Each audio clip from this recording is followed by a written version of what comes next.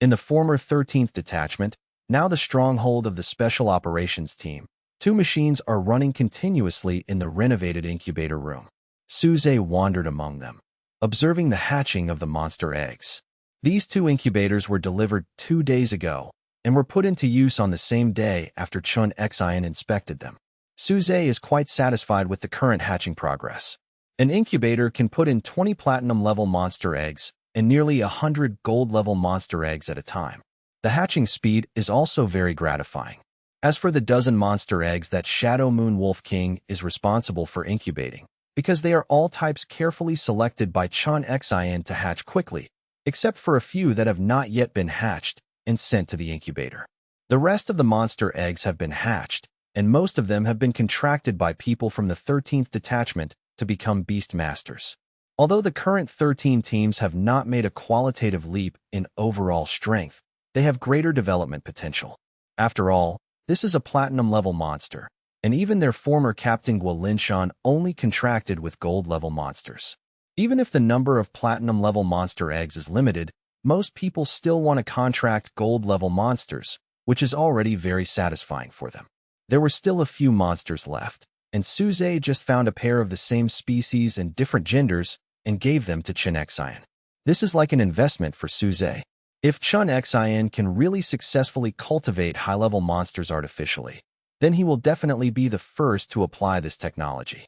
But watching Chun Xian take away the two monsters, in Suze's heart, he was already mourning for them in advance. Especially the male one.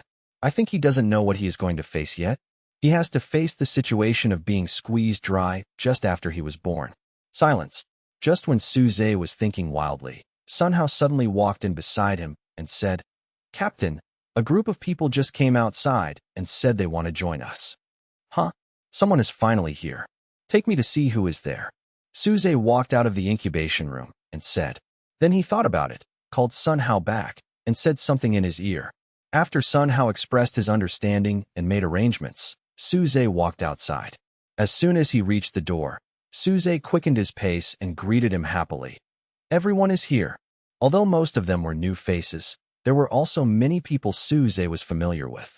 For example, the people standing in front of him now are Qi Lin, Shui Yuha, Luo Xingyu, and others who have appeared in the Beast Control competition.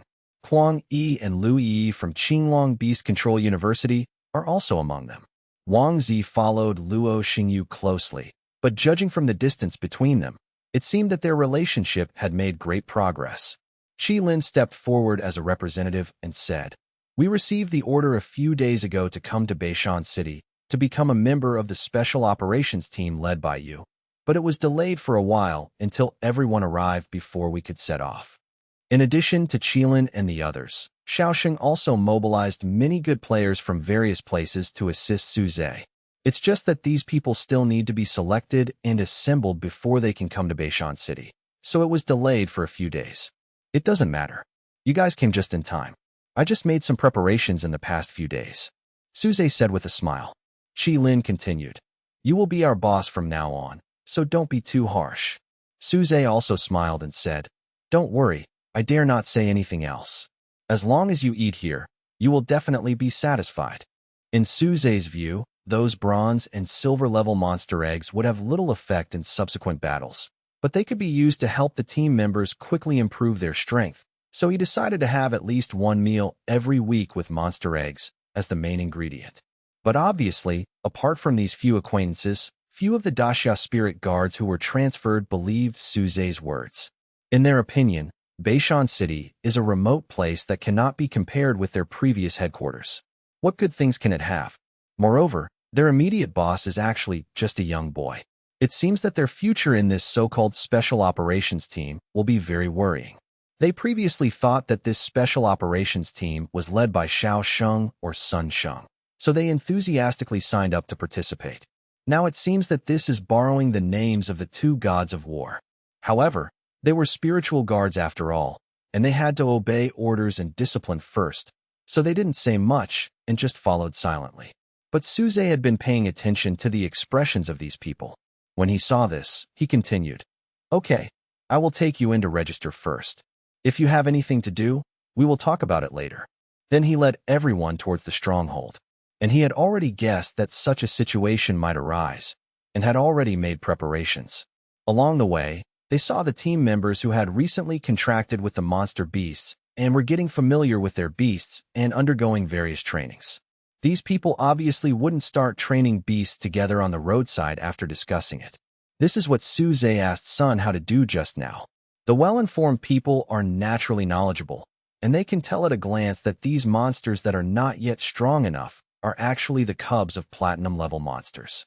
Qilin and the others didn't say anything, but those people looked at him straight-eyed.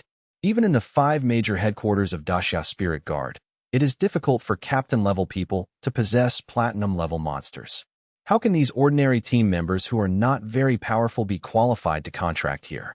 Suze also noticed their gazes and said with a smile, "I'm sorry, I only have platinum-level monsters here now. If any of you have extra beast control quotas and don't mind it, you can queue up to get one." Queue. Someone finally couldn't help but asked in confusion. Suze explained, "Yes, our 2 incubation machines are now operating at full capacity, but incubation takes time after all, so all those who meet the requirements can only wait in line. But don't worry, I will try my best to ensure that everyone will have enough beasts to control, but some people may have to suffer from contracted gold-level monsters." Everyone's expressions have become completely numb in the successive shocks, but they are still complaining in their hearts. The gold-level monster is actually wronged? Please give me a beating for such wrongs. Even Qilin and Shui Yuha, who were born in a big family, found it difficult to accept what Suze just said, until Suze took them to visit the 2 incubators in operation and the monster eggs hatched in them. Only then did everyone feel certain that what Suze just said was not a lie. Soon everyone completed the registration and officially became members of Suze's special operations team. Compared with when they first arrived, they are obviously full of energy now. Some people even began to wait impatiently to find Suze and queue up. But experience tells them that such opportunities must be obtained after making achievements. So he came to Suze and asked, "Captain, what should we do next?" "Go to the space crack on the ruins of Qinglong Beast Control University to guard the monsters." After they expelled all the Fuso secret guards, they have been traveling around the country to exterminate the monsters that became riotous due to the changes in space. It has long become a habit. But Suze shook his head and said, "No. The purpose of our special operations team is to deal with the large-scale beast tide that may appear in the future. Now, just let the people from the Beishan City branch keep an eye on these small-scale monster invasions. After all, we can't leave them with nothing to do." Before Suze, in order to deal with these monsters, Beishan City already had a Daxia Spirit Guard branch. However, after it was determined that a special operations team would be formed with Suze as the core, all strategic resources were tilted towards Suze, and even the entire branch's establishment might be abolished. After all, Beishan City is a small place, and there is no need to have 2 great Xia Spirit Guard troops at the same time. This also caused dissatisfaction among many beastmasters there, but they were suppressed by their branch chief. His current status is quite special. Both Xiao Sheng and Sun Sheng know that he is now the most powerful being in Daxia, but it is inconvenient to announce it to the outside world. Therefore, a special operations team was specially created for him to give him the ability to act independently without having to listen to others' orders. "Everyone has come from afar. Just go back to the accommodation we have arranged for you to rest. We will talk about other things tomorrow," Suze said loudly to everyone. But still not many people left. After all, the attraction of high-level monster eggs to beast masters was too great. While asking for answers, they were also prepared to complete a difficult task and maybe even risk their lives. Then I heard Suze say, "It's quite troublesome." Everyone's heart skipped a beat. Suze continued, "You must first make a breakthrough and ensure that you have a vacant spot to control the beasts. Then you have to fill out the form and write down your personal information. Then go home and wait for the news. Once you receive the news, you must rush over to sign a contract with the monster. If you are late, others may beat you to it. How's it going? Is it troublesome?" Everyone was stunned for a moment, and then looked at each other. "That's it? You call this trouble?" Although it was still hard to believe, everyone still left here and went to the prepared residence to rest under the guidance of Sun Hao and Tao Lin. Only 2 people stayed at the end, and one of them was Wang Zi, who was asked to stay by Su Zhe. The other person, Su Zhe, did not expect that she was Shui Yuha. Su Zhe nodded and said, Yes, yes, but you need to explain where you are going and what you are going to do. Shui Yuha said without any concealment, I haven't seen Grandpa for a long time, and I want to see him. Your grandfather? Principal Shui Yu, isn't he at the Imperial Beast Control University? Could it be that?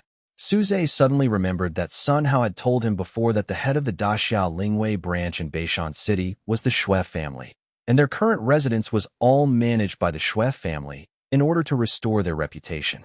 From this point of view, Shui Yu is the head of this branch. After all, he was originally the principal of the Beast Control University.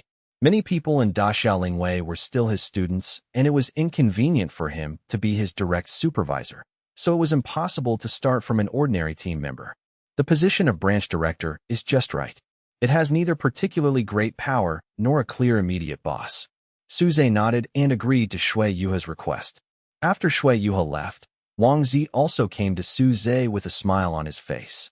It had only been half a month since they were separated last time, and he had lost some weight. Now I'm afraid he can no longer bear the nickname Fatty. Why are you secretly winking at me to ask me to stay? Young master, I am about to pursue the victory. I feel that I have almost won it. Don't you have to eat my wedding wine first? Wang Zi said proudly. Su Zhe raised his eyebrows and said, Really?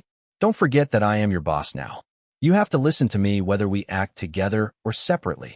Wang Zi immediately jumped behind Su Zhe and rubbed his shoulders and said, Isn't this a joke on you? Who is our friend? Su Zhe nodded with satisfaction. The reason why he kept Wang Zi was not for anything else, but because the monster eggs in Wang Zi's hands were not hatched by either of them at that time.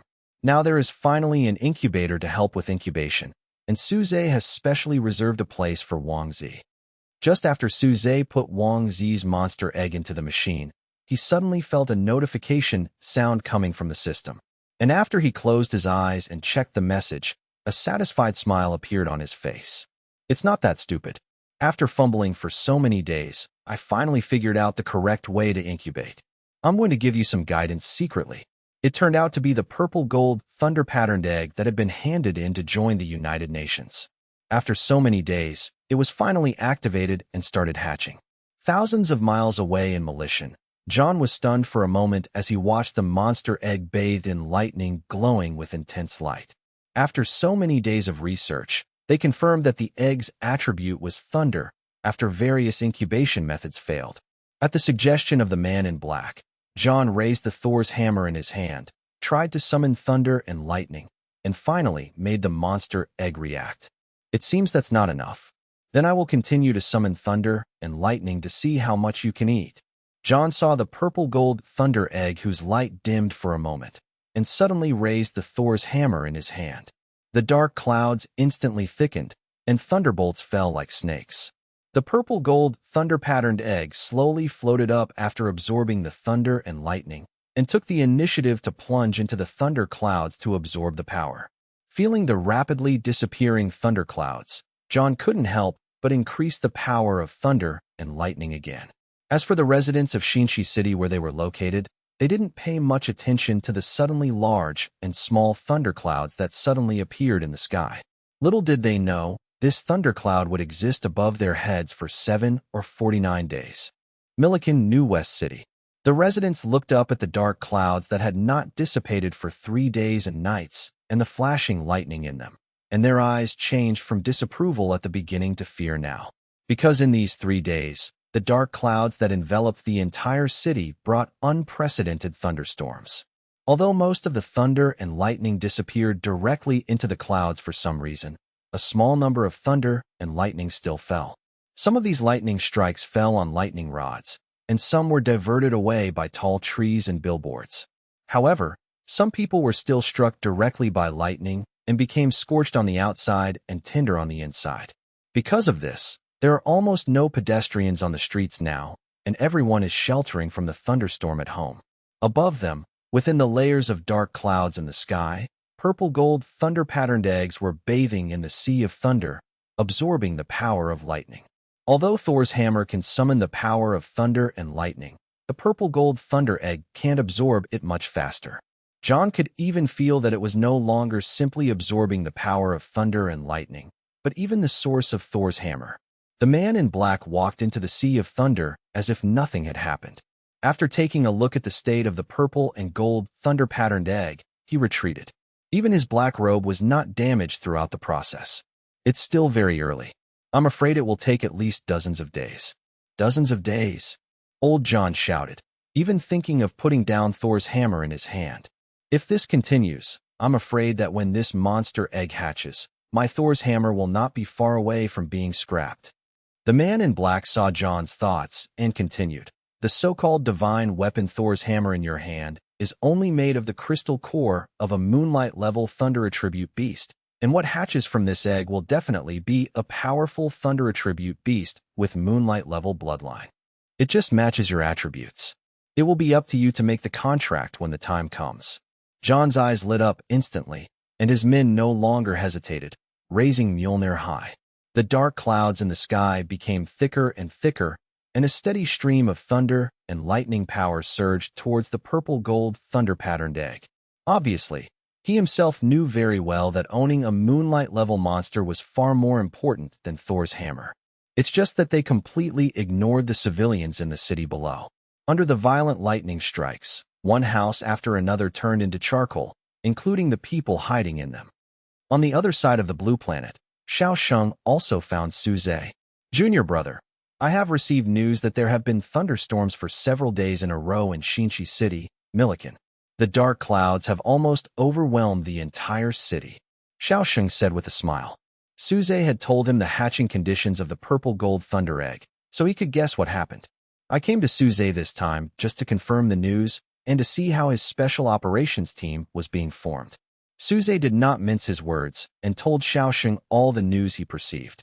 So, those guys from Militian are really helping us hatch eggs? Hey, that's interesting.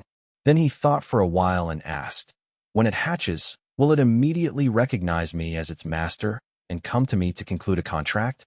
In this case, wouldn't it be exposed after 49 days? Suze was stunned for a moment when he heard this. He had not considered this before.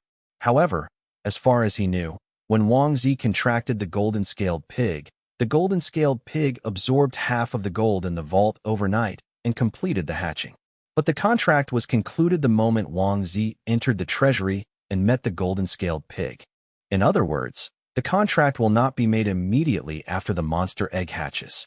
The contract needs to be confirmed between the two to complete the contract. Suze went to confirm with the system again. I learned that before the contract is confirmed, each other can sense each other's presence, and the master can give some simple instructions. No one else can complete the contract within this period of time, so there is more room for maneuver. Suze also told Xiao Sheng all this. He thought for a while and said with a smile, Hey, in this case, I not only want them to help me hatch the eggs, but also continue to help me cultivate them, and then call them back at the critical moment. Then he asked Suze about the current situation of the Special Operations Team. Now that everyone has basically arrived, Suze uses the 13th Detachment as the basic team, interspersed with Daxia spirit guards from other places. In terms of strength, many of them are definitely stronger than the members of the 13th team. But not many people were dissatisfied with Suze's arrangement, because they clearly saw that many of the current 13th team already had a gold level or even platinum level monster. There was only envy in these people's eyes, and they even filled out the form and queued up overnight, just waiting for when they would have a new beast to control. When these outstanding students from the Beast Control University came together, Suze did not separate them, but formed an elite team separately. With their strength, they can easily hunt down even monsters at level 70 or 80 when working together. As for the higher-level monsters, just leave them to Suze. He also learned from Xiao Sheng that the current progress of the United Nations is also very smooth. Almost all countries and regions around the world have joined in, using both carrot and stick. Although the power of each country is not considered strong, after counting the data of each country, they were surprised to find that this is indeed a strong force, and it still has great potential that can be developed. With this power, I am now more confident that I can deal with those monsters. It's just that the biggest problem now is not the invasion of the world of monsters, but the entire world of monsters. Yes, Even if they finally succeeded in repelling the radicals in the world of monsters, they would still face the crisis of the two worlds colliding. In order to come up with a solution, Xiao Sheng had already shared this news with the other four allies at the first United Nations meeting held not long ago. As for other small countries joining the United Nations, there will be no notification to avoid causing panic. Judging from Xiao Sheng's observation, William, as the representative of Millikan at the meeting, was not very shocked by the news. Judging from Xiao Sheng's understanding of his scheming, this was not a pretense of calmness, but that he really had known the news for a long time. The rest of the people were surprised by this information to varying degrees, but no one could come up with a good solution. 49 days. Thunderstorms enveloped New West City for a full 49 days. Looking around, Xinxi City has now been turned into ruins, with black marks left by lightning strikes everywhere. For 49 days, almost every inch of the ground here experienced the baptism of lightning. There were also charred corpses everywhere on the road. During these 49 days, the nonstop thunder and lightning were like a death-inducing magic sound to these ordinary people. They did not dare to step outside the door, but as time went by, the increasingly scarce food and water after more than 10 days forced them to take a desperate risk and leave this unknown city surrounded by thunder and lightning. But in the past 10 days, the dark clouds over the city have further piled up, and the thunderstorms have become more and more crazy. Many people had just stepped out of the house, and before they had time to take a step, they were turned into charred corpses by lightning. Even if he was lucky enough to get out without being hit by lightning, the thunderclouds had already covered the entire city, making it impossible for humans to get out. As a result, many people fell on the way to drive or burned with their cars. Even staying at home is not safe. Houses are constantly being struck by lightning and bursting into flames. The only way to avoid lightning strikes is to hide in the basement, but you have to endure the torture of hunger and thirst. After this continued for 49 days, the entire New West City had turned into a dead city, with no sign of life anymore. But the culprit who caused all this didn't care. Not only did he not feel sad, he was even very excited, because in front of him, the purple-gold thunder-patterned egg that had absorbed the power of 49 days of thunder and lightning finally began to show signs of hatching. Yes, it's coming out soon, he said excitedly, eager to step forward and help the lovely life in the eggshell break free and come into the world completely. But he also knows that the more times like this come, the less anxious he can be. He just needs to continue to provide thunder and lightning to help the monster eggs hatch. But now, the power of Thor's hammer in his hand is no longer as powerful as before. Most of the power was absorbed by the purple-gold thunder-patterned egg, but John didn't regret it. He just felt a little pity. "Old man, please help me again," John shouted loudly and swung down the Thor's hammer in his hand. With a crackling thunder, a bright thunderbolt as thick as an arm struck straight at the purple-gold thunder egg in front of him and fell continuously. And every time a thunderbolt falls, there will be one more crack on the eggshell, and the pieces of eggshell peel off but are not scattered due to the attraction of lightning. Finally, at the moment when the eggshell completely cracked, a loud cow cry moo sounded, which made the deafening thunder in the thunderstorm clouds seem very inferior. Then the figure bathed in the thunder light opened its mouth wide and sucked in the entire thunderstorm cloud and swallowed it into its belly. Including those flashing lightnings, and its own eggshells were also eaten. After the thunder cloud disappeared, the true appearance of the monster appeared in front of John and the man in black robe. John looked at it for a moment, then said in confusion, "A one-legged cow? What kind of monster is this?" That's right. What appeared in front of him was a blue-gray cow with only one leg and no horns on its head. It looked very strange, but its roar was as loud as thunder, and it was accompanied by a strong light. It was obviously not an ordinary mythical beast. The man in black on the side was still knowledgeable and said, "This is Kuei, which can also be called Kuei Nyo.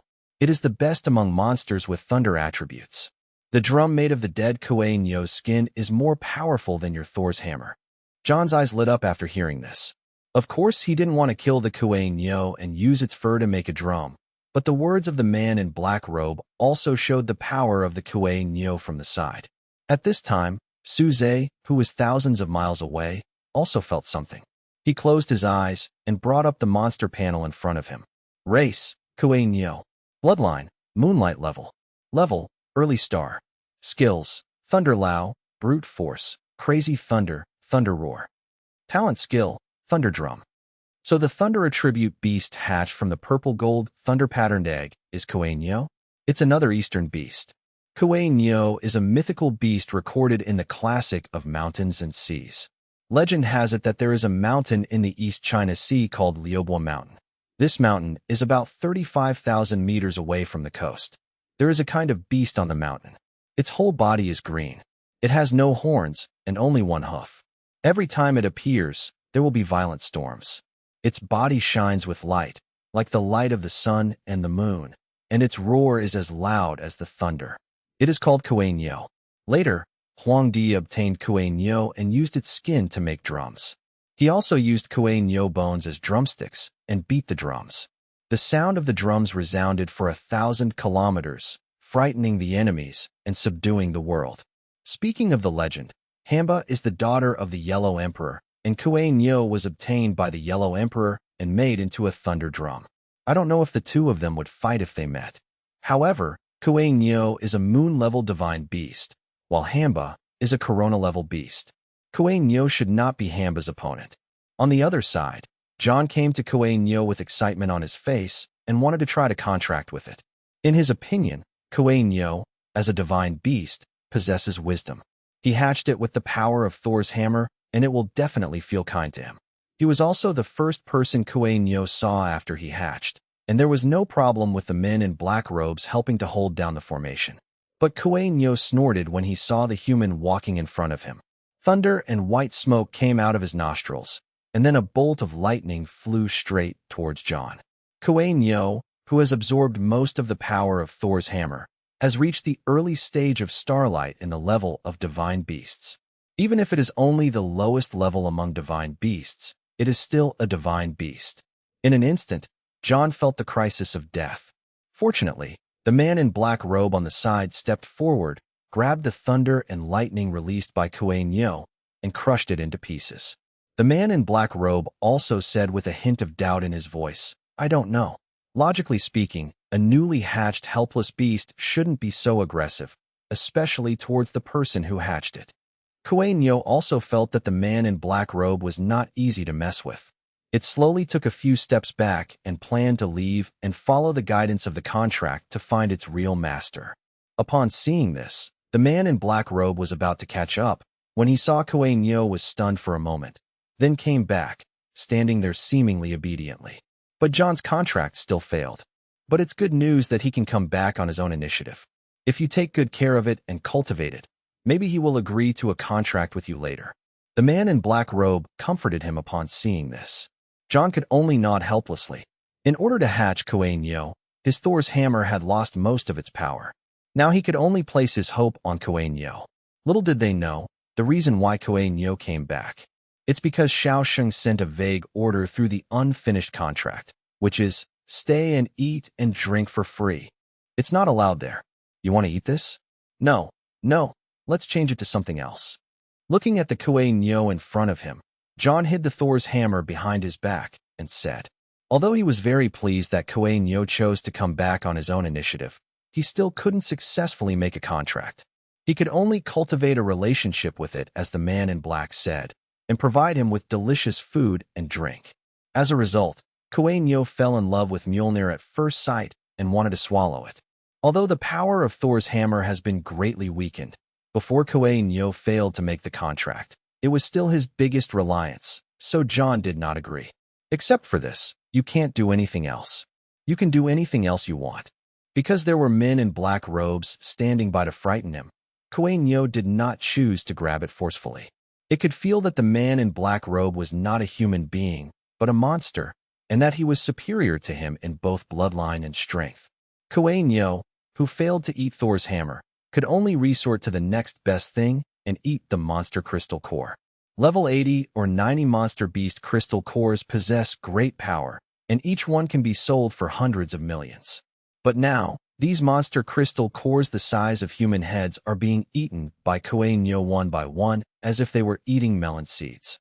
The man in black robe said from the side, "There is a saying in the Eastern countries, which is that if you don't let go of your children, you won't be able to trap the wolf. You can only make a contract with this monster if you are willing to pay. John could only nod helplessly, but in his heart, he also longed to make a contract with Kuei Nyo. At this moment, someone hurriedly came over and said, "Sir John, Xiao Sheng of Daxiao requested to hold a meeting of the 5 nations. It seems that he discovered that we had taken away the mythical beast egg. Except for Gaul, which shamelessly handed itself over. Daxiao's mythical beast eggs and artifacts from other countries are all stored together as common assets of the United Nations. According to the rules of the Alliance, it can only be called when one of the countries is facing a crisis, and it must obtain the consent of more than half of the 5 countries. But obviously, John did not follow this step when he took away the purple and gold thunder egg, but directly pulled it away. That's why Xiao Sheng will now convene a meeting of the 5 countries to attack Militian. But he wasn't worried at all. The eggs had already hatched, so what could he do? The only problem is that John has not been able to successfully sign the contract. Otherwise, there will really be nothing he can do. I understand. You go and set up the venue first. I'll be here in a moment, John said to the visitor. After taking one more look at Kuei Nyo, he finally headed to the venue. But Kuei Nyo had been munching on the monster crystal core without even looking at him. But Kuei Nyo's heart was not as calm as it seemed on the outside. Kuei Nyo wanted to cry, but had no tears. It was originally a powerful moonlight-level beast, and voluntarily joined the Dragon Clan's plan, becoming one of the 49 pillars supporting the world of monsters, using its one leg to bridge the distance between the 2 worlds. But not long ago, it finally couldn't withstand the pressure between the 2 worlds, and its body collapsed. The remaining blood and memory reincarnated into a brand new monster egg, which was the purple gold thunder egg. Then he somehow came to the human world and became a human beast. But in the end, this human didn't even want to complete the contract with him. Lao Nyo, when have I ever been wronged like this? He could only turn his grief and anger into appetite, work harder, and eat the monster crystal cores one by one. Even the man in black robe on the side seemed to be restrained, watching Kuei Nyo work in anger. On the other side, John finally arrived at the venue of the 5-nation meeting. The representatives of the other 4 countries have already taken their seats. Not to mention Gaul and Britain, only one of them is qualified to sit here. The person coming from Kievan Rus was not Ice Princess Yeka, but Andre the Bear Splitter. This made John frown. It was the worst thing for a guy like this who was full of muscles to speak. In addition, the relationship between Milliken and Kievan Rus is not harmonious, and there is a high probability that they will side with Daxia. And he has the Sun King of Gaul on his side, which means that as long as he wins the Night King of Britain, there will be no problem. He had just sat down after thinking about this. As soon as he sat down, Xiao Sheng burst into anger and shouted, "John, I need you to give me a reasonable explanation.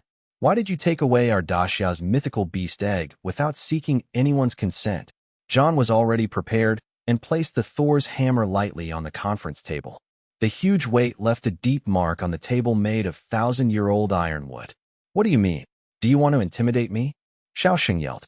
John shook his head and then said confusingly, "That's not what I meant.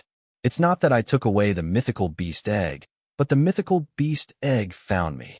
I think you who took out this egg should know that it is a mythical beast egg with the attribute of thunder. In order to hatch, it absorbed the power of Mjolnir. As a result, the power of Mjolnir has been reduced to 10%, so I will keep it.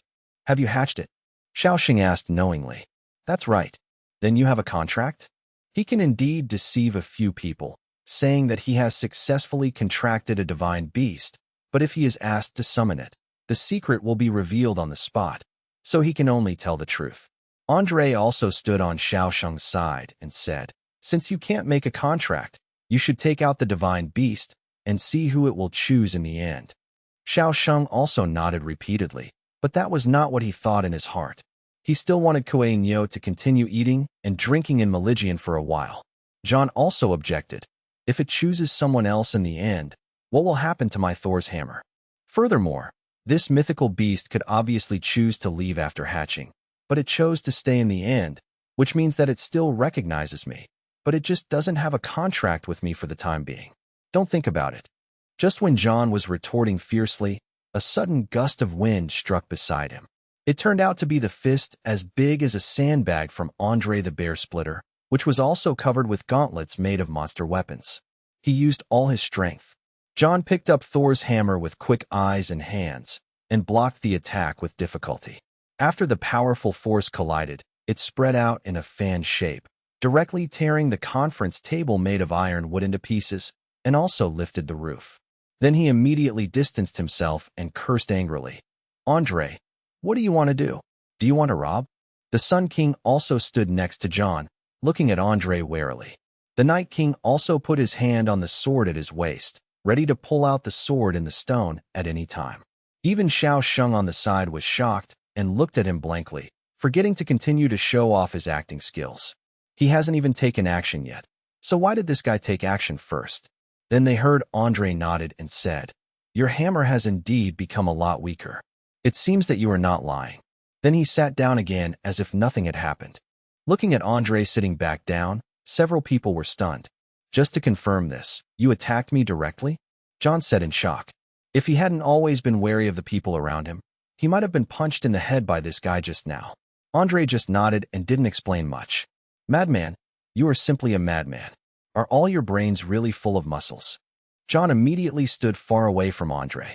Then he continued, "Since you have now confirmed that if you want to hatch this mythical beast egg, you must let my Thor's hammer become the almost scrapped state it is now. Shouldn't this mythical beast belong to us, Milliken?" Xiao Sheng also recovered from the shock just now, and continued to show off his acting skills, and said closer, "Then should we, Da Xia, suffer the loss?" John came to Xiao Sheng without giving in at all. "That's the fact. We, Militian, have paid too much for this egg. Even if this egg is still in your hands, you can't hatch it without Thor's hammer." And the final result was exactly as John expected. Andre and Xiao Sheng were on a pair, the Sun King was on his side, and only the Night King was left with the crucial vote. This made the blonde girl feel very embarrassed, and finally thought over and over again, and said, "Milligan's Thor's hammer was indeed damaged because of this egg, and they now need the power of the divine beast to strengthen it." Before John could be happy, he heard the King of Knights continue, "But for Da Xia, there should be enough compensation. This is an opinion that neither side can offend. It can be called the Master of Duan Shui, but it is recognized by both sides." Xiao Sheng came here with the intention of extorting money, and as long as John could keep Kuei Nio and compensate Da Xia, he would accept it. So what kind of compensation does Da Xia want?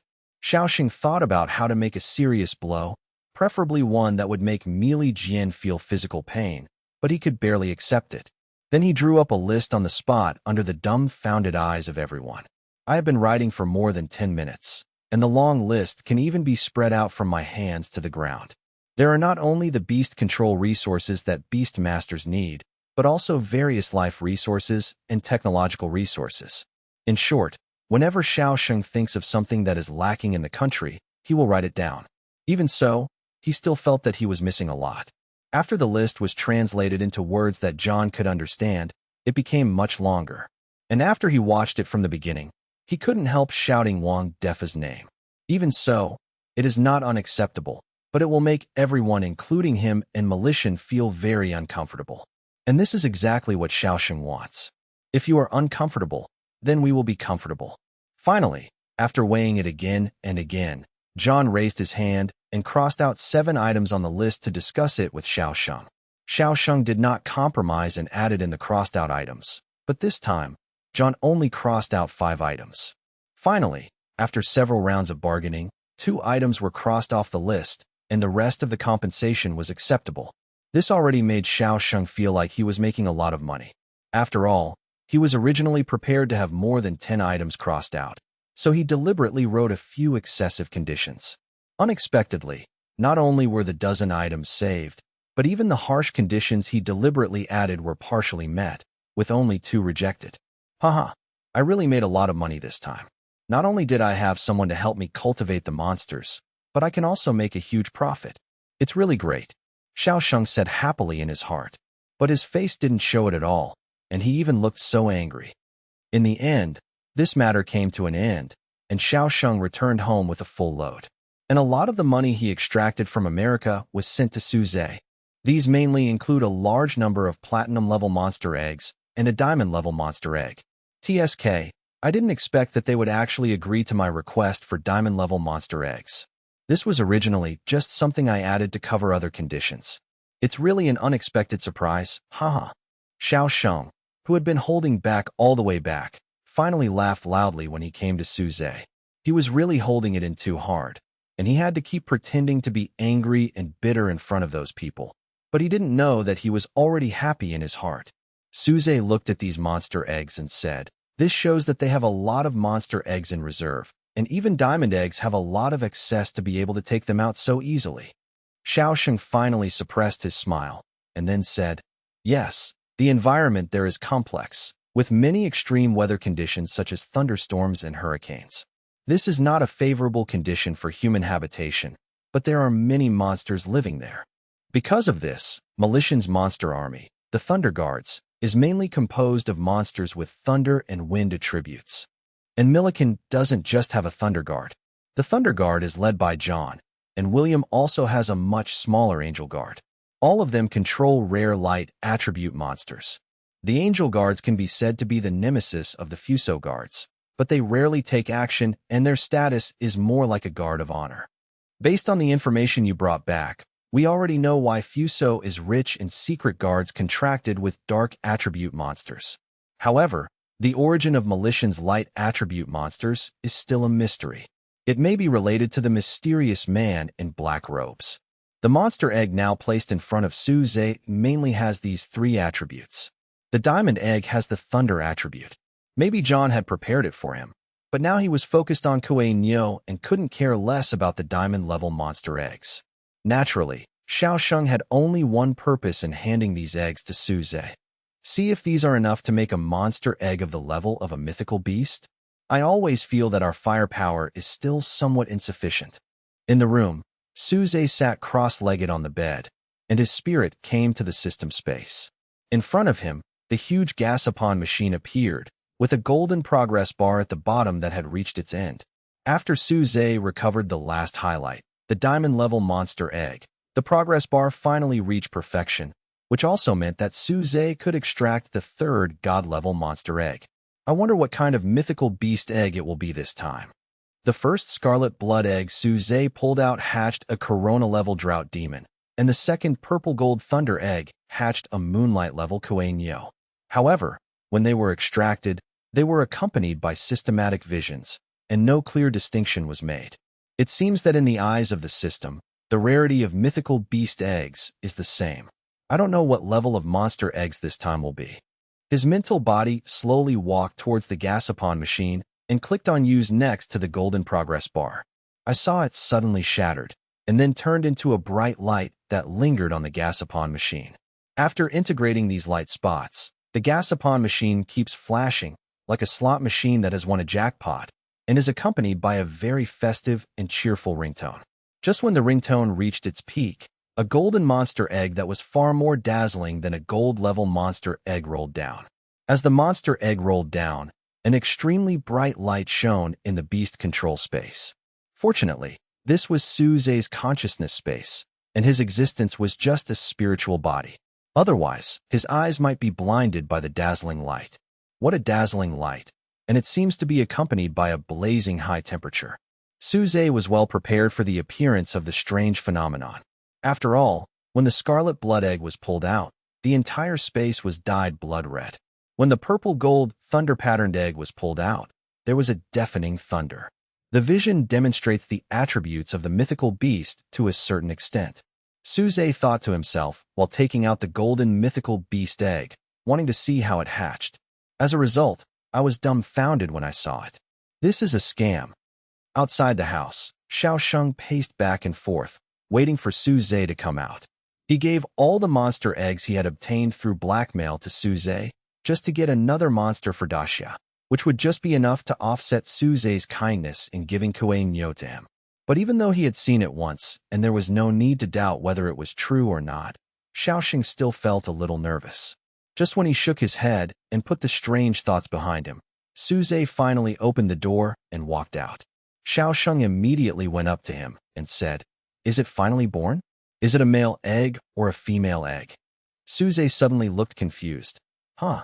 Only then did Xiao Sheng realize that his mind had not turned around for a while, and his face was full of embarrassment. Fortunately, Suze didn't pay attention to this. He took out the mythical beast egg that was still shining with golden light and said, "We do have the mythical beast egg, the 9-year golden pattern egg, but..." Xiaoxing also looked at the 9 bright, gold-patterned egg curiously. If only in terms of appearance, this egg looked much better than the previous purple-gold thunder-patterned egg. Then he raised his head and asked, "You didn't seem to have finished what you said just now, but what is it?" Suze sighed and explained the hatching method of the 9-year gold-patterned egg he had just seen. To hatch this egg, it is not as demanding as the previous purple-gold thunder-patterned egg. It just needs to be bask in a sunny place. Xiao Sheng said with a smile. "Isn't this a good thing? It happens to be a sunny day with no clouds in the sky. Let's take it out to hatch." But then he realized something was wrong. If it was really that easy, Suze wouldn't have this expression. Then he realized that Suze didn't seem to indicate how long the egg needed to be exposed to the sun, so he asked tentatively, "Then how long does it take to hatch this 9-year golden egg?" "What? You're cheating." Xiaoxing jumped up and blurted out the same words as Suze before. He was shocked just now when he saw the incubation conditions displayed by the system. 10,000 years, not to mention the imminent crisis of monster invasion, seems too late. The main reason is that he can't live this long. By the time this egg hatches, it will probably be Suze's descendants for hundreds or even thousands of generations. Then Suze said, "There is still some hope. The 10,000 years is based on my current position. To be precise, the incubation conditions given by the system for the 9-year golden pattern egg are absorb enough power of the sun to hatch, and depending on the current location, it will take 10,000 years. So if we can get closer to the sun, we can hatch faster. Is there a rocket going to be launched soon? Why not shoot this egg into space, where it will be close to the sun and not be weakened by the atmosphere?" Just when Suze was thinking about how to make this egg rise into the sky, side by side with the sun, Suze was stunned for a moment, looked at him, and said, "Do you have a better way?"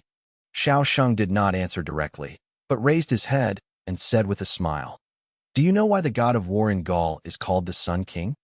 Xiao Sheng replied, "It is true that they do not have a magical weapon, but they can become mortal enemies for thousands of years with Great Britain, which possesses a magical weapon, the sword in the stone, and even win and lose with each other.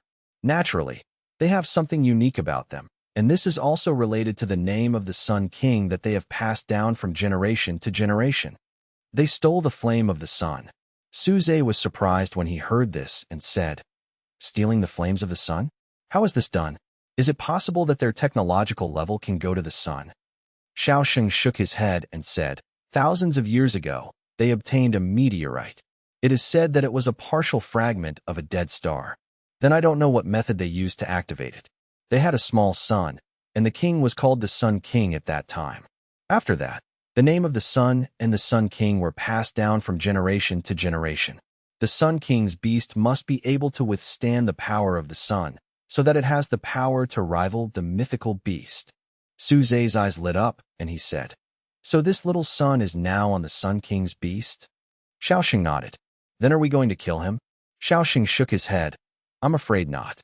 If we fail to kill him instantly, the follow-up will be very troublesome. After all, this is an attack on a nominal ally, and Daxia will become a global public enemy. Is that the same as tricking Militian before?" Xiao Sheng still shook his head.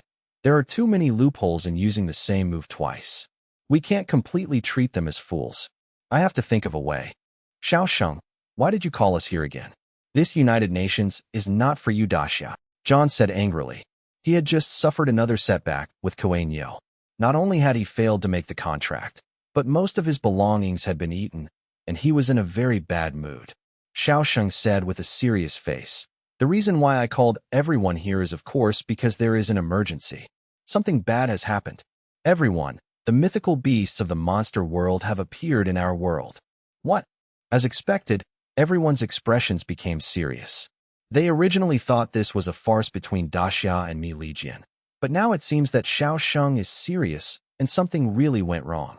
Has the passage between the two worlds reached the point where divine beasts can pass through?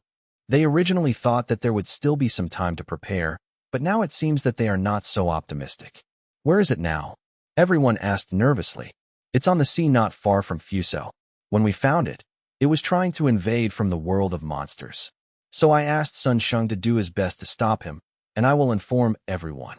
Can Sun Sheng stop it by himself? This beast doesn't look that strong. Everyone said suspiciously. Xiao Sheng immediately added, that's because it only has one paw coming over now. If it is later, it may be too late. Andre of Kievan Rus and the Night King of Great Britain immediately planned to ask Xiao Sheng to lead the way and prepare to leave, while the Sun King was waiting for John to make a decision. This is indeed an opportunity to accumulate experience in fighting mythical beasts. Let's go together. John just wanted to vent the anger he had been holding back recently, so he did not refuse. But he was not reckless. While letting William stay behind, he also invited the man in black robe to set off with him. With him around, John didn't have to worry. Andre also notified Yeka, who was still in Kievan Rus, and she was on her way. It can be said that except for William, all the top combat forces on the planet will work together to fight this sudden crisis. Several people streaked across the sky above Fuso Island like meteors. After the captain and the emperor were all missing and dead, they ushered in a civil strife, which was not stabilized until the strength hidden in the shadow anchor took action. Now, the surviving people looked at the meteors above their heads falling on the sea not far away, and suddenly there was an ominous feeling in their hearts. Everyone, please stay away from the seaside and hide in your homes. The voice of the notice spread throughout Fuso Island. On the sea not far away, there was an unknown island. As soon as everyone arrived, they saw the seriously injured Sun Sheng being thrown in front of them. His chest was torn open, his bones were exposed, and his beating heart could even be seen dying. At this point, they finally no longer doubted it. There was no need for Sun Sheng to suffer such serious injuries just to trick them here. And the divine beast finally appeared in front of them.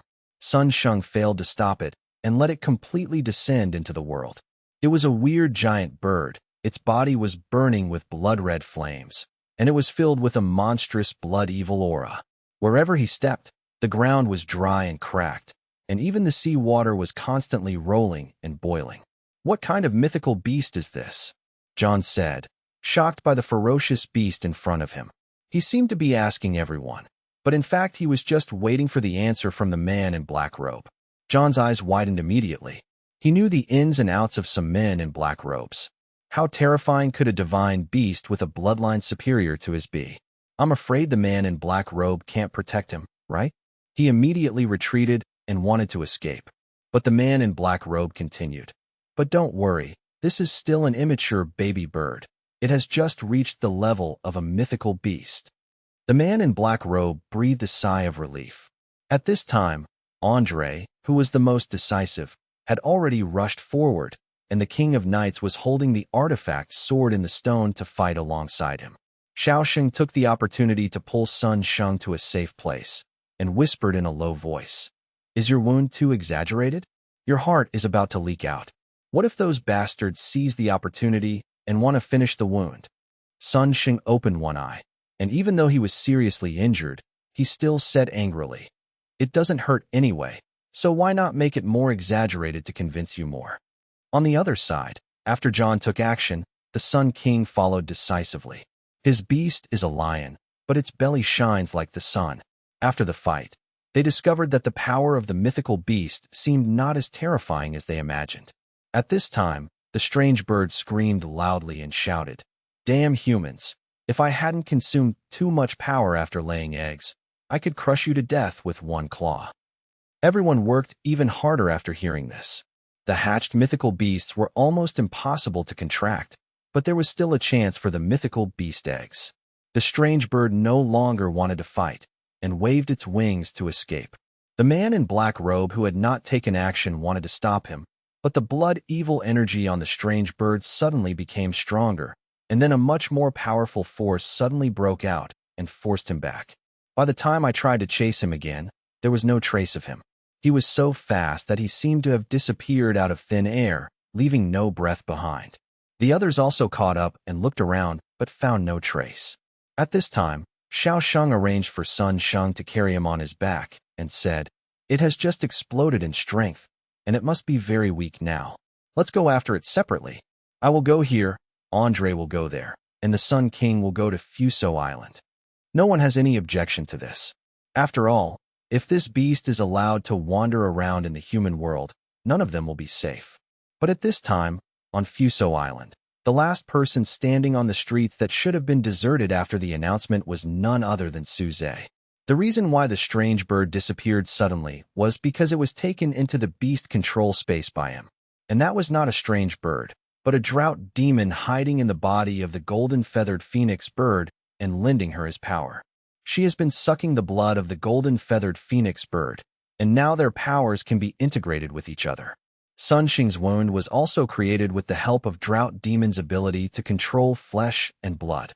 It was not a real wound, so he would not even feel pain. And all of this is just a plan. Looking at the Sun King in the sky, Suze suddenly released Feng Qingyi and Hanbao again. Seeing the strange bird soaring into the sky in front of him, the Sun King was startled. Just as he was about to notify others, he realized that the strange bird had no intention of attacking him, but quickly fled. Before leaving, he looked back with great reluctance, which also aroused the Sun King's vigilance. He followed the strange bird's last line of sight and found a room in which was placed a shining golden monster egg. He looked around twice and confirmed that the other people were not here.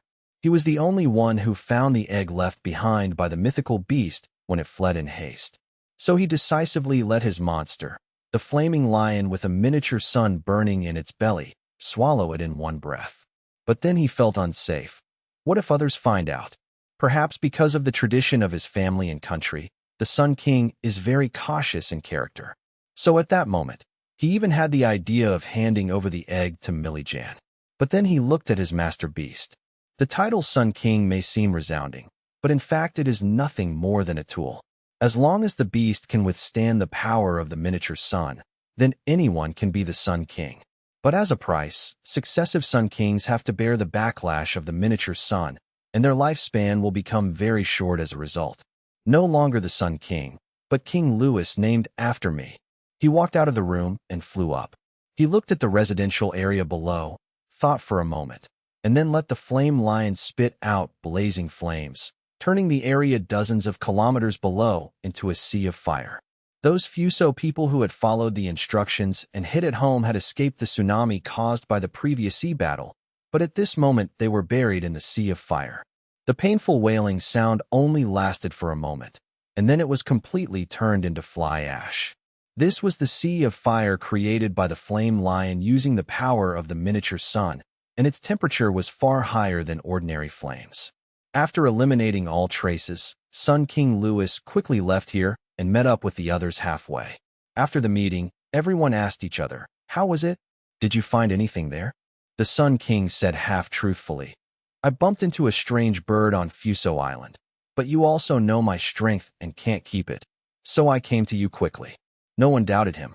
After all, the strength of the Sun King was there, and everyone knew it.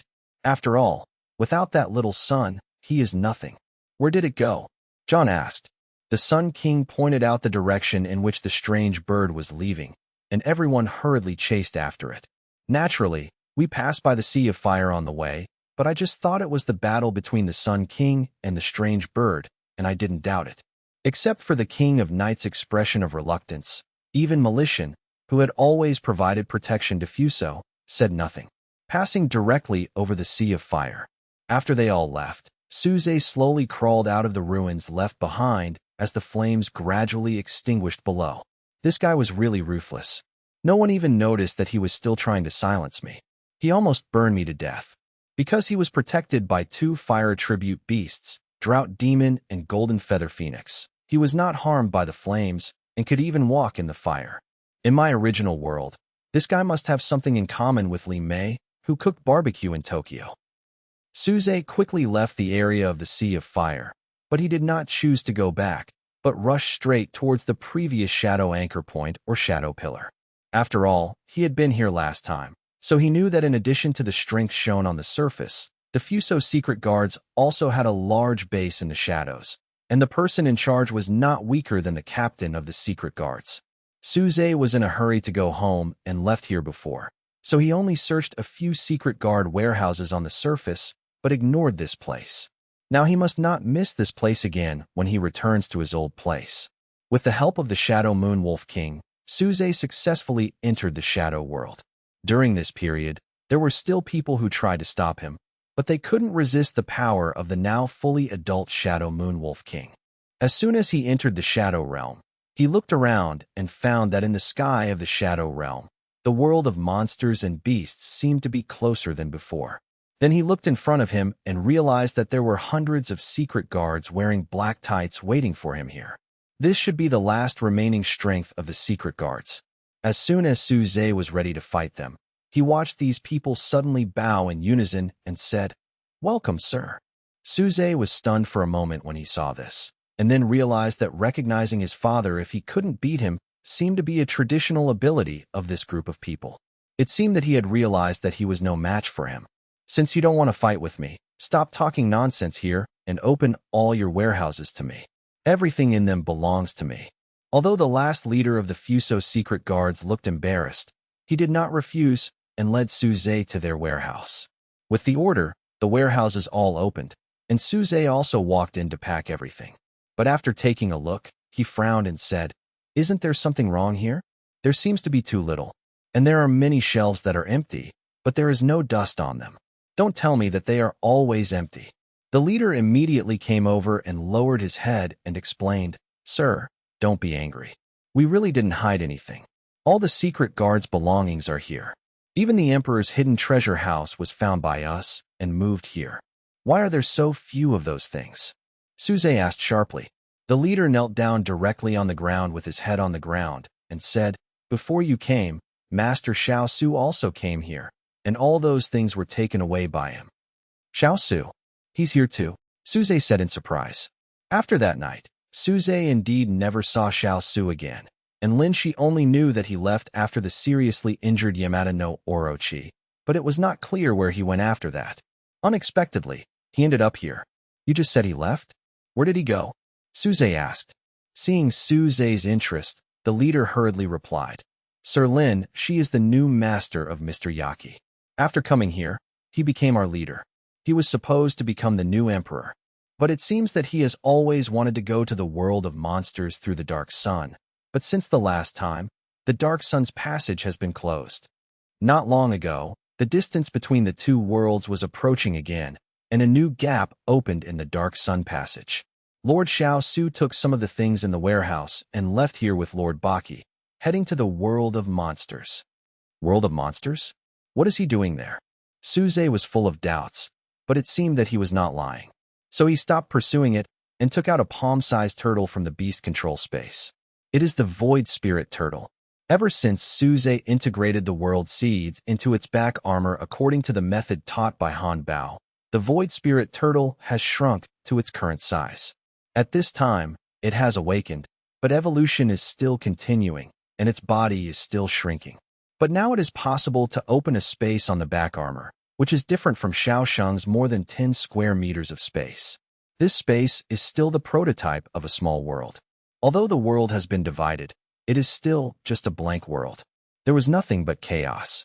But even so, it is still much larger than the space of Xiaosheng's storage device. Suze threw all the remaining monster crystal cores, monster eggs, and tempering beads into this space. After these things fell into the blank chaos, they seemed to undergo some rapid changes, and colorful liquid dripped down, but Suze did not notice it immediately. He left here quickly, and the Fuso secret guards breathed a sigh of relief. After all, before him, when this base was ruled by Xiao Su, not only did things lose, but people disappeared every day. It wasn't until they witnessed the Yamata no Orochi swallowing a person with only 3 heads left that they realized where the previous people had gone.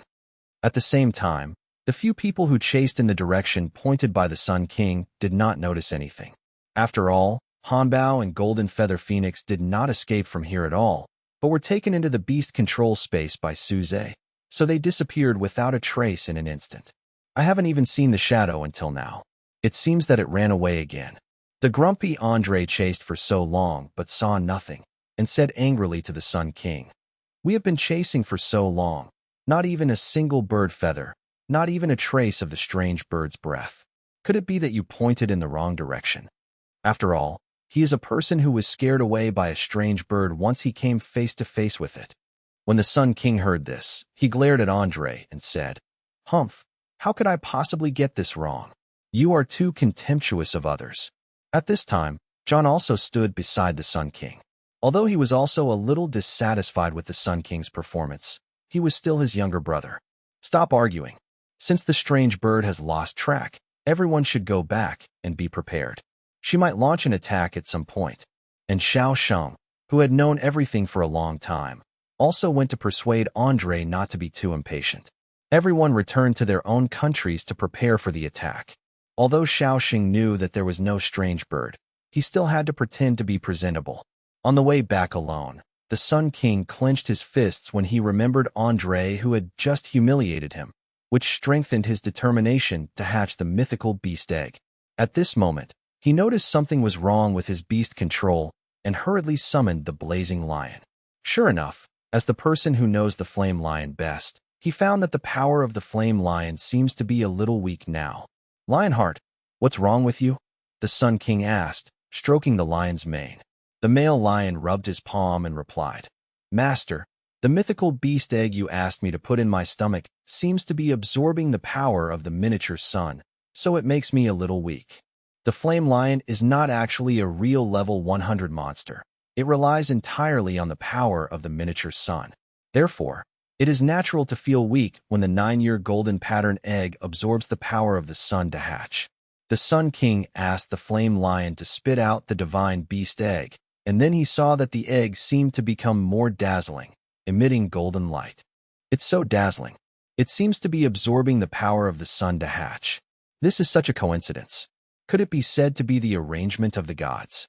While he was excited, he also quickly asked the flame lion to swallow the mythical beast egg again, making sure not to be discovered. Before the divine beast hatches, the flame lion will be in a weak stage. I must be careful and try not to do anything. I will be cowardly if I can. On the other side, when Suze left Fusong Island, he also met Xiao Sheng and Sun Sheng, who returned. The hideous wound still existed on Sun Sheng's chest, and his heart was beating constantly just below the wound, which looked very scary. But he acted as if nothing was wrong. After making sure that no one was around, he chatted and laughed happily with Xiao Sheng. He did not look like a seriously injured person at all. After seeing Suze, he also said excitedly, "You didn't see it just now. When I appeared in front of those guys like this, their expressions were more exciting than the last one, especially that bastard John. I looked at him as if he wanted to give me a blow. But Suze didn't want Sun Sheng to wander around like this. After all, he and Zhang Yi now ran an orphanage. If those children saw this, they would be frightened to the point of doubting their lives." Under the influence of Hanbao's ability, Sun Sheng's wounds began to close and heal on their own, and the muscles, nerves, and skin were all connected together again.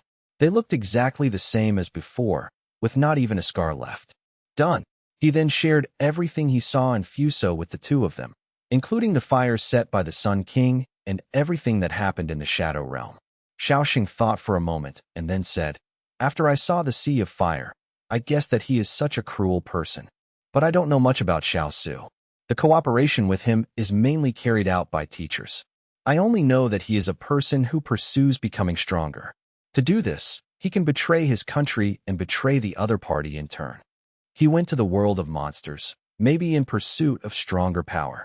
Neither of them knew much about Xiao Su, so they could only draw a hasty conclusion. Soon, they returned to Daxia. Xiao Sheng was going to set up fortifications and pretend to be prepared to deal with the attack of strange birds. After all, acting requires a complete performance. Sun Sheng, on the other hand, went back to practice in seclusion with Zhang Yi in the name of recovering from his injuries. Suze returned to his room. After resting for a while, he took out the Void Spirit Turtle and used it directly as a storage device. As a result, he was stunned when he opened the space on the turtle shell. Where there are monster eggs and crystal nuclei, there are only a bunch of colorful liquids mixed together. Where are my things? I won't do it, the Void Spirit Turtle said innocently. The various monster eggs, Crystal nuclei and tempering beads that Suze had stuffed into this space all disappeared, replaced by a puddle of colorful liquid like a hodgepodge. What is this? Suze put his hand in, and suddenly a big hand appeared in the sky in this small space and reached down.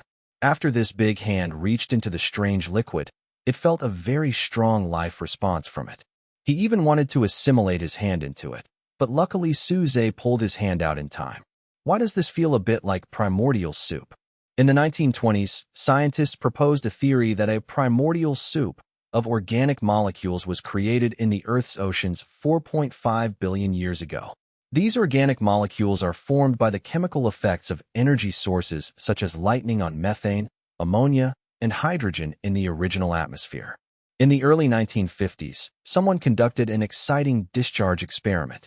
He used electric sparks, lightning, to pass through a mixture of gases similar to the original atmosphere. As a result, a miracle occurred. 15% of the carbon in methane was transferred to form water-soluble small organic molecules, including 4 amino acids, hydrogen cyanide, formaldehyde, etc. Now, Suze discovered that the strange liquid in this space had the same purpose. Could it be that a life of its own is about to be born in this small world? Hanbao told Suze that there is a small world on the back of a mythical beast like the turtle. The life that breeds in this world is actually the food of the turtle. When it is fully mature, it will devour the life in this small world as the master of the world, and its strength will be greatly improved as a result. It is precisely because of this inhumane method of improving strength that the turtle is resisted and hunted by the entire monster world and cannot even leave monster eggs as inheritance. But when he said this, Hanbao snorted coldly. Their real purpose of dealing with the turtle is not because of any nonsense and inhumanity, but because they feel that there is no upper limit to its ability to increase its strength like this. Every once in a while, there will be a qualitative leap in strength, and sooner or later it will threaten the status of others. After Suze obtained the world seed, he successfully opened up a small space on the back of the virtual turtle. However, the method for giving birth to life has never been discovered, and Hanbao doesn't know much about it. Unexpectedly, I accidentally bumped into it, and the embryonic form of life appeared in it. Interesting, and the evolution speed of this primordial soup seems to be very fast. In such a short period of time, small organic molecules seem to have appeared in the primordial soup, completing the journey of tens of millions of years in the outside world. Suze suddenly thought of something. Perhaps I can ask teacher Chen Xian to witness the process of birth of life in this world. It should be helpful to her if she wants to artificially cultivate high-level monsters. Suze did as he was told and immediately got up to look for Chen Xian. His first stop was not Chen Xian's home, but the stronghold of their special operations team. As a consultant for the monster hatching invited by Suze, Chen Xian still comes every day to observe the hatching progress of the monster eggs in the incubator, even though she has obtained the 2 monsters that Suze promised her before. With her around, Suze felt much more at ease. When Suze found her, Chen Xian was turning over several stubborn monster eggs in the incubator so that they could receive power more evenly. Huh? Suze, are you also here to see the progress of the hatching? Just now, a few more monster eggs hatched out, and those guys have already snatched them away for contracts. Chen Xian said with a smile. But Suze shook his head and said, "No, I'm here to find you." "Looking for me?" Chen Xian looked confused. Then I heard Suze approaching Chen Xian's ear mysteriously and saying, "Do you want to see with your own eyes the process of the birth of life?"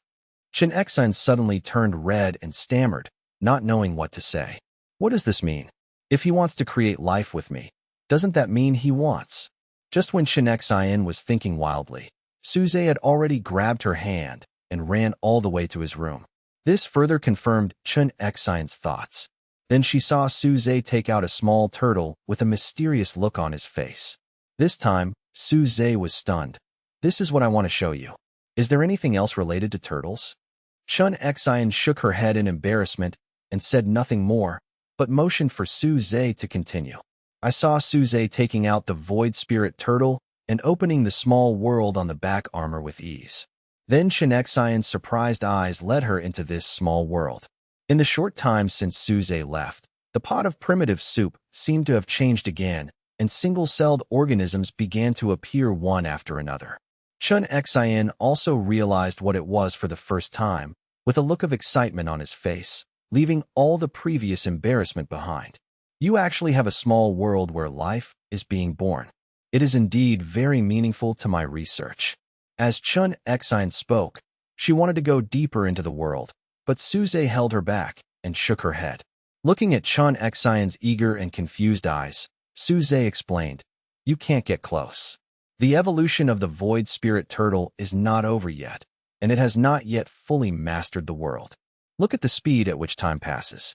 I'm afraid you will turn into a pile of withered bones not long after you enter." Chun Xin then patted his chest belatedly, followed by a burst of shaking. But Chun Xin was still a little unwilling. With such an opportunity in front of her, she could only watch. It was too painful. Then she thought of something and released all the two little monsters Suze gave her from the beast control space. Obviously, she still has some talent, and she successfully contracted 2 platinum-level monsters without Suze's help. Then she carefully let the 2 monsters enter the world, trying not to touch the puddle of primordial soup, so as not to interfere with the birth of life. If you want to do breeding experiments, these 2 monsters are a little too small. I don't know how long it will take to cultivate them to the age where they can reproduce. I am troubled by this. I didn't expect that the emergence of this small world will solve my trouble. Suze's eyes lit up when he saw this. Does this mean that the monsters they hatched can grow quickly in this small world? Even Hamba can grow to the strength of its heyday, a corona-level beast. Chun Xin seemed to see what Suze was thinking. She didn't explain too much, but took back the 2 monster beasts that had grown a lot. Only then did Suze realize that although the size of these 2 monsters had grown a lot, their strength had not been significantly improved. Chun Xin said at this time, "As a newly born world, its power is too thin, and it is not enough to support the upgrade of powerful monsters." Suze nodded clearly. He also realized that power must be conserved, and it was impossible for the power that was enough to grow Hamba to appear for no reason. Chun Xin continued, "But if you keep collecting powerful things like monster crystal nuclei and throw them into this small world, maybe it will be enough." Suze wrote down Chun Xin's instructions. Chun Xin then devoted himself to research, and Suze returned to daily life. "I originally thought that I just had to wait quietly for the invasion of monsters and the time for the special operations team to take action. Unexpectedly, there was an episode." "What did you say?" "Gaul claimed that their son king had betrayed Gaul. Is there still something about the king betraying his country? It's really interesting," Suze said in surprise. "Early this morning, Xiao Sheng came over happily and then brought him such news." "So what exactly happened?" Although he knew it must be because of the 9-yao golden patterned egg, Suze couldn't help but ask, wanting to know the detailed process of this fun. "Sure enough," Xiao Sheng said with a smile, "it's not because of your egg. Although the Sun King is nominally the king of Gaul, the real power in Gaul is actually the parliament. Not long ago, the Minister of Parliament seemed to have discovered something and wanted to examine the miniature sun in the Sun King's beast. He couldn't help but laugh. Hey, they found out that the power of the sun has been reduced by half, and the culprit of this phenomenon is naturally the egg. The Gallic Parliament was furious and decided to deprive the Sun King of the sun from his body and find a new king. Naturally, they would also confiscate the egg. As a result, they discovered that since this Sun King had completely mastered the sun, he peeled it off first and then relied on the remaining power to fight against the Parliament. In the end, the Sun King went berserk. One man slaughtered most of the Parliament that had controlled him for half his life and left with the 9-yao golden pattern egg and the miniature sun. Those who survived in the Gallic Parliament therefore declared that the Sun King had betrayed Gaul and began to seek help from Millikan. It happened that after Militian learned the news, he was also very angry at the Sun King's deception. This person they originally thought was the best to control turned out to be playing tricks under their noses, trying to take possession of the mythical beast egg for himself. At the meeting, the elite Thunder Guards were also dispatched to help find the Sun King, and John also personally took action. As for their purpose, naturally they are not just to help Gaul. They must also want to take away the 9-yao golden egg after defeating the Sun King. Maybe even the miniature sun will not be spared. In short, Gaul is now abolished and has become the undisputed weakest country among the 5 countries. Suze nodded clearly after hearing all the information. This process was indeed very exciting, but Suze didn't care about it. Because to him, no matter whose hands the Juyao golden pattern egg ends up in, as long as he successfully hatches it, the final divine beast still belongs to Suze. At the same time, on a remote uninhabited island in the vast ocean, the Sun King, or Lewis, who had given up this name, was hiding underground. In front of him was the 9-yao golden patterned egg and the miniature sun that exuded bright light. This is the reason why he hides deep underground. If he were exposed on the ground, he would probably be discovered in minutes with a light of this magnitude.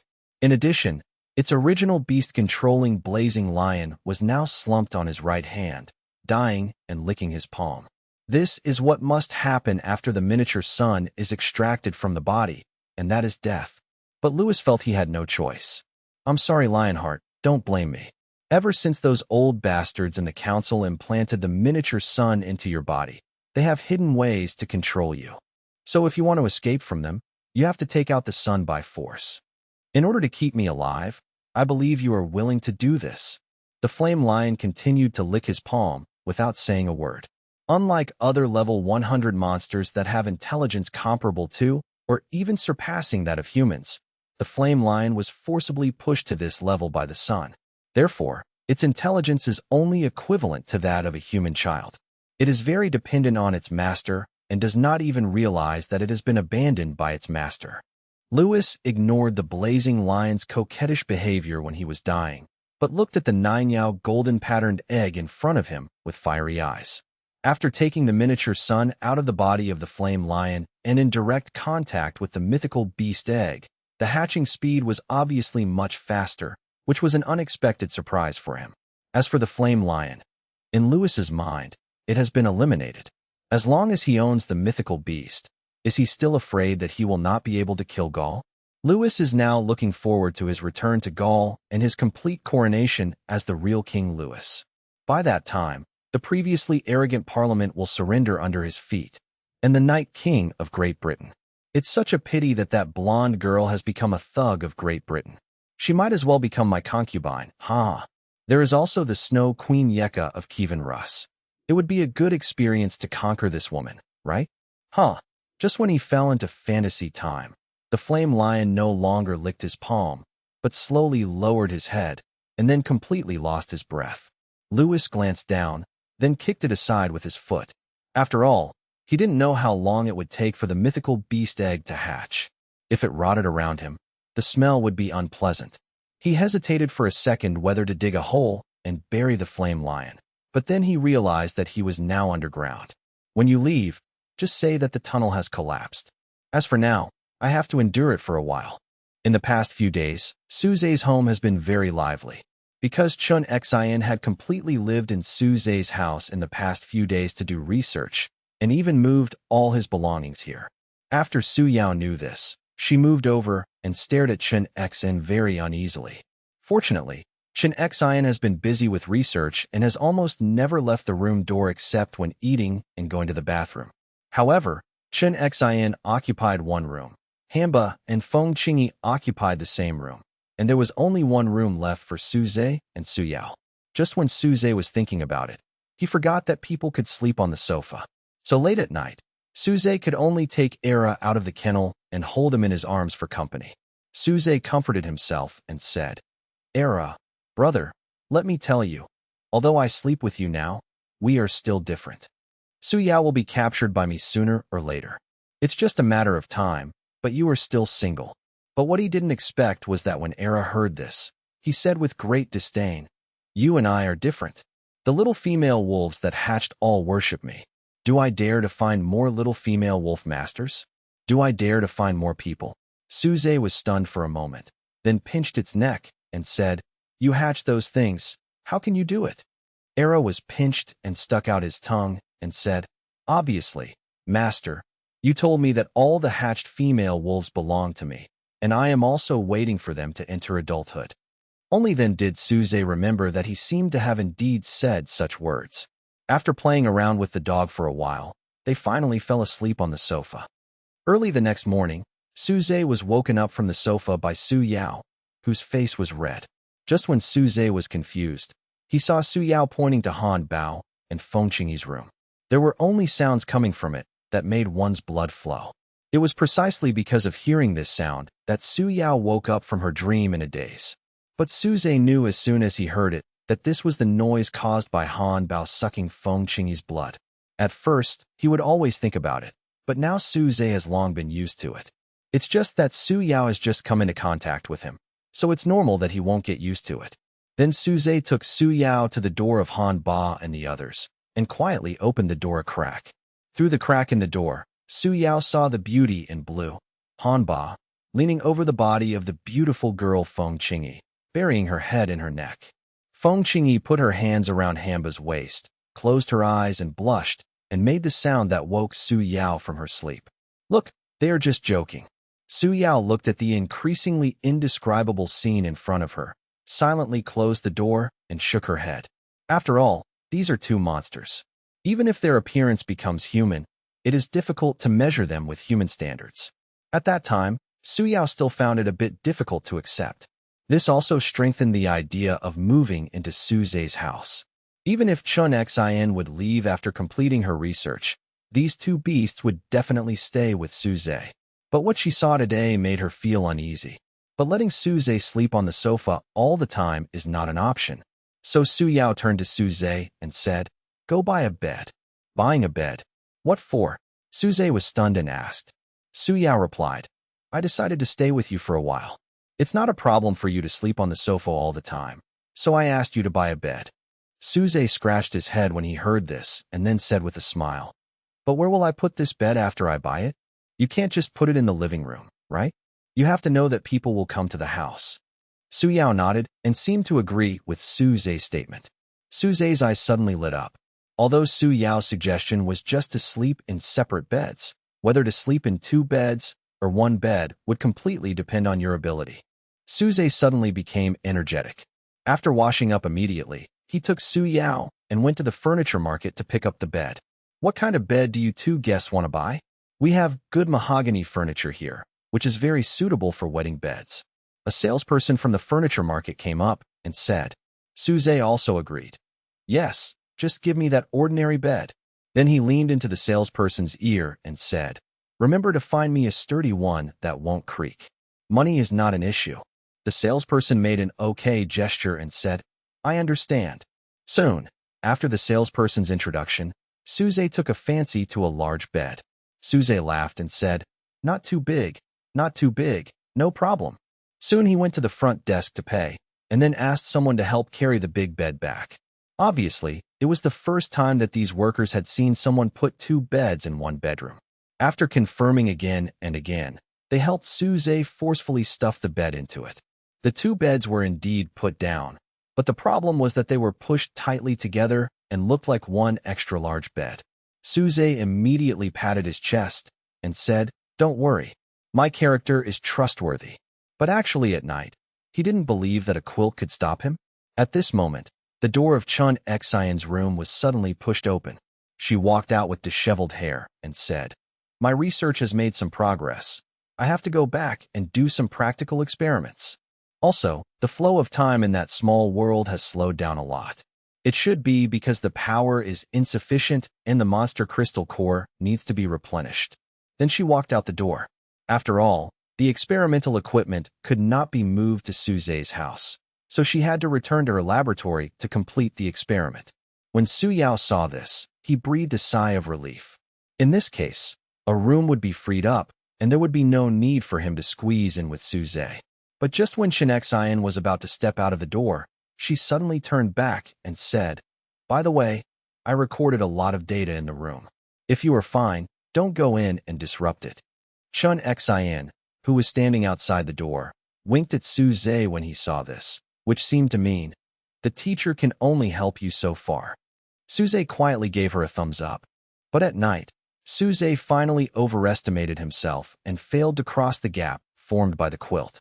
In the end, he could only fall into a deep sleep under the restlessness. Early the next morning, Suze came to the stronghold to relax and relieve his inner restlessness. By the way, he must fulfill his promise. These people have been here for a week. It was agreed at the beginning that there would be a feast made of monster eggs every week.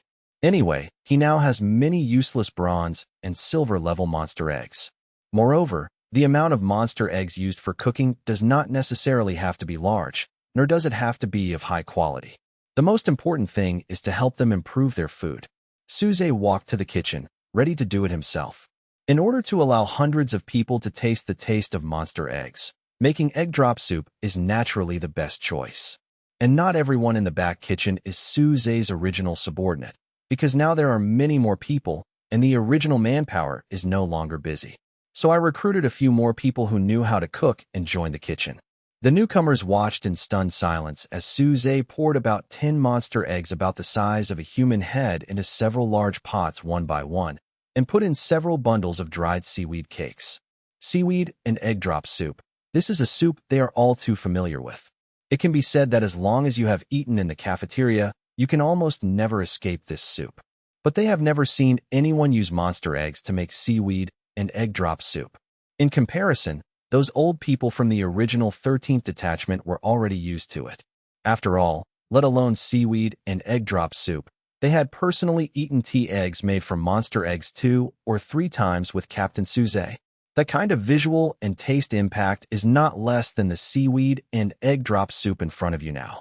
After everything was completed, Suze took a taste first and then nodded with satisfaction. He also specially called Chi Lin over.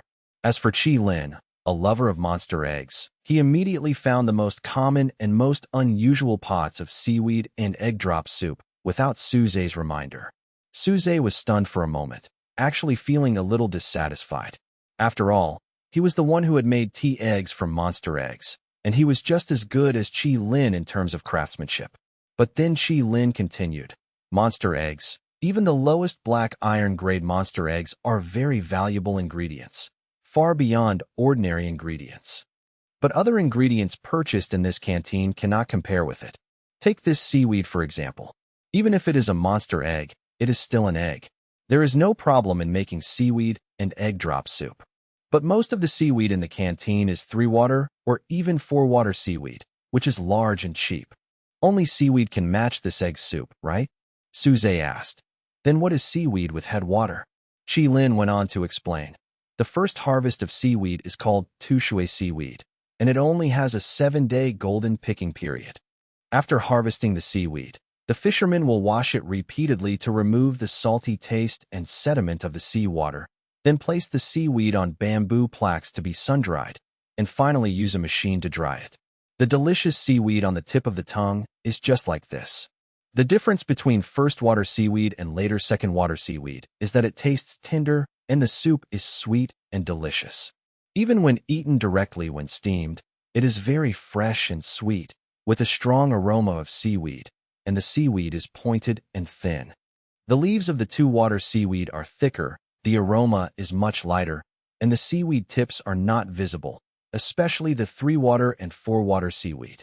He stirred the soup in the pot and said, I look at this seaweed, and it seems that it has too little water. And the seaweed is very delicate, so if you put it in the pot with eggs like you did, it might turn into juice. The best way to eat seaweed is to simmer it in soup. Suze swallowed after listening to Chi Lin's description and nodded in understanding.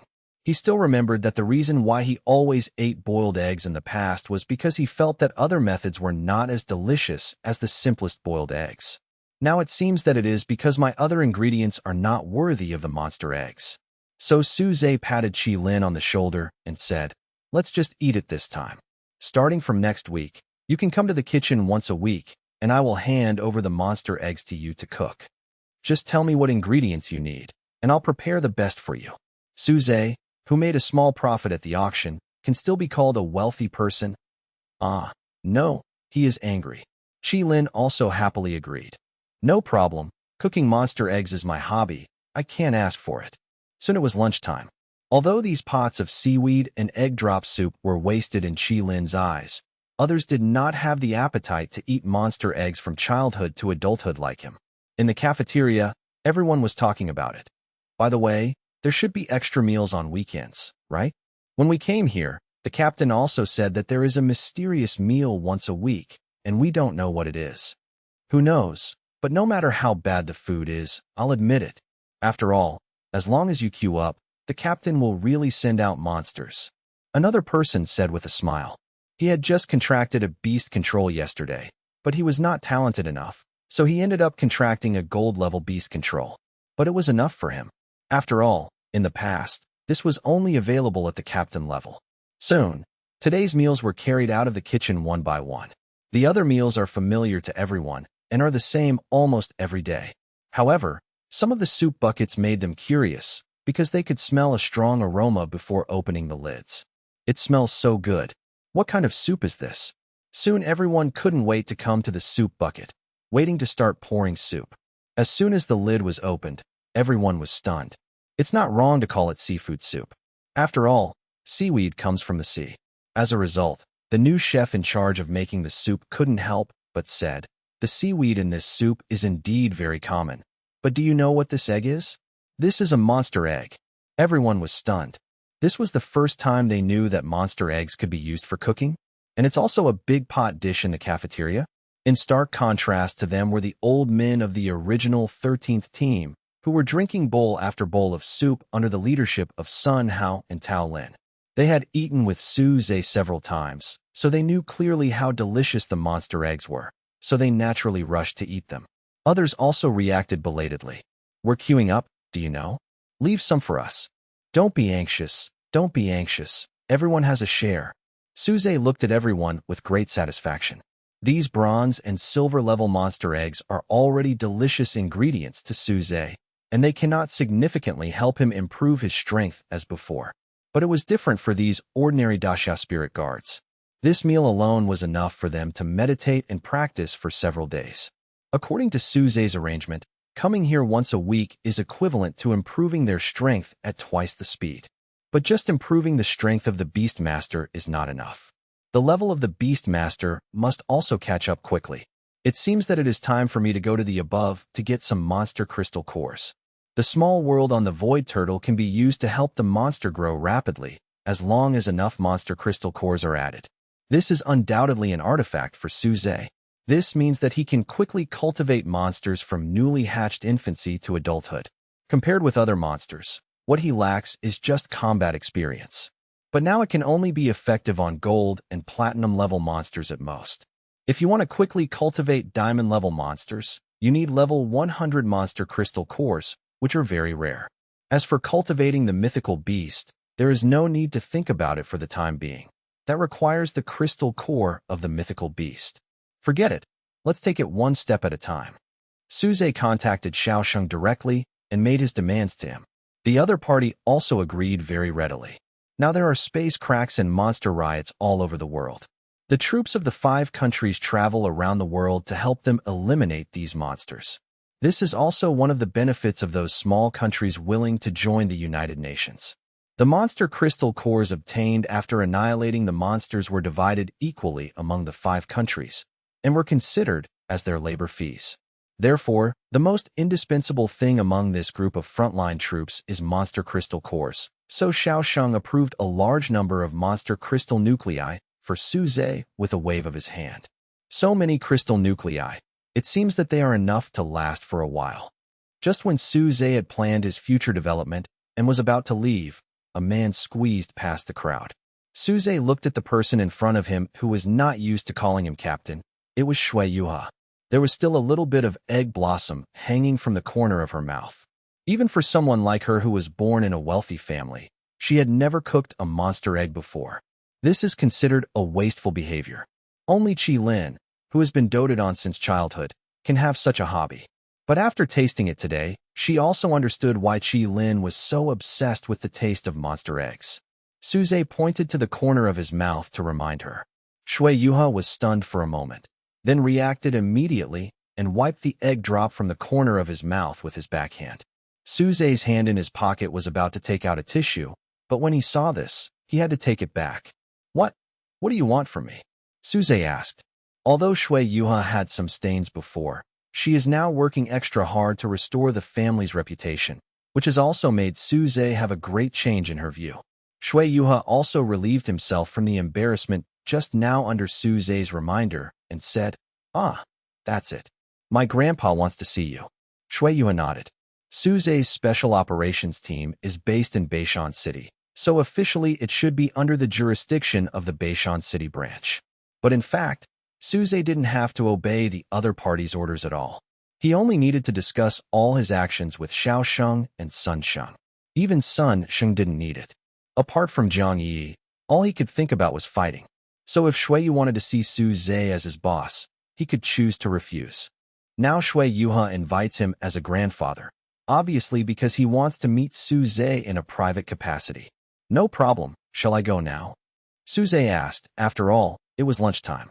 But Shui Yuha nodded and said, "It's lunch break now. After this time, Grandpa will have to go to work." Su Zhe nodded. In order to restore the family honor that his granddaughter had lost, Shui Yu had only worked harder these days.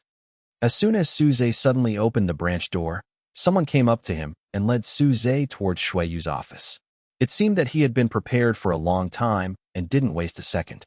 When Su Zhe came to Shui Yu's office, he was eating compressed biscuits and drinking hot water while looking at a thick pile of information on the table. Su Zhe found that compared to the time he saw him before, it was less than a year ago. His hair, which was originally just a little gray, was now almost completely white, but his demeanor did not show any signs of aging. Shui Yu pointed to a chair in front of his desk and asked Su Zhe to sit down. Su Zhe was not polite and said as he sat down, "I didn't expect that Principal Shui, a civilian, could be so outstanding as a military attaché."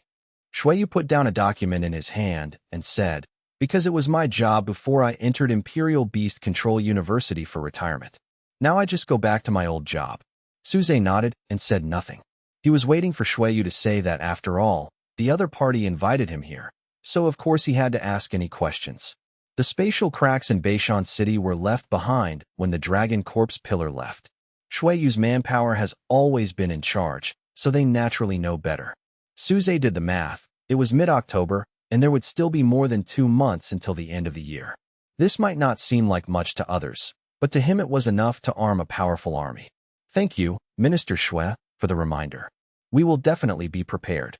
At this point, Shui Yu seemed to feel a little embarrassed, but finally said, "Yuha's parents passed away early. I promised them to take good care of her, but in your special operations team, you have to face the most dangerous monsters. Do you think you can?" Su Zhe understood that Shui Yu wanted to marry him, but after thinking for a moment, he shook his head. Shui Yuha also contracted a platinum-level monster from his incubator not long ago. You have already paid the price to cultivate them. How can you just let them go? When Shui Yu saw this, he didn't force it, but his face was obviously disappointed. Su Zhe continued, "Don't worry, Minister Shui Yu. I will ensure everyone's safety. Although they will face the most dangerous monsters under my men, they will fight the safest battles." Shui Yu looked at Su Zhe's firm eyes and had no choice but to nod. After Su Zhe left Shui Yu, he went straight back home. To his surprise, Su Yao was not at home. Only then did he realize that since Qinglong Beast Control University could no longer hold classes for the time being, and Su Yao had not joined the Great Xia Lingwei like others, what was she doing every day when he was away? Forget it. Just ask her when she comes back. Su Zhe sat down and said, but the first thing he waited for was not Su Yao who came back, but Xiao Sheng who came in a hurry. When he found out that Su Zhe had actually developed such a heaven-defying function as a small world with different time flow rates, he immediately rushed back without stopping. Of course, he did not forget to bring Su Zexu Yao's monster crystal core back with him. Everything was stuffed into his belt made of space monster crystal cores, and about 10 cubic meters of space was filled to the brim. In order to achieve better results, he specially selected high-level monster crystal cores and brought them back first. As for the many lower-level monster crystal cores, they were left to others to move to Su Zhe later. Quick, let me see, Xiaoxing said excitedly. Because if Su Zhe's ability can be used well, he can quickly help Daxia cultivate batches of effective forces to prepare for the war that may break out at any time and don't know when it will end. Su Zhe opened the door to the room where Chen Xian was staying. Although she specifically told her not to go in when she left, she was obviously creating an opportunity for Su Zhe, but he failed to seize it. But when Suze saw the messy calculation papers scattered everywhere in the room, he really didn't want to go in. Who knows which of these things are useful and which are useless? In the end, the void spirit turtle crawled out on its own. And when Xiaosheng saw the space on its back, he was really shocked. Because he himself has storage devices made of space system crystal cores, he knows how difficult it is for the space system to expand space. It was not easy for him to create a 10-cubic space from this crystal core. But now I find that it is nothing compared to the void turtle, because it has a perfect little world on its back. Suze also noticed that in just 2 days, the creatures in the small world had crossed the single-cell and multi-cell stages and became real-life forms, swimming in the ocean formed by the primordial soup. And they are not ordinary beings. They have more or less the power and characteristics of monsters. It seems that the monsters that will eventually evolve will also be monsters. This is the most valuable part to Xian. What she wants to know most is how the monsters are born, so that she can artificially cultivate high-level monsters. So after witnessing this scene with her own eyes, she wrote down some key information and went back to do the experiment. After that, because the power of the small world has been almost exhausted, the flow of time has slowed down a lot. So there haven't been any big changes since Xian left. After obtaining Suze's consent, Xiaosheng put several monster crystal nuclei into this small world. In an instant, you can feel that the flow of time has become faster, and those primitive monsters are changing at a speed visible to the naked eye. Xiaosheng felt it and found that more than half of the monster crystal cores thrown in were used for the development of the small world, and only the rest was released for the monsters to upgrade. In other words, if he invests an 80-level demonic beast crystal core, let alone quickly cultivate a demonic beast from level 1 to level 80 here, I am afraid that it will be difficult to reach level 40 or 50. But both of them are very satisfied with this. Because the crystal cores dropped by the killed monsters can be used to cultivate the beasts, and then fight against the monsters to support the war. Haha, little junior brother, you are really surprising. First you can take out the magical beast eggs one by one. And now there is such a small world where you can quickly cultivate the monster eggs into combat power. Are you afraid that you are not the chosen one? Okay, now I will help you kill the monsters and bring back the crystal core. Xiaosheng patted Suze on the shoulder and said enthusiastically, he can't wait to see Da Xiao form an army composed entirely of high-level beast masters. By then, the Thunder Guard, the Knights of the Round Table, and the Great Xia Spirit Guard will be the strongest military force in the world.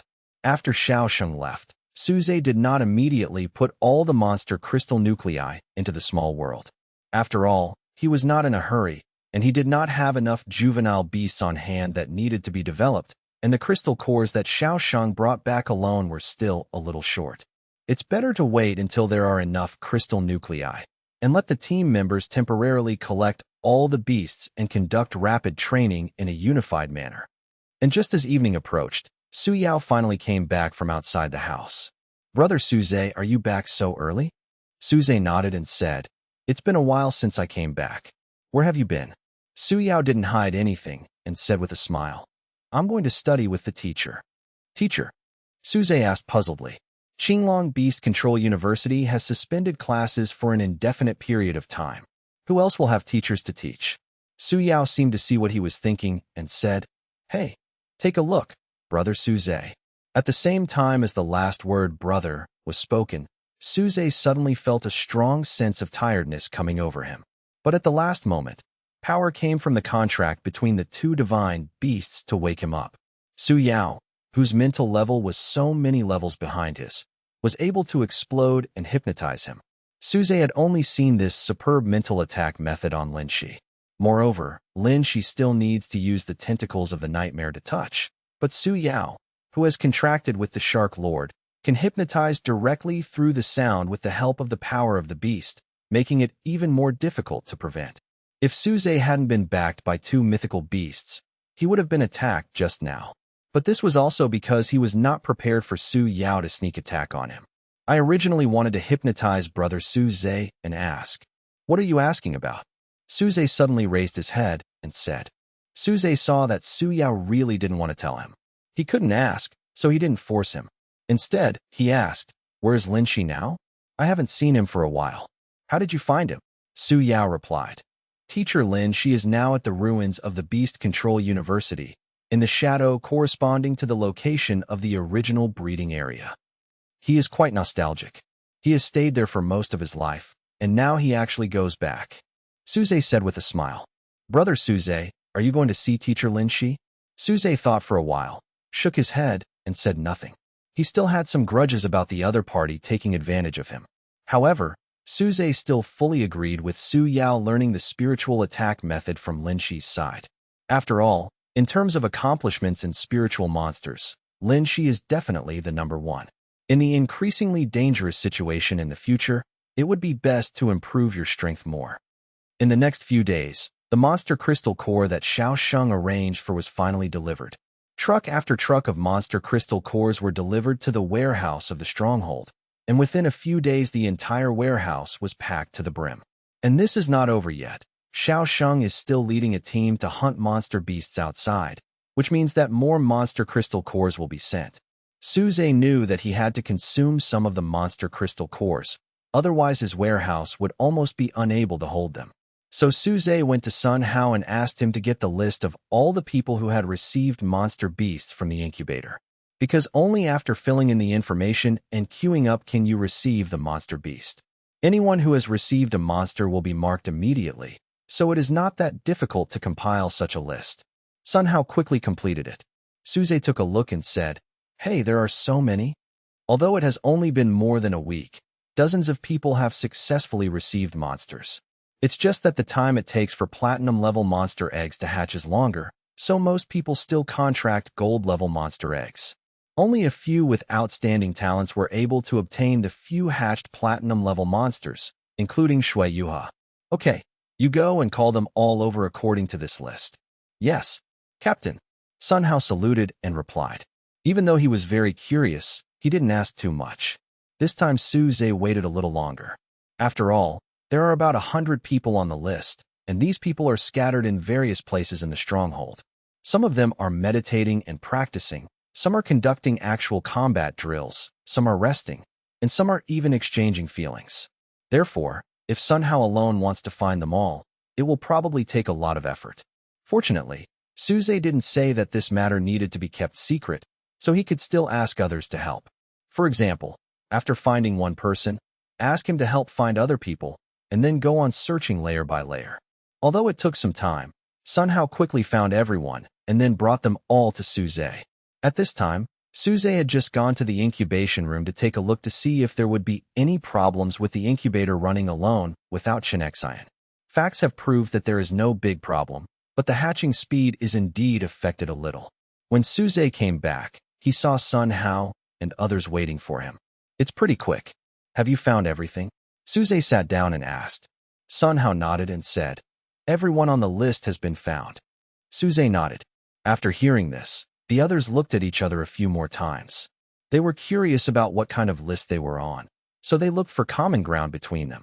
It turns out that the contract with the monster produced by the incubator seems to be the only thing they have in common. Is it because of our beast master? Everyone's hearts were pounding. And Suze also said directly to them, I called you here because I want you to temporarily hand over the juvenile monster beast that you recently contracted. Everyone's first reaction was that they were going back on their word. But when you think about it, it doesn't make sense. This is a team that even dares to use monster eggs for extra meals once a week. There is no reason for them to go back on their word.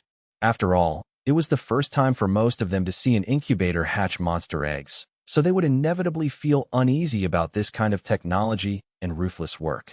But as Shui Yuha came from a big family, he naturally knew that there was nothing wrong with the incubator itself. Even because the incubation environment is more stable, the hatched juvenile monsters will be healthier. However, although everyone was worried, they still summoned the beast very obediently. I saw small and various types of monsters in their infancy appearing one after another. Some of them have been cultivated to multiple levels in just a few days. It is obvious that everyone has put a lot of effort into them. When Suze saw this, he also said, Don't worry, everyone. Go back and wait with peace of mind. I will give you a big surprise in a few days. Suze's words also calmed everyone's hearts a little. After letting everyone go back and wait with peace of mind, Suze took the void spirit turtle and many other juvenile monsters to the warehouse where the monster crystal cores were stored. He closed the door of the warehouse tightly and then fully expanded the small world of the void spirit turtle. A small black hole appeared and instantly caused most of the crystal nuclei in the warehouse to disappear. And those disappeared crystal nuclei naturally came to the small world and became the foundation of power in this world. It is difficult for the current flow rate of time to return to the hundreds of millions of times it was at the beginning, because the small world at that time had just been opened up and time and space were uncertain. It was easily affected. As the small world becomes more and more stable, the time flow rate also begins to stabilize, but there is still a gap of hundreds of times from the outside world. Suze also hurriedly let these juvenile monsters enter the small world together, growing rapidly at a speed visible to the naked eye. Suze made some calculations and said, "If you want to uniformly train the monsters to level 50, it will only take about 3 days to reach a level that can stand alone. Level 60 is also a watershed in strength. It can provide flight capabilities to non-flying monsters, but it takes more than a week. It will take more than half a month to cultivate a gold-level monster to a fully adult level 70. However, due to the restrictions on the level of beast masters, we will first train them to level 50, and we will talk about the rest later." At the same time, Suze originally wanted to give his team members a surprise, but they forgot that these beasts have contracts with their masters, and the master can detect the upgrade of the beasts through the contract. As a result, these anxious people who didn't know why Suze took away his beasts suddenly found out. From the other end of the beast-controlling contract, information about the beast-controlling upgrades kept coming, and the frequency was staggering. "What's going on? My beast control contract is short-circuited. 3 days passed like this. During this period, only people who came to deliver monster crystal cores were allowed in the warehouse, and they left after unloading the goods. And those who were taken away by Suze to control the beasts are now numb from the shock at the beginning. Because in the past 3 days, the upgrade prompts for the beast control contract have not stopped, but the speed has slowed down a bit. At first they thought it was just themselves that had a problem, but after communicating with each other, they discovered that everyone else was like this. Then it seems that it's not my problem anymore. Maybe it's just for real. Although I don't know how Captain Suze did it, it's really amazing.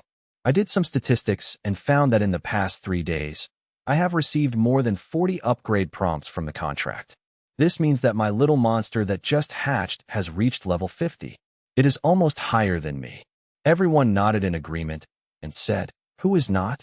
I just broke through level 50 the day before yesterday, but my monster was completed in 3 days? Isn't this too fake?" Listening to their discussion, the old men headed by Sun Hao and Tao Lin said, "Hey, new guys, are you looking down on our captain? To tell you the truth, nothing is impossible for our captain. Just wait and see. That's right, we have seen too many of Captain's miracles, and we are already used to them. It's not like you making such a fuss." And just when the discussion between them reached its peak, the door of the warehouse opened, and Suze, who had not been seen for 3 days, walked out. He put his hand above his brow bone to block the sun. After blinking a few times, he saw clearly that everyone was looking at him not far ahead. Said, "So you are all here, so you are just about to go and pick up your beast." After saying that, he jumped to the side and avoided the warehouse door. All kinds of chirping and kicking sounds suddenly came from behind the door, and then a group of people rushed towards the door. Astonishingly, it was the nearly 100 little juvenile monsters that they gave to Suze before, but now, they have all turned into large, ferocious monsters.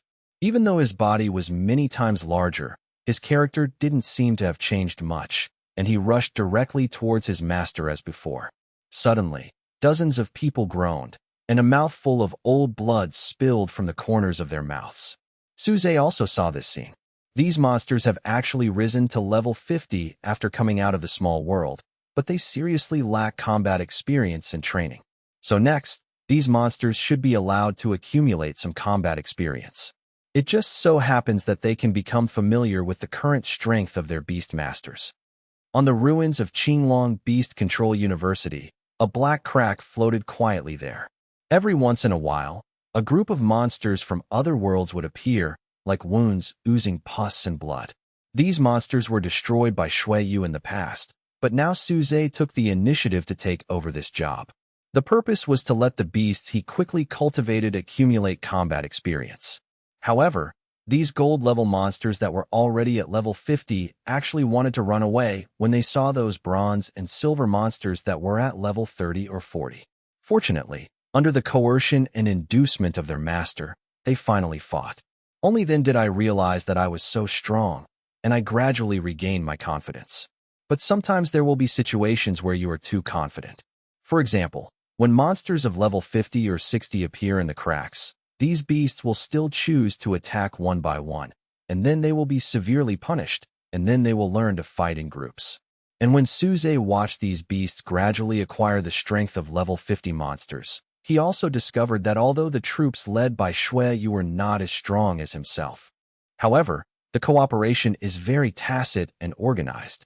With the division of labor and cooperation, 3 or 4 people can even easily defeat monsters that are far superior to any one of them. Suze was not polite and immediately approached Shui Yu and asked him to help train his team members. Shui Yu also knew that only the stronger the overall strength of this team, the safer his granddaughter would be. Therefore, he did not hide any secrets and personally trained Suze, a team composed of people from all over the world. Suze himself became a hands-off shopkeeper and enjoyed his leisure time. He even used the 10 gacha opportunities he had saved to perform a 10-game series. When the 4th Gasapon rolled down, it had already bloomed with bright golden light. It was a gold-level monster egg. Then at the 8th monster egg, another white light flashed, and a platinum egg actually appeared. Just when I thought it was almost done, the last Gasapon rolled out. A bright and dazzling light bloomed from the exit of the Gasapon machine, and a gorgeous and dazzling beast egg slowly rolled down from there. It turned out to be a diamond-level monster egg. Unexpectedly, in his 10th company, gold, platinum, and diamond-level monster eggs appeared at the same time. Suze was going to put the gold and platinum eggs into the incubator. As for this diamond-level monster egg, he hasn't thought about it yet. As for the contract, he still has a 9-yao golden patterned egg left to be hatched by someone else. This is also a mythical beast egg. Therefore, diamond-level monster eggs are actually of little use to Suze now. Even the Shadow Moon Wolf King, a lord-level monster that is not much different from a diamond-level monster, is now incubating eggs besides looking after the house and nursing home. But now there is an incubator for hatching eggs, and there is also a caretaker for the care home, so there is no need to hatch another caretaker. Let the system recycle the progress bar?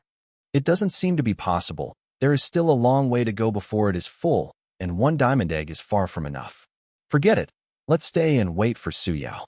With Lin Shi as her teacher, she should be able to get a new beast control spot soon. While Suze was waiting for Su Yao to come back, what was waiting was Chun Xian, who had gone back to do research for more than 10 days. She looked at Suze and said excitedly, "There is progress. My research has finally made progress. Boy, my research has finally made progress." Chun Xian, wearing a white lab coat, rushed in and hit Suze with the ball. Suze finally got away and said, "It's good to have progress. Do you want to take me to see it?" Chun Xian let go of Suze and nodded repeatedly and said, "Of course, I came back just to call you to see it. You are my only investor now." Chun Xian's research laboratory is in the research base of Qinglong Beast Control University. Because this base is not on campus, it was not destroyed in the previous riots. The experimental equipment is also well preserved and a series of experiments can still be carried out.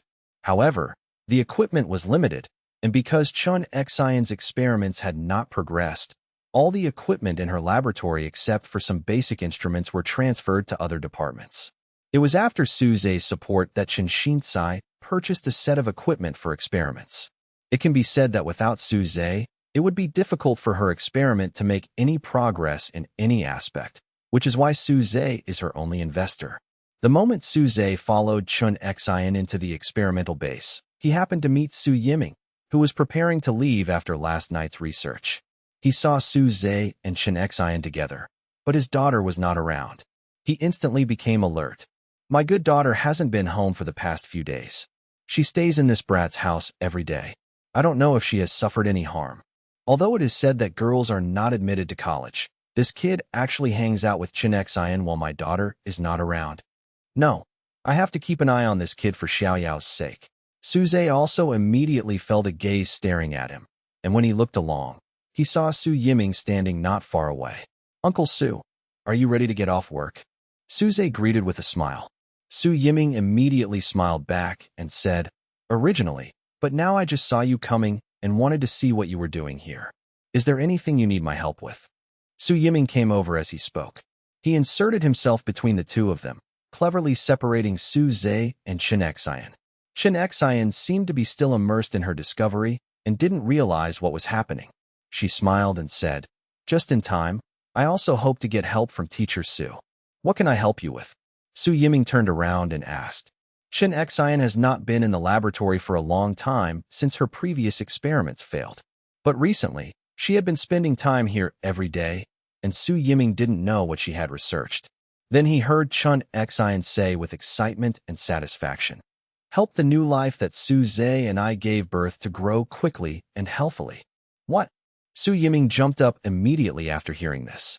Su Zhe immediately comforted him and said, Uncle Su, misunderstanding. Teacher Xian was too excited and said the wrong thing. Su Zhe didn't know how Xian could say something so easily misunderstood. This was because Xian felt that he was able to succeed this time.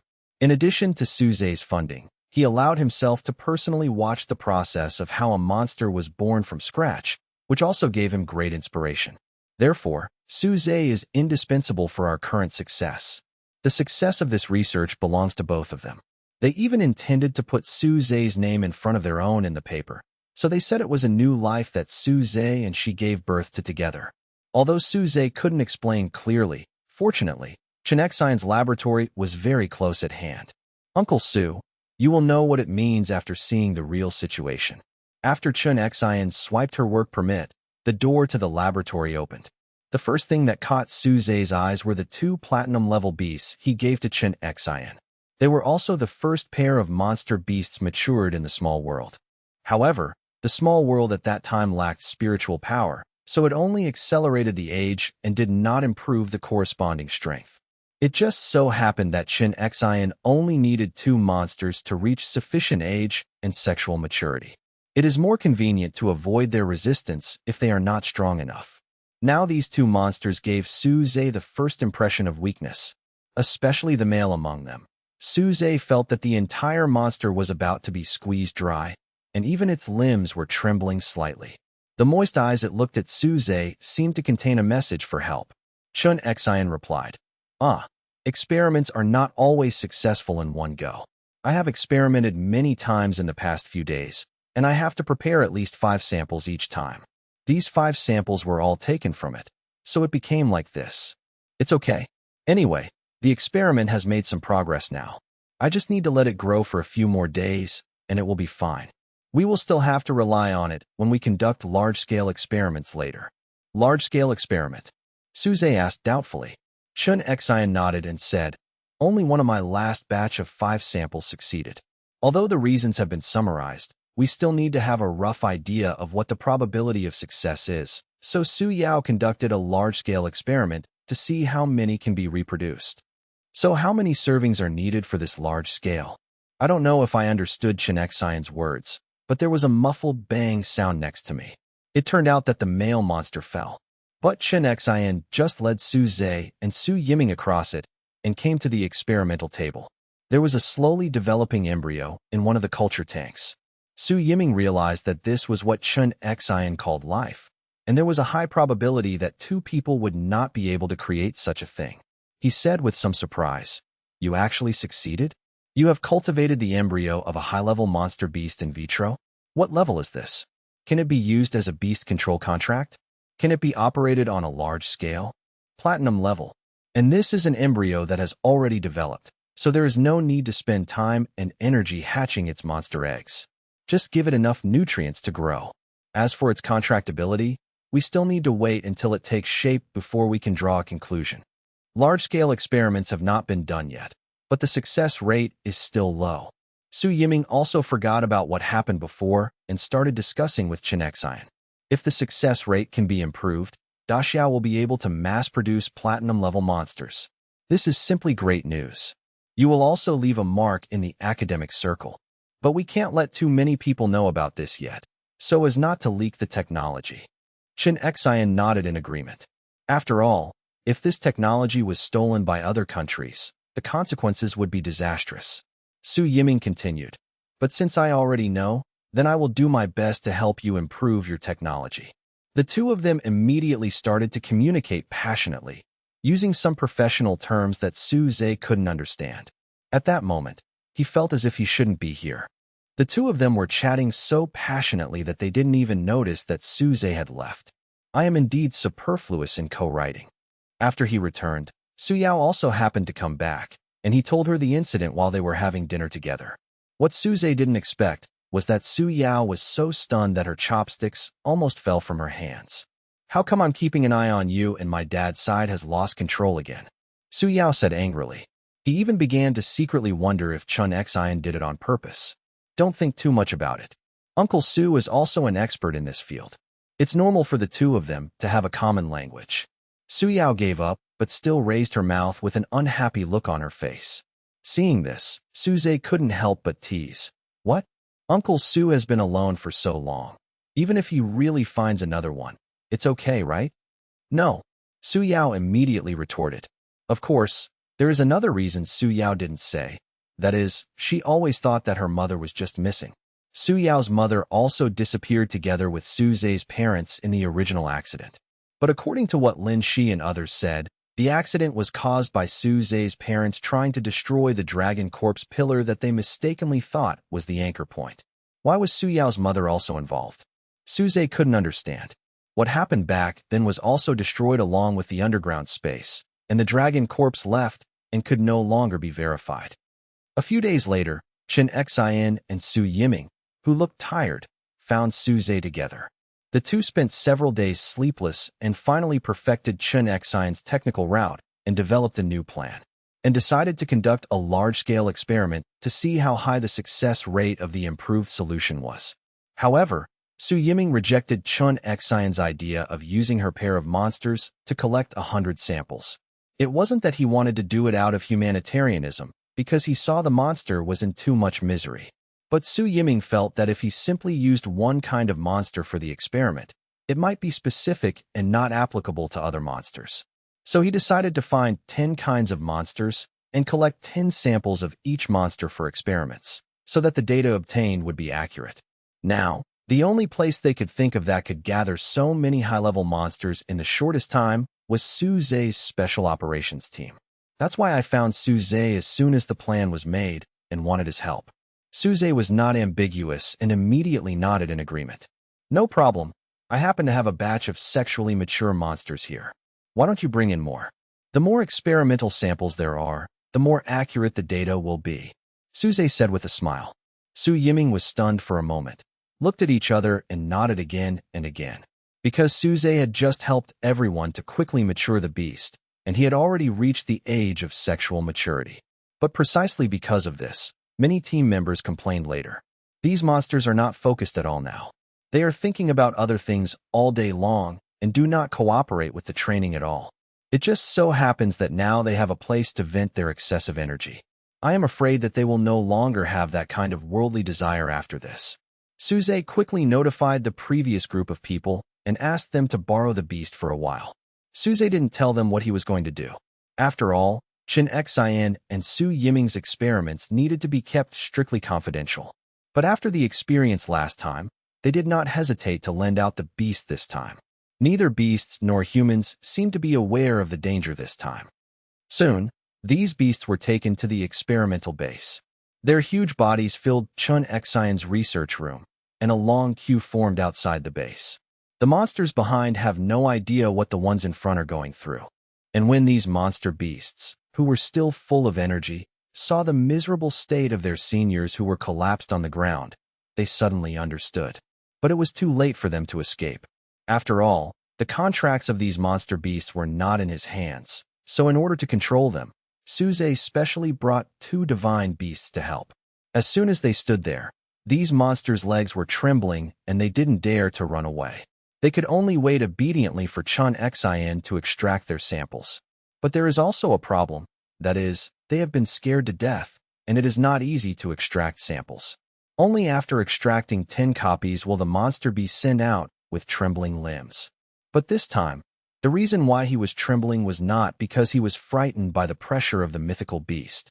In this way, another full day passed, and Chun Xin and Su Yiming collected experimental samples that far exceeded their expectations.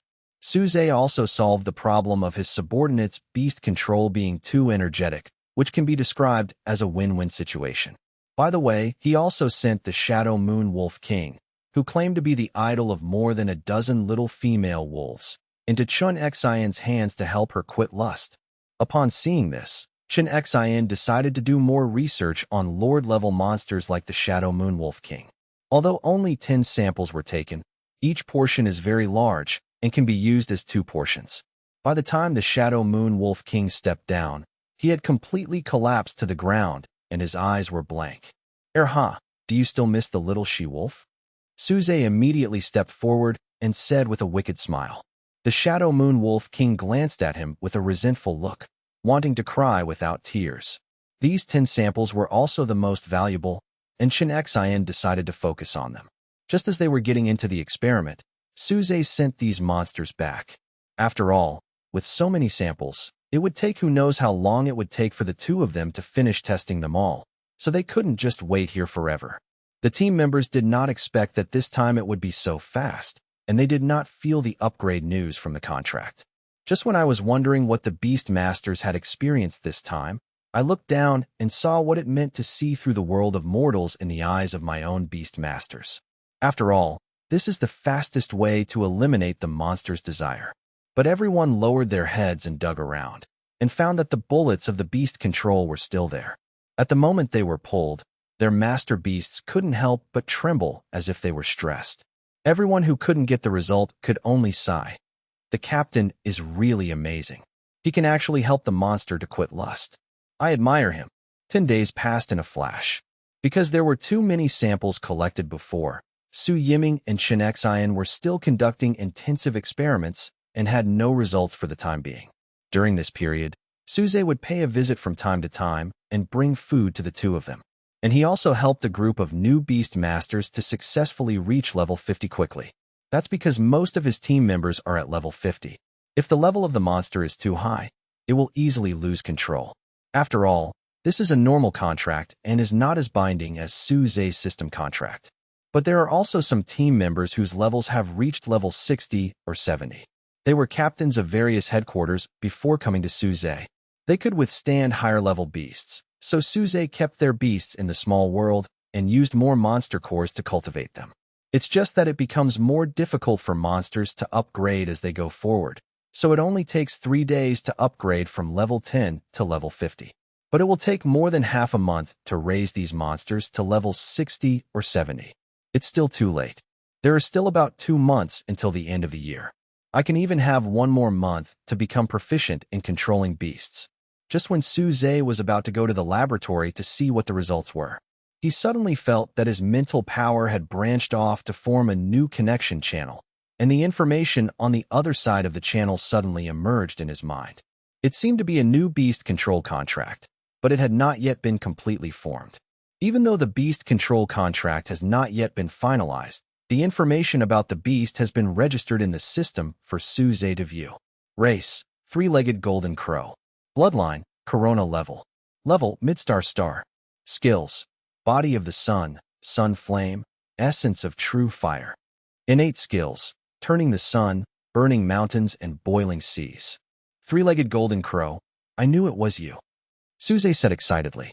The golden crow is the only mythical beast Suze knows that is related to the sun. In ancient mythology, there is a 3-legged crow in the center of the red sun.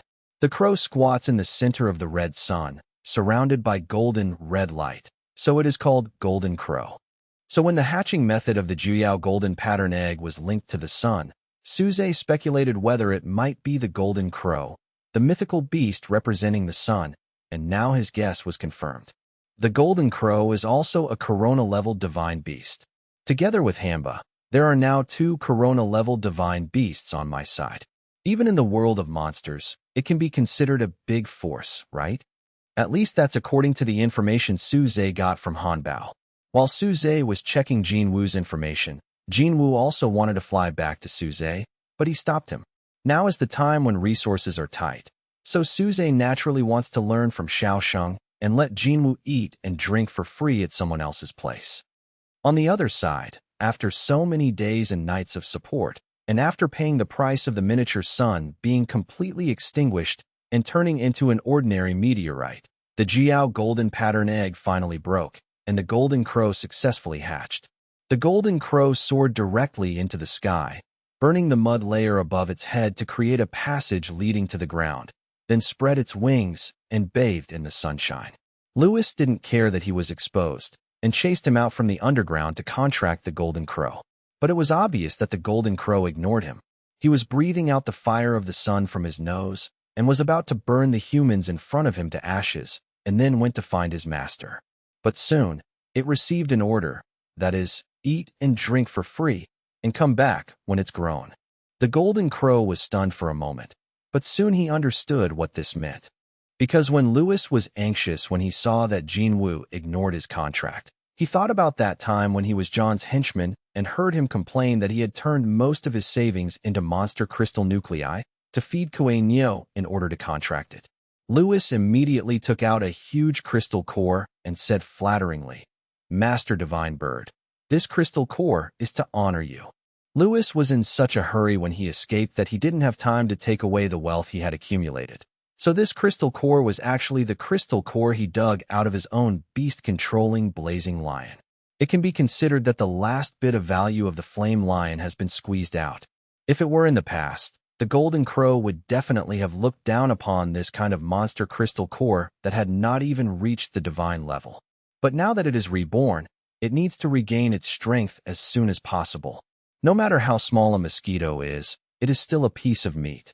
So Jinwoo swallowed the monster crystal core in one gulp, and Lewis, who saw that Jinwoo didn't leave and instead ate his own food, breathed a sigh of relief.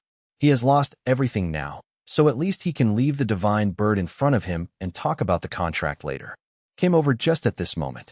He looked at the dazzling golden crow, then looked at Lewis, and then he breathed a sigh of relief after confirming that the two had not signed a contract. John looked at the deep pit that was burned on the ground and led directly to the ground for 1,000 meters and said, "Lewis, you made me search so hard. It turns out that you are hiding underground here." Lewis also faced him with an ugly expression. He gave up everything just to bet that he could contract the divine beast hatched from this divine beast egg, but now he failed. Could it be said that everything has to be handed over to others? John also hit him at this time and said, "I didn't expect that you actually hatched the mythical beast egg, but you failed to make the contract, haha. Now let me see what you can do to fight me. This is what you get for playing tricks on me." Lewis was very unwilling, but after losing the blazing lion and the miniature sun, he didn't even have the chance to fight John to the death. Just when John transformed into thunder and rushed towards him, a piece of light golden feathers fell down and imprinted on John's body. As the sun essence fire inside exploded violently, John almost turned into a pile of fly ash. Fortunately, Thor's hammer finally recovered some of its power after the previous incident, and now it is damaged again. John thought that the golden crow was protecting Lewis. Without Thor's hammer in front of the divine beast, his strength was still insufficient, so he hurriedly ran away in despair. But for the golden crow, it was just a hair that happened to fall out during grooming. Lewis is very excited now because he has invited the magical bird back to his country. After scaring off John because of that feather, he thought he had gained the favor of the divine bird, but in the end, he tried his best to make the divine bird look at him. Just when he was desperate, the divine bird suddenly agreed to return to the country with him. What he didn't know was that this was because Suze, who was thousands of miles away, gave Jinwoo instructions to return to China with Lewis. After all, Lewis is a pauper now, but he can't let Jinwoo eat and drink for free unless he can go back and regain the throne. Lewis was so excited that he hurriedly flew to the front to lead the way, still holding a feather firmly in his hand. When the golden crow was combing his hair just now, not only did he lose one feather, but more feathers fell to the ground and turned into a sea of fire. They even melted the small island below and turned into lava flowing on the sea. Only this feather was caught by the fragments after he extinguished it with the miniature sun and did not burn. It even gradually stabilized, until now it was held tightly in his hand. Lewis has not forgotten that this feather almost killed John. Now that he doesn't have a beast to control, the divine bird can't make a contract for the time being, and he will definitely be attacked when he returns home, so he needs some means of self-protection, and this feather is naturally enough. Soon, one person and one bird came to the land of Gaul. From a distance, they had been discovered by the Gallic Sun Expeditionary Force. A group of elite and powerful beastmasters rose into the air and were about to attack, but the golden crow was not polite and spit out the sun's essence fire from its mouth, turning them all into ashes. Then he made his way unimpeded to the center of power in Gaul, the residence of Lewis when he was the Sun King, and the place where the ministers of parliament held meetings, the Silver Palace. The few remaining ministers and the most elite beast masters in the country were waiting outside the palace gate, but the golden crow was not interested in them. It felt the strong aura of the monster crystal core in the treasure house. This was the purpose of the master letting him come here. Then he flew directly over. The ministers saw this and wanted to stop it, but before they could get close to the body, it started to burn from the inside out. Duke Luina, that is a divine beast. You can't stop it. Give up, Lewis said proudly. The Duke of Luina is the chief minister of the parliament. He was the one who originally selected him to become the Sun King. It was also he who declared that he was treason and launched all possible forces to pursue him. Did you hatch the mythical beast egg? Where is the sun? Duke Luina asked with a trembling voice. Lewis threw out the extinguished sun fragments and said, "It's right here." Feeling the fragments of the sun that had lost all warmth, Duke Luina said angrily, "In order to hatch an uncontrollable divine beast, you let the sun that has been passed down for hundreds of years go out." Lewis said indifferently, "So what if it's uncontrollable? As long as Lord Bird is willing to stay in our Gaul, then Gaul will be invincible." Huh, but you're not.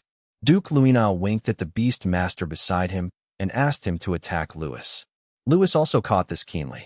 He took out a feather without any panic, lightly flicked the golden sparks and flew out and landed on the beast master. He was reduced to ashes before even a whimper could be heard.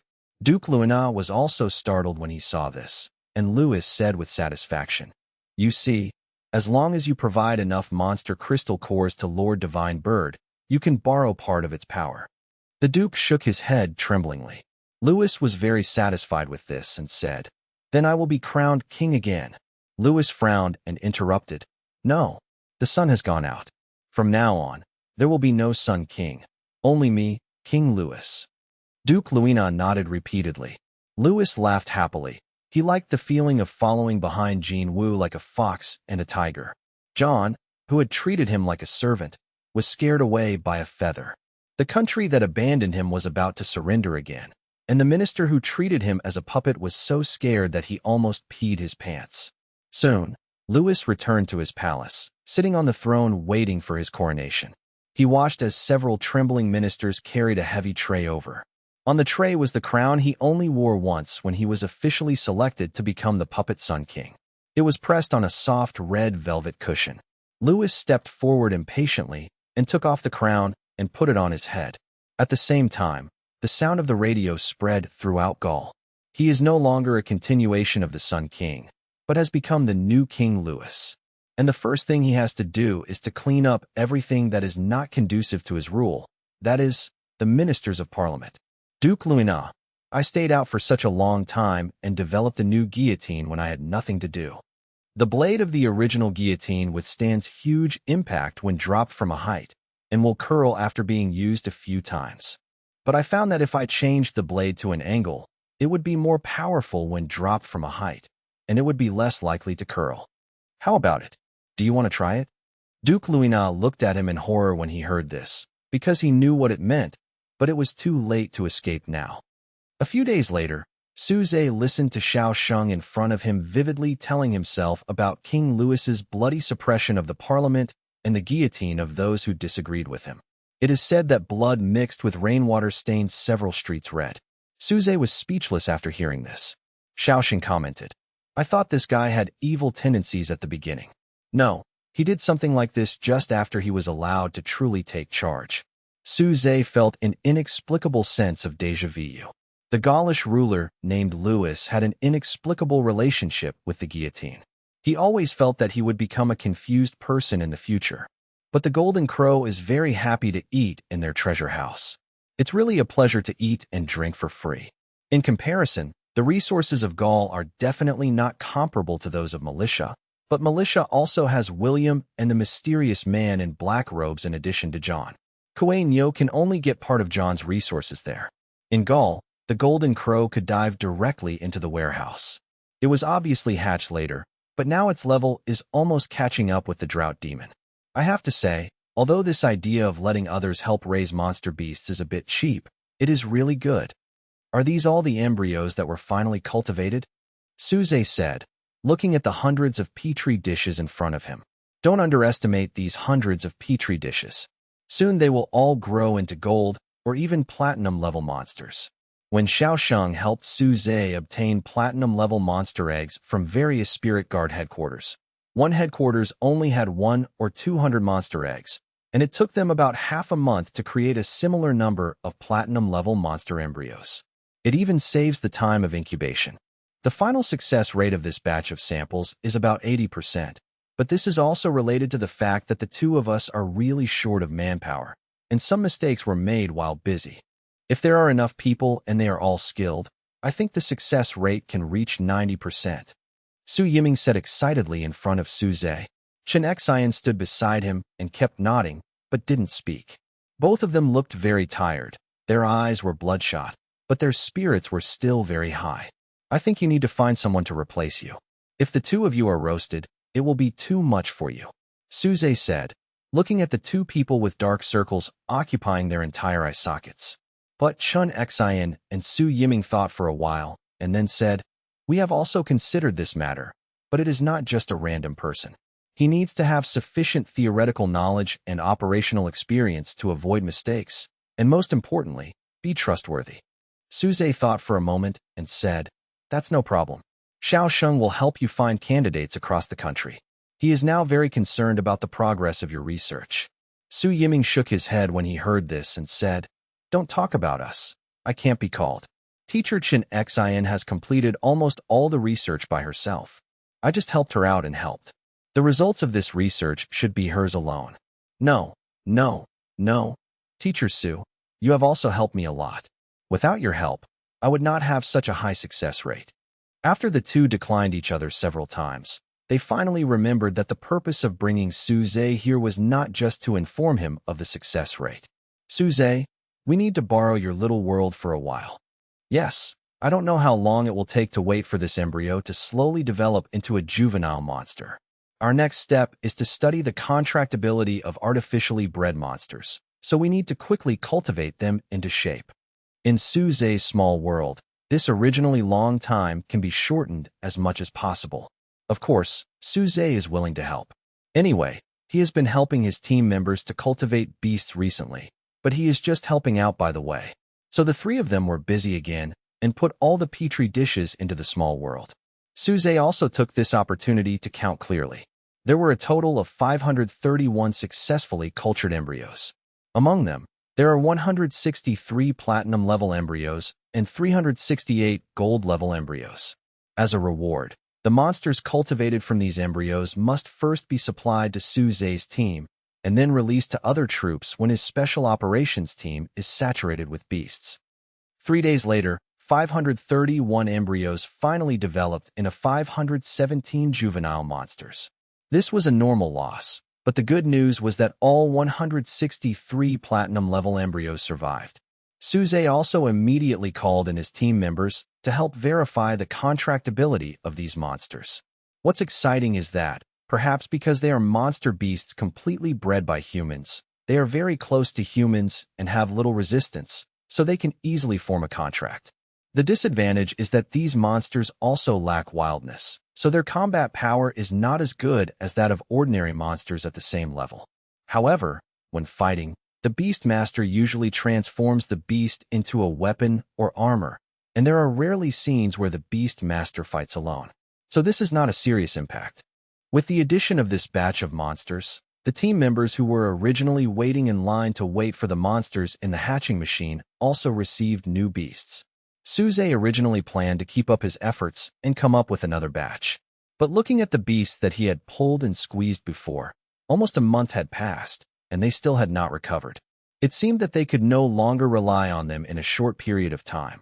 So Su Yiming and Chen Xian were allowed to rest for a while. After these monster beasts were released and signed a contract, they were taken back to the small world by Su Zhe. He had to train these 500 beasts from scratch to at least level 50. This is a big project, and if it weren't for Xiao Sheng's order, which kept a steady stream of demonic beast crystal nuclei, it really wouldn't have been completed. As the number of demonic beast crystal nuclei sent by Xiao Sheng increased, and their levels became higher and higher, Su Zhe did not feel too happy, because he knew that this was a sign that the beast tide was coming. On the other side of the space rift, the world of monsters and beasts has begun to gather people. In the human world, the armies of various countries are also ready.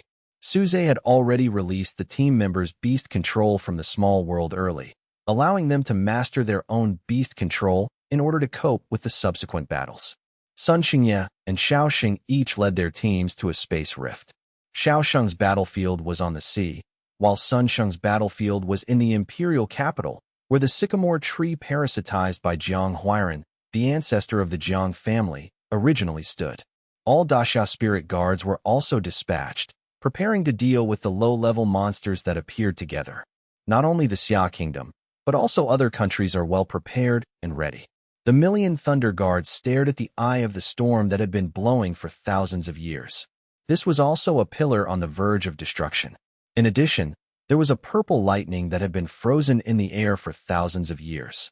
The Knights of the Round Table in Great Britain stood guard in front of a waterfall that fell from nowhere in the air and suddenly disappeared from the ground. This was a waterfall that spanned two worlds.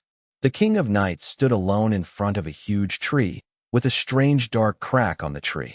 Kevin Russ, wearing thick furs and warming his body with strong wine in his hand, Yeka led the Northern Iron Guard to guard a bottomless abyss with only the biting cold wind blowing upwards. The cold wind was mixed with cries that sounded like coming from hell. Andre was alone in a dark jungle known as the Man-Eating Forest, where many people were missing, roasting the bear paws he had just hunted. Even Gaul, which had just experienced a bloody suppression and had its national power greatly reduced, was personally led by the newly appointed King Louis and the original Sun Expeditionary Army, which was renamed Louis's Expeditionary Army, guarded a strange cave. Finally, Su Zhe, who felt the movement in the space, raised his head and said, "Here he comes. Here we come," Su Zhe said as he looked at the crack in space that seemed to be constantly shaking in front of him. As soon as he finished speaking, a raging dark black water spurted out from the crack, catching everyone off guard. "What's going on?" someone asked in confusion upon seeing this. Then I saw that the place where the black water flowed quickly dried up and soon turned into a black film covering the ground. Suddenly, a demonic beast peeled off this black film and came out of it covered in disgusting sticky liquid. "Get ready to fight," Su Zhe shouted loudly. And then he found the strongest monsters, held down their heads, and stuffed them back into the black film, and he followed them in. What the hell is this place? How did these guys get here with this thing? Su Zhe was originally curious about how the beast tide would pass through the narrow cracks in space, but he did not expect that what he was waiting for would be such a puddle of black water. That's why he wanted to come in and experience it himself to see what it was like. Su Zhe now only feels that he is in a dark, chaotic, and strange space. Everything here is chaotic, even up, down, left, and right. Of course, he did not fail to consider the occurrence of dangerous situations, so he deliberately brought Han Bao and Feng Qingyi's two divine beasts with him. Chaos? Who is it? Su Zhe asked while observing the surroundings. The monster he just pushed in seemed to have gone somewhere. Han Bao continued. Among the radical monsters, the most powerful ones are the 8-peak Corona-level beasts. They are called the 4 evil beasts. 4 evil beasts, 8 in total. Just hearing the name, Su Zhe thought they were 4 evil beasts called the 4 evil beasts. Han Bao continued. Yes, The four evils are chaos, xiongqi, taotai, and taotai. The four beasts are the beast of war, the beast of famine, the beast of plague, and the beast of death. They are powerful and ancient, and they are full of hostility to humans. They are quite difficult enemies to deal with. This kind of black water filled with disordered space and making people feel chaotic should be the handiwork of chaos, one of the four evils. Suze nodded, continued to pay attention to the surroundings, and said, "But I still have two questions. The first is why you didn't tell me earlier, so that I could be prepared earlier." Hanbao explained, "I have already died once. Many memories have been forgotten or hidden in the deepest part of my memory. I can only recall them after receiving corresponding stimulation. I just felt the power of chaos in the black water and remembered this memory." Suze was quite satisfied with this explanation and asked the second question. "I remember hearing you say before that you were one of the leaders of the radical faction. That's why you were intercepted by the conservatives. But now I hear you talking about the four most powerful beasts of the radicals, and you don't seem to be among them." Hanbao then explained, "Although the four ferocious beasts have expressed their radical stance, they have never taken action before. The entire radical faction is almost led by a few guys led by me, so they are targeted by conservatives. Who would have thought that now after my death, they would come out of the mountains? Under the favorable circumstances that the conservatives are weak and the four ferocious beasts have begun to take action again, I was contracted by you to choose to stand on the side of mankind." Hamba said helplessly. Suze retorted, "Please have some confidence in me and yourself.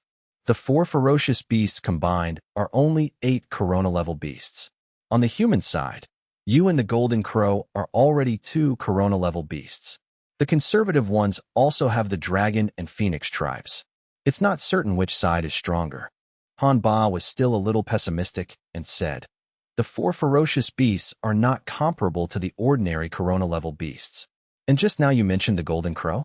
It was also contracted by you. In other words, the original Golden Crow is dead. This must be the work of the four ferocious beasts." Suze was stunned for a moment and said, "You mean that Jinwu is originally a conservative?" Hanbao nodded. "Even the Golden Crow was among the divine beasts that ambushed her.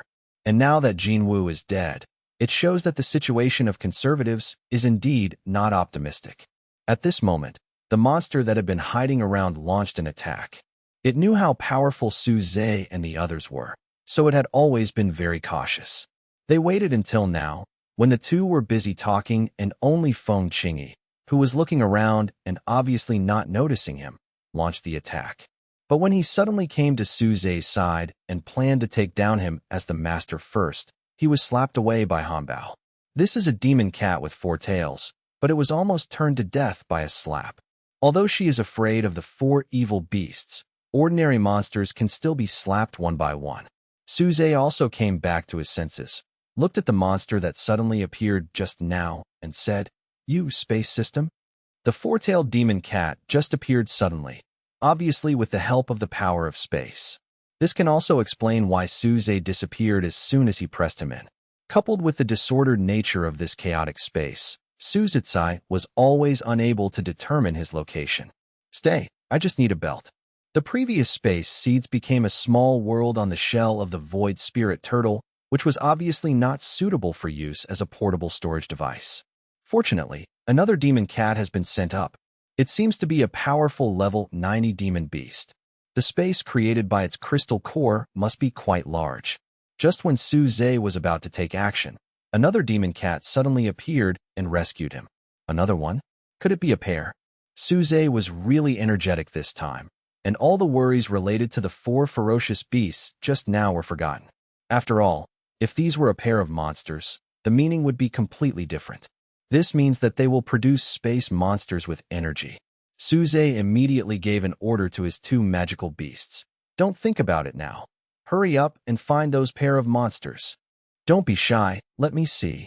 "Very good. 1 male and 1 female." Although space monsters were particularly difficult to deal with, Suze had 2 monsters around him, so it didn't take much effort to catch both monster cats. Then he couldn't wait to turn the 2 monsters over to observe their gender, which made Feng Qingyi beside him remember some bad memories, frowned, and scolded him, "Pervert. Damn humans. What do you want to do to us?" The male demon cat struggled and said, but all its abilities were blocked by the drought demon, and even if it wanted to use its special space ability to escape, it couldn't. Suze saw this and said with a smile, "Don't worry. As long as you cooperate well, nothing will happen." Cooperate. Cooperate with what? Suze had no intention of breeding them. The speed was slow and the yield was low. It would have been better to hand them over to Chun Xin and quickly put them into mass production. The male demon cat's face was stunned for a moment with a very human expression, and then he opened his mouth and shouted, "Human, you can't do this. We are not spouses. We are brothers and sisters." Suze was also stunned. He was careless. He really didn't expect this. Then he pretended not to hear and knocked out both demon cats. Then he convinced himself, "Okay, it's just a monster anyway, so there's no need to think about ethics." Suze left the chaotic space in the black water and came outside. The battle was going smoothly. The special operations team with a large number of high-level beast masters had amazing combat power. After experiencing the initial panic, they quickly suppressed the monsters. Suze looked at this scene and said, "It seems like the rest can be left to them. I don't need to take action." The personal strength of his team members has reached the captain level, but they still lack some training. So Suze gave them a chance to hone themselves without taking action and only stood by to ensure that no one's life would be in danger. But soon, the shadow under his feet suddenly began to squirm, and then she suddenly emerged from it. "Boy, it's not over yet. They're also coming from the shadow realm. I'm taking the nightmares to help with the fight. Please bring someone to help." She originally stayed in this ruined shadow world, so Suze was not surprised that he would appear here. When it comes to fighting in the shadow world, only Fuso's secret guards were good at it in the past, but it's different now. Almost all of Fusang's dark attribute monster eggs fell into Suze's hands, and now these eggs have become the beasts of his team members. Suze saw that the battle on the ground was almost over, and only some cleaning work was left. So he loudly ordered, "Everyone, prepare to use the dark attribute monsters to go to the shadow world. There is still a battle waiting for us there." Yes, except for a small number of people who contracted with non-dark monsters who stayed and were responsible for continuing to eliminate the remaining monsters. Everyone else followed Suze and she into the shadow world. As soon as he entered the shadow world, Suze saw a shocking scene. In the sky of the shadow world, the dark sun that brought light to the shadow world seemed to have turned into a circular waterfall, from which black water fell straight to the ground. And the black waterfall is still the same black water mixed with chaotic power as the outside world. After it disperses, it turns into a huge number of monsters, even much more than the outside world. It seems that those from the shadow realm are the main attacker, and what we just repelled was just a feigned attack. But Suze didn't feel particularly nervous about this, because Hanba didn't feel the aura of divine beasts from these monsters. Although there were 2 level 100 monsters, this was the reason why she rushed to ask for help. If there were not these 200 level monsters, she could deal with them by himself. "Leave those 2 guys to me, old man Lin. You are responsible for guiding my men to deal with the monsters." Suze chose to transform Feng Qingyi into armor and Hanbao weapon into a long whip. This is his current strongest state, and he can easily subdue even ordinary star-level beasts, let alone 2 ordinary monsters at level 100. Suze came under the dark sun and looked at the 2 men standing side by side in front of him. They were the incarnations of level 100 monsters. Except for the antlers on one of their heads and the leopard pattern on the other's face, they looked no different from ordinary people. The genders of different species are the same. "It seems that keeping you here won't do much good," Suze said with some regret. He really wanted Chun Xin to try whether diamond-level monsters could be mass-produced. If he could succeed, then everyone in the Great Xia Spirit Guard would be a god of war. It's a pity that although it's not clear whether the 2 monsters in front of them are a pair, at least they are definitely unable to give birth. In that case, let's use your monster crystal core. The crystal cores of 2 level 100 monsters can definitely take the small world to a new level. "Arrogant human, I want to see what you are capable of." The monster with leopard prints on his face shouted angrily. In his opinion, humans are all weak, but now they dare to brazenly want to take away his crystal core. Beside him, the monster with antlers had a serious face. Because just now, just before Han Bao was transformed into a weapon, he seemed to see Han Bao's appearance clearly, and he felt a slight tremor in his heart at that time. As an ordinary level 100 monster, his strength was nothing in the world of monsters. He had only seen Hamba, who was the leader of the radical faction at that time, from a distance. So he couldn't confirm whether what he saw just now was Hamba, but it just felt very familiar to him. Forget it, just wait and see what happens and let this brainless leopard go first. The man with antlers said in his heart. At this time, the leopard print man next to him had already pounced on Suze, wanting to tear this human being who dared to speak rudely into pieces. The man with antlers was cautious and did not follow. Sure enough, Suze gently waved the whip in his hand and threw it at the leopard print man. He snorted disdainfully, feeling that the whip was not painful at all, so he chose to use one arm to catch it. In fact, it was indeed the case. The long whip was easily wrapped around his arm, and it seemed to have no impact as it continued to rush towards the human. Just as this idea flashed through the deer-headed man's mind, and he breathed a sigh of relief, he suddenly realized that something seemed wrong. It was quiet, too quiet. With the leopard's personality, if human attacks have no effect on him, he should be making loud taunts on the phone. Why is he so quiet now? When he looked carefully, he realized that the leopard's body seemed to have become much shriveled, like a dry, empty shell. He wasn't attacking that human being. He was pulled over by the whip. Suze pulled the leopard to his side, punched him through the chest, and took out a crystal core. The moment he came into contact with the whip transformed by Han Bao, he was sucked dry in an instant. It restored its true form, a white divine deer shining with multicolored brilliance. Then it stepped out on its four hooves, turned around, and ran towards the dark sun in the sky, trying to leave through the dark sun that was still flowing with black water. But unfortunately, Suze will not let it come and go whenever he wants. Bailu suddenly felt a slight pain in his chest. He looked down and saw that the tip of a bloody whip penetrated its body and came out. It still wanted to escape without giving up, but a huge suction force erupted from the whip. Bailu felt that all the blood in his body rushed to his chest in an instant. He lost consciousness in an instant, and only his body continued to follow the inertia to the front of the dark sun. But in the end, he still failed to cross the dark sun and fell downwards.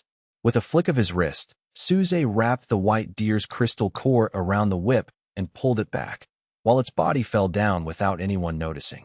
The battles of the others below were also carried out in an orderly manner under Lin Shi's command.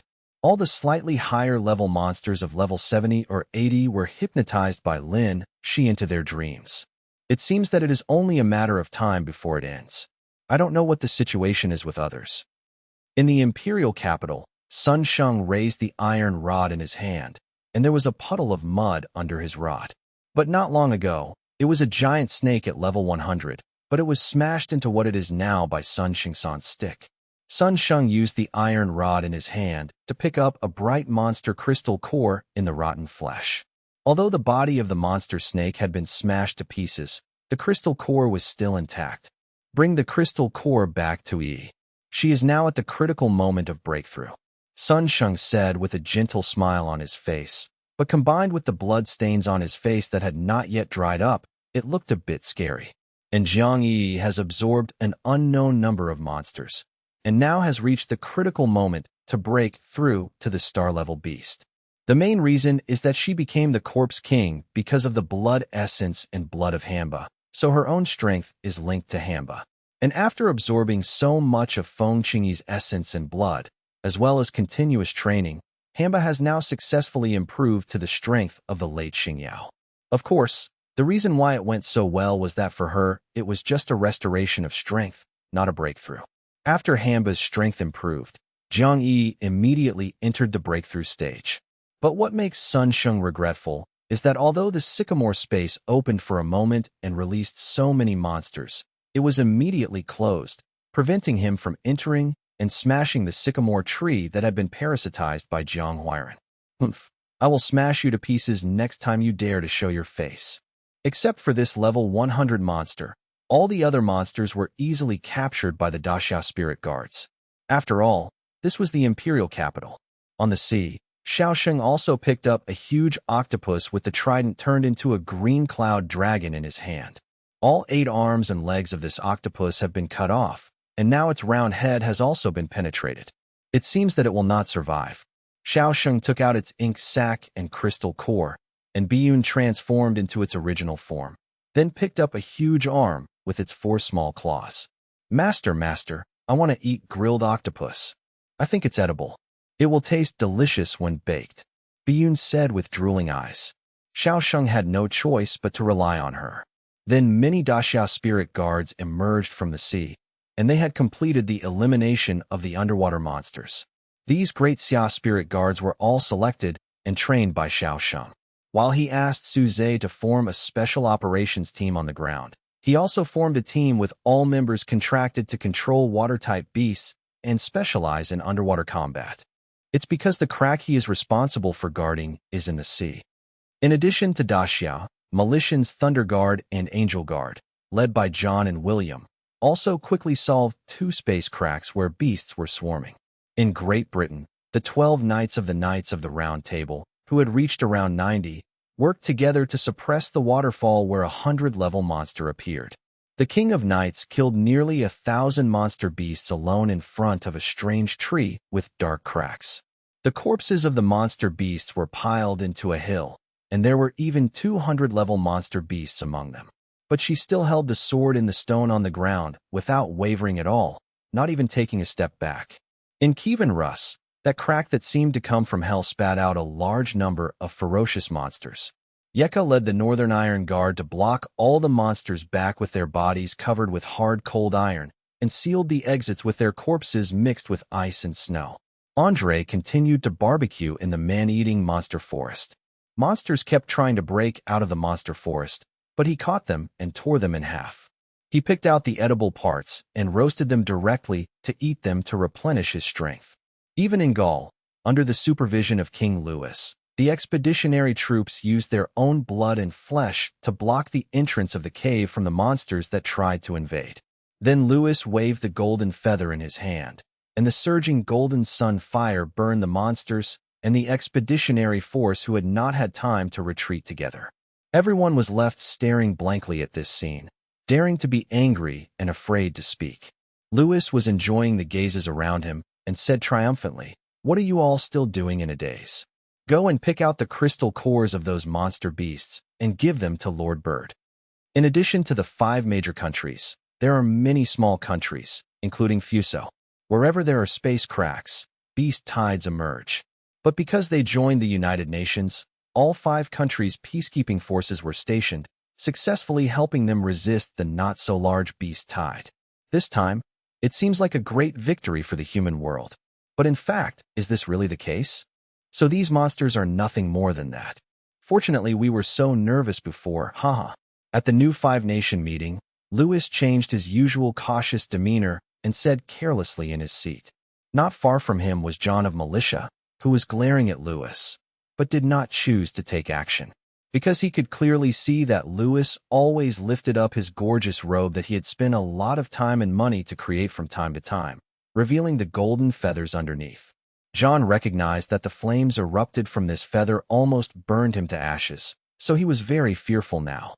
These days, Louis ordered people to dig out all the crystal cores of the invading monsters that he had burned to death, and the expeditionary beasts that were burned to death together, and gave them to the Golden Crow. Although it is a pity that Jinwu still did not accept his contract, he ushered in a small advancement after absorbing a large number of monster crystal nuclei. After this advancement, it shed more feathers, and these feathers were collected by Louis himself with the help of the extinguished sun fragments. How these feathers were collected was never disclosed by Louis. Moreover, his attitude toward the sun fragment was as disdainful to the outside world as it was casually discarded aside, just to prevent others from discovering the wonderful use of this fragment. But what he didn't know was that the feathers shed by the Golden Crow did contain some power. But this trace of power is not only very weak, but also dissipates quickly. The reason why the feathers in his hand are so strange is because Suze specially left an order. After all, Suze knew that it would not work if he wanted the horse to run without giving it grass. Only by letting Louis taste some benefits could he treat Jinwu properly. Lewis didn't know this, and he continued to talk. In my opinion, it is unnecessary for us to join forces to deal with the monsters. This time, any country can easily deal with the monster wave. There was nothing wrong with what he said. This time, everyone dealt with the beast tide very easily. Even except for the Gaul Expeditionary Force, there were almost no casualties from several other countries. But not everyone is as optimistic as he is. I believe everyone is well aware of how powerful the divine beast is and what a decisive impact it will have on the battle situation. Then he looked at King Louis and said, "Do you think you are sure of victory against the divine beast?" Louis's face instantly became very ugly when he heard this, but in the end he remained silent. Although he now has almost superstitious confidence in the strength of the Golden Crow, he failed to sign the contract after all. If the Golden Crow leaves by then, what will he do to confront the mythical beast head-on? Just rely on these few feathers in your hand? I'm afraid it's not enough. But despite this, his hands were still habitually pressed on the feathers around his waist. He has become accustomed to being arrogant in Gaul these days. Anyone who dares to disobey him will be greeted by surging golden anger. But he also knew that although the power of this feather would be a threat to people at the level of God of War, it was not that fatal. But there was another thing that he didn't know, and that was that Suze had been paying attention to his every move. If he really took action against the people of Dacia, he would find that what he took out was just an ordinary feather. Xiaosheng ignored him and continued. "So everyone, we can't take it lightly. This incident always gives me a weird feeling. Although the monster world on the other side does not know our exact strength, they should also know that the forces sent are not enough to pose a threat to us. So why do they still let these monsters come here? It can't be to give us monster crystal cores, right? So I think they have other purposes. Maybe this is just their pioneer, used to explore the road, or have other purposes. In short, I think everyone still needs to be prepared. The next wave of monsters may come when. There may still be mythical beasts this time." Everyone nodded. Even John, who had no dealings with Xiaosheng, was no exception. However, Louis's expression was still a bit dismissive. "I think everyone should not scare themselves. There is another possibility why no divine beasts appear this time.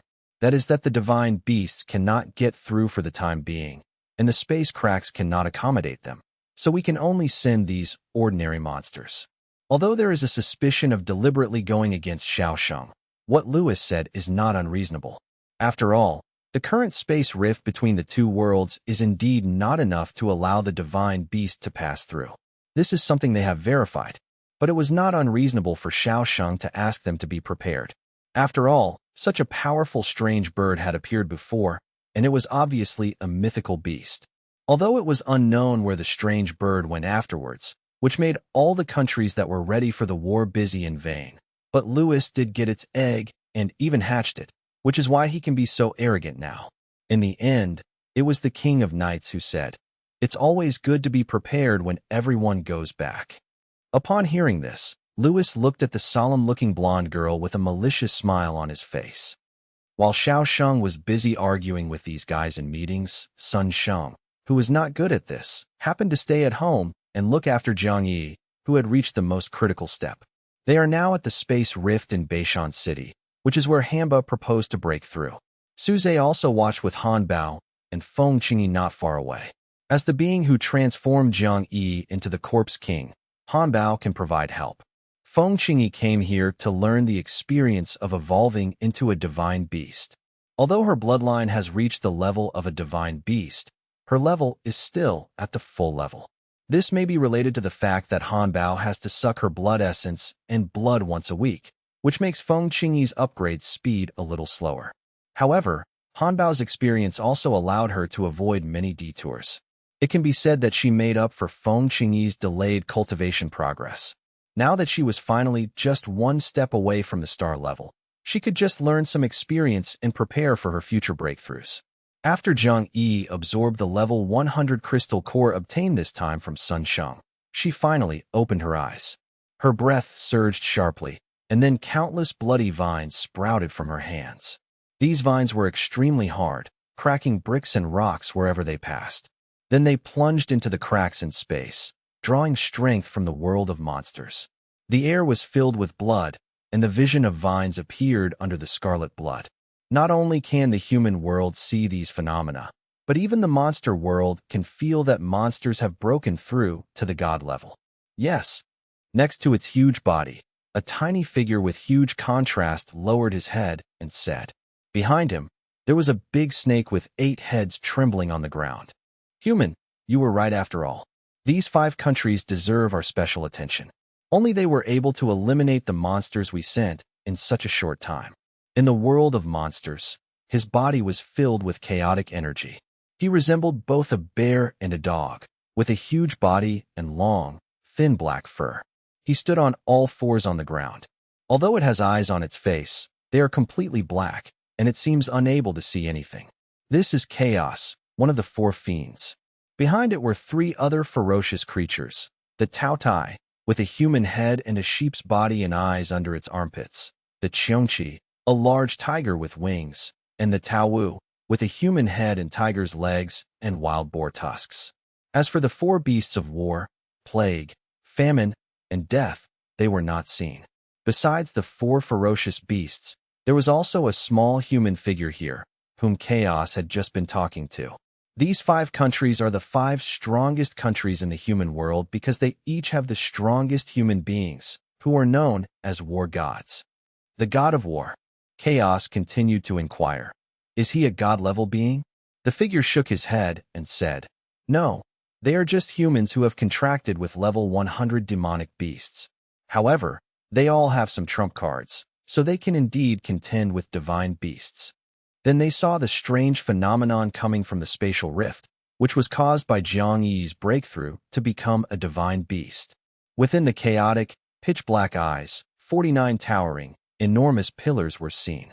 Now, more than half of these pillars are under his control. Under his control, these phantom-like pillars seemed to receive some message, trembled for a moment, and then quietly disappeared. Tell me, what do you need? Chaos said knowingly. The figure continued. My lord, this one has not yet freed itself from being a pillar, but I know its location and can go and release it. Chaos opened its mouth, and then spat out a ball of red essence blood enveloped in black water. This is the essence blood of a divine beast left behind by that junior. Her power can help these beasts, whose bodies have become the pillars and are stiff, to break free from the suppression. The figure accepted the ball of blood essence, then bowed and retreated. After he left, the other ferocious beasts couldn't help but say, Boss, why did you leave such a weak human behind? I felt something was off about this guy. I would have rather just eaten him. The one who uttered these words was none other than Tao Tai, the most gluttonous of the 4 beasts. Indeed, this human is not truly submitting, but that only makes us more curious. What exactly does someone so weak want to do? At the same time, the humans who obtained that mass of essence blood also followed their memories and found a mountain. The world that can accommodate such enormous creatures as demon beasts must have mountains and rivers that are much larger than those of the human world. Everything was magnified several times over. Take this mountain in front of us, for example. If it were in the human world, it probably wouldn't even be comparable to Mount Everest. But here it's just an ordinary mountain. The mountain should have been guarded by powerful, conservative demonic beasts, but now the demonic beast world is like the radical demonic beast islands, and the other conservatives have huddled together, so this place has been left empty. The human chose a spot halfway up the mountain and had his tamed beast attack.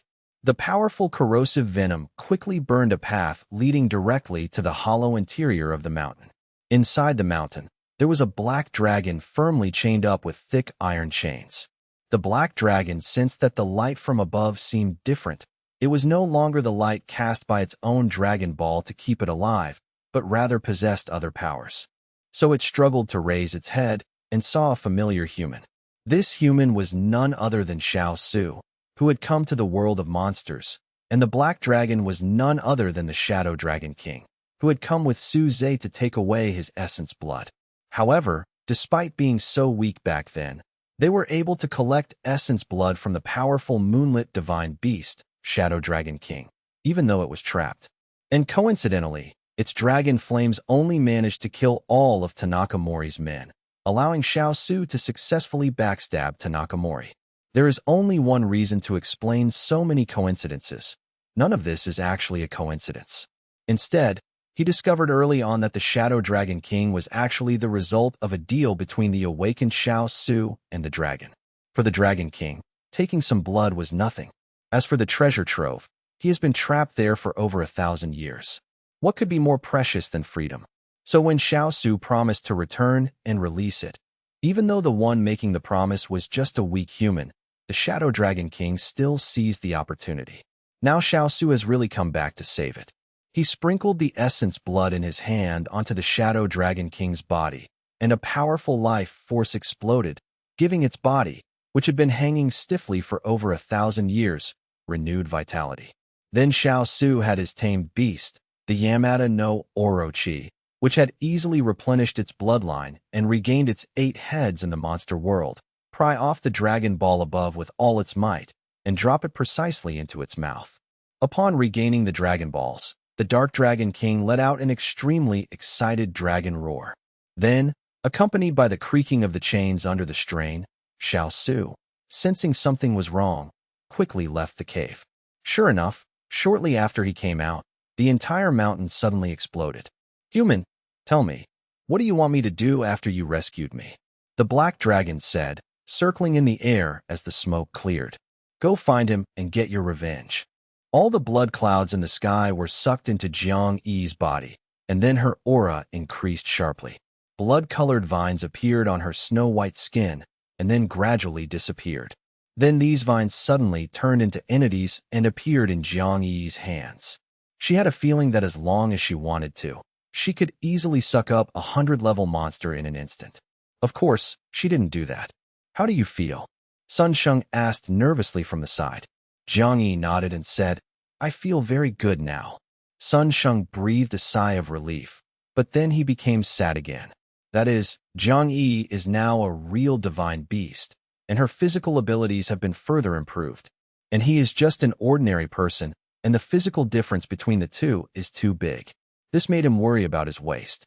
"No, it seems that I need to exercise more to strengthen my body, but exercise alone is not the answer. The most important thing is that I have to break through to the god level as soon as possible." Jiang Yi's successful promotion also made Su Zhe feel that the current situation was extremely smooth. With the advanced monster breeding technology developed by Chun Xian and Su Yiming, they now have no shortage of gold and platinum level beasts. And with the help of Su Zhe's small world, these monsters can quickly grow up and become a boost. It won't be long before each member of the Great Xia Spiritual Guard will be equipped with a powerful platinum-level beastmaster. In terms of backbone strength, absolutely no country can match it. In terms of cutting-edge power, in addition to Hamba, Jiang Yi has now become a true divine beast. Feng Qingyi's upgrade has also been put on the agenda, and it won't be long before he will break through to a star-level mythical beast. Outside, there are 2 powerful mythical beasts like Kuei Nyo and Golden Crow being cared for by other countries. They can take them back at any time if they want. At this time when mythical beasts are not yet able to enter the human world, Daxia's power can be said to be invincible. Everything was changing for the better now, but Su Zhe still felt a little uneasy, as if he had overlooked something. Maybe I'm overthinking it. Just when Su Zhe had such an idea, suddenly under their feet, a black shadow bulged upwards and then shattered like a mirror. Lin Shi, who was covered in thick black smoke, escaped in embarrassment. The black smoke was equivalent to his blood. Lin Shi was now a spiritual creature like a nightmare, and it was difficult to tell how serious the injury was from her appearance.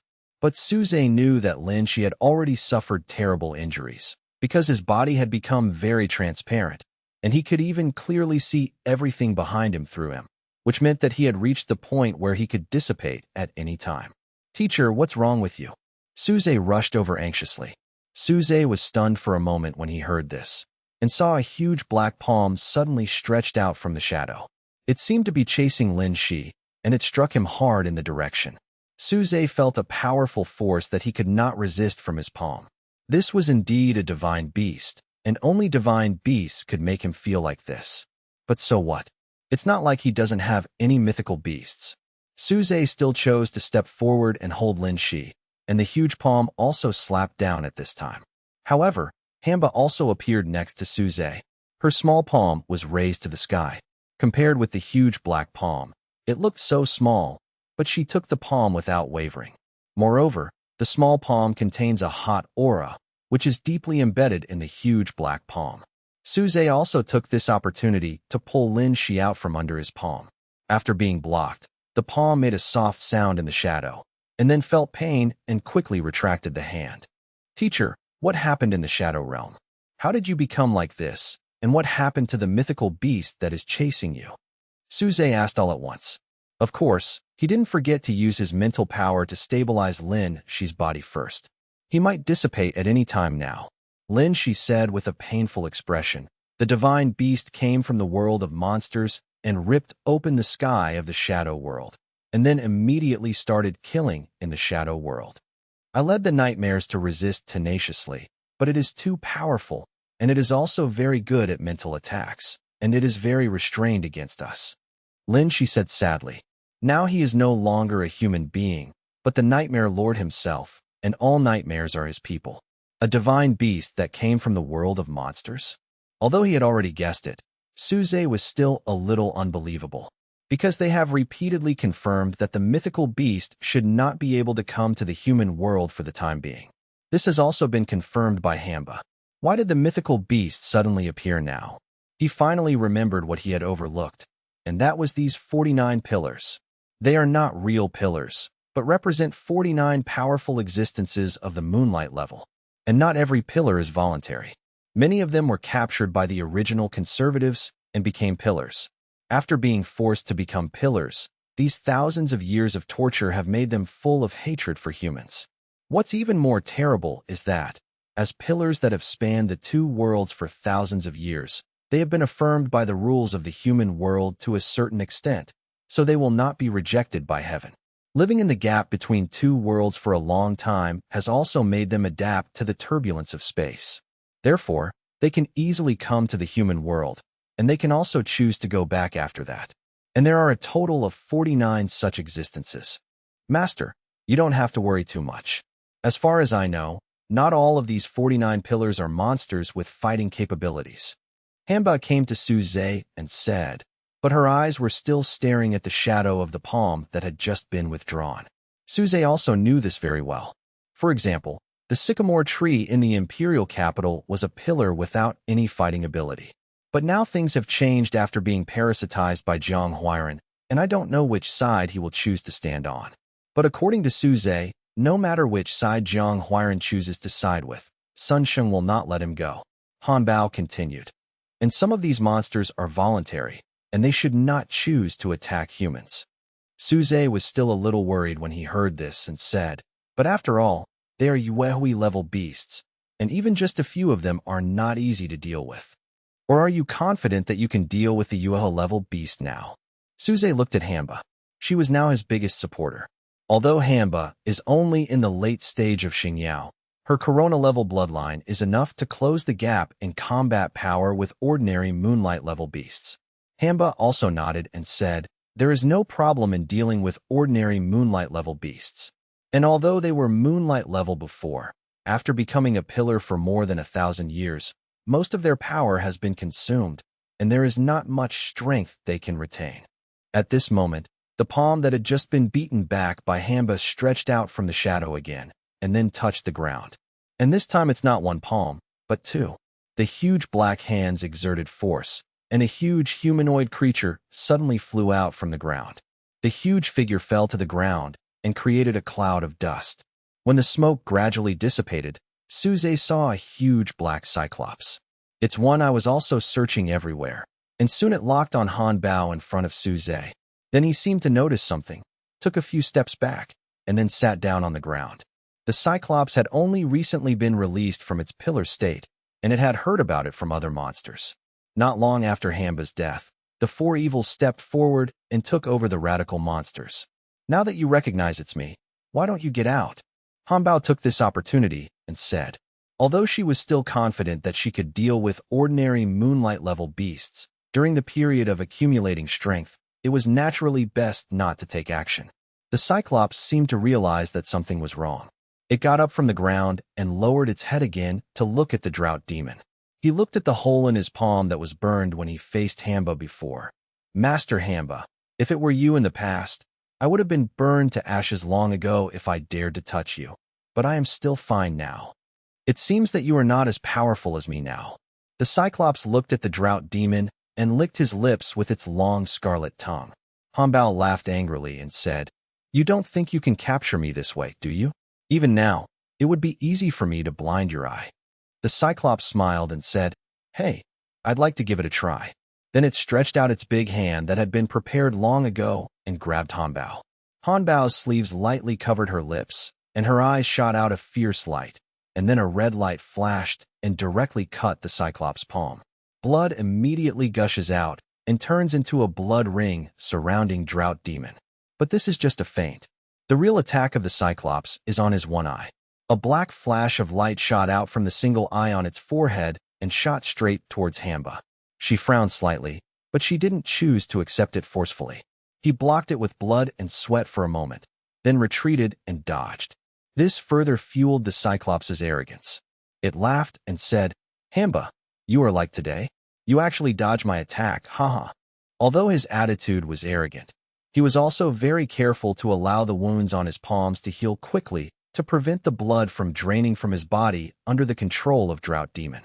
Upon seeing this, Zhang Yi and Sun Sheng were about to step forward to help, but were stopped by Su Zhe. "What are you doing? We can also help." Sun Sheng looked at Su Zhe and said, but Su Zhe shook his head, then showed the message on his phone and said, "I know, but there are other places that need you." The text message was from Xiao Sheng, who was rushing back with all his strength. As far as he knew, it wasn't just Su Zhe who was attacked by the beast. Divine beasts appeared all over the world at the same moment. The five-nation meeting was terminated urgently, and everyone rushed back to put out the fire. And now in the imperial capital, there is also a divine beast wreaking havoc. The great Xia spirit guards are using their lives to stop him, but with little success. And this person they were all familiar with was Jiang Huiran, whom Sun Sheng hated the most.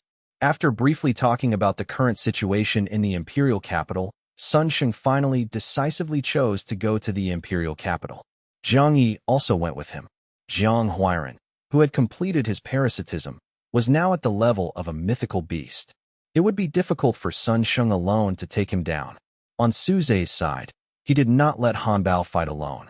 As a master beast, Hamba's current strongest state is not fighting alone, but cooperating with his master.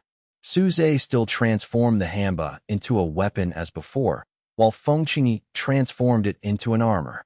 The long whip that the Drought Demon has specialized in attack can easily tear apart the Cyclops' defense. However, the armor formed by Feng Qingyi has slightly weaker defense. He can only try his best to ensure that he is not hurt by the Cyclops. Fortunately, the speed bonus provided by the armor is very considerable.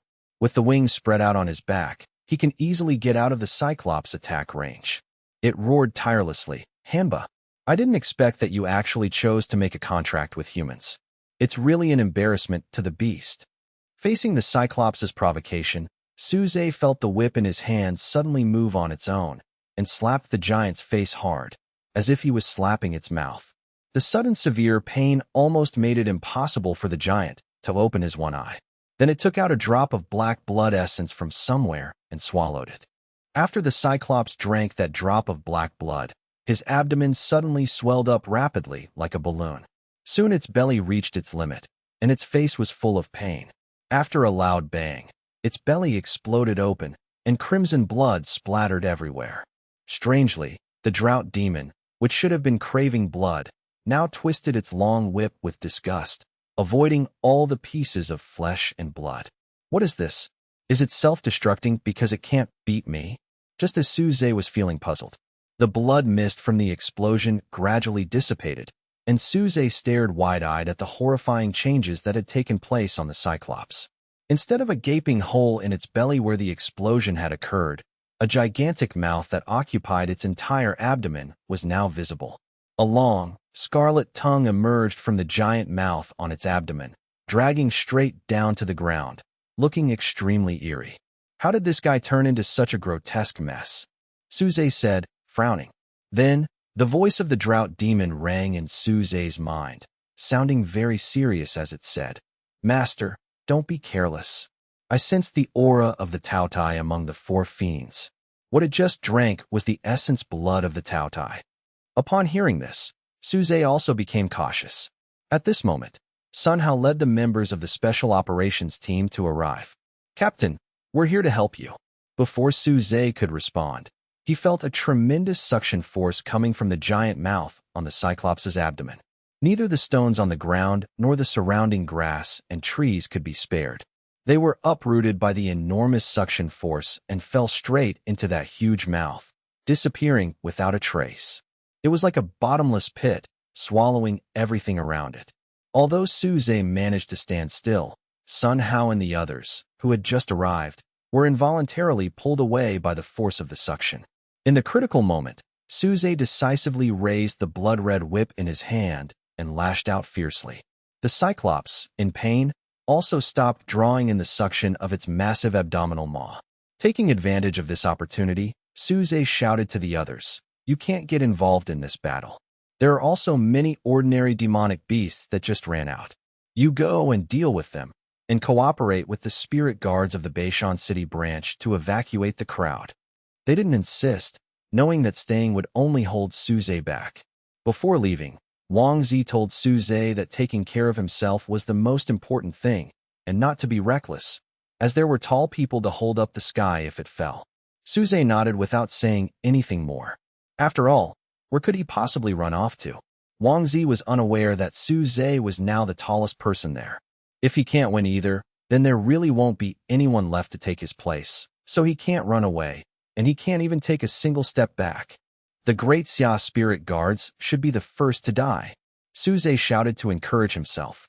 He then added, "Of course, it would be best if no one died." At this moment, the Cyclops also slightly turned his body, facing his abdomen towards Suze. "Human, since you are the master of the drought demon, then die with her." The powerful suction force struck again, but Suze's body could not withstand the drought demon's immense power for long, so he chose to avoid it. "Hiding like this isn't a solution, drought demon. Don't you have any ideas? Didn't you say you didn't even care about ordinary moon-level divine beasts?" The drought demon said irritably, "But it used the essence blood of Taotai, one of the four fiends. Can it still be considered an ordinary demon beast? As long as you can hurt its huge mouth in the abdomen, I can extract the essence of the Taotai from it. But it's easier said than done. The Cyclops of today uses its mouth as its primary means of attack. Suze avoided it like the plague, so how could he possibly hurt it? Because the power of the drought demon was too much of a burden on Suze's body, he chose to use the phoenix fire of the golden-feathered phoenix to attack. However, it had little effect. The flames were simply sucked in, and apart from causing the long tongue to wag excitedly a couple of times as if stimulated by something, it had no other effect on it. Good heavens, did they eat phoenix fire as chili peppers? Suze complained as he dodged the Cyclops' counterattack. Suze looked at the corpse god whip that the drought demon had transformed into in his hand. He had just used the whip to attack the Cyclops, interrupting its devouring and saving Sun Hao and the others. However, using the corpse god whip transformed from the drought demon artifact was too much of a burden for Suze, and he could only use it at full power once more. However, because of the previous attack, the Cyclops should now be on guard, and it won't be so easy for them to succeed. Suze looked at the Cyclops, whose mouth on its abdomen was wide open to the limit, swallowing everything around it. The immense suction force deflected all of Suze's attacks into its mouth, preventing them from harming it in the slightest. Even the surrounding air couldn't escape. Suze was already feeling a bit oxygen-deprived as he breathed. "Unless this bastard shuts his mouth for a moment, my attack won't even have a chance to get close before he's sucked in." But at that moment, Suze had a sudden inspiration. Getting close to him is actually quite simple. It just requires taking a little risk. After a moment's thought, Suze gritted his teeth and, facing the Cyclops turning its belly towards his gaping maw once more, gave up resisting, letting the powerful suction pull him in. "Haha, so you're out of energy after all? Then die." Just as Suze was about to fall into the giant mouth of the Cyclops, he suddenly swung the corpse god whip in his hand. But the Cyclops sneered and said, "Cunning human, I knew this would happen. It was indeed prepared to defend against Suze's attack.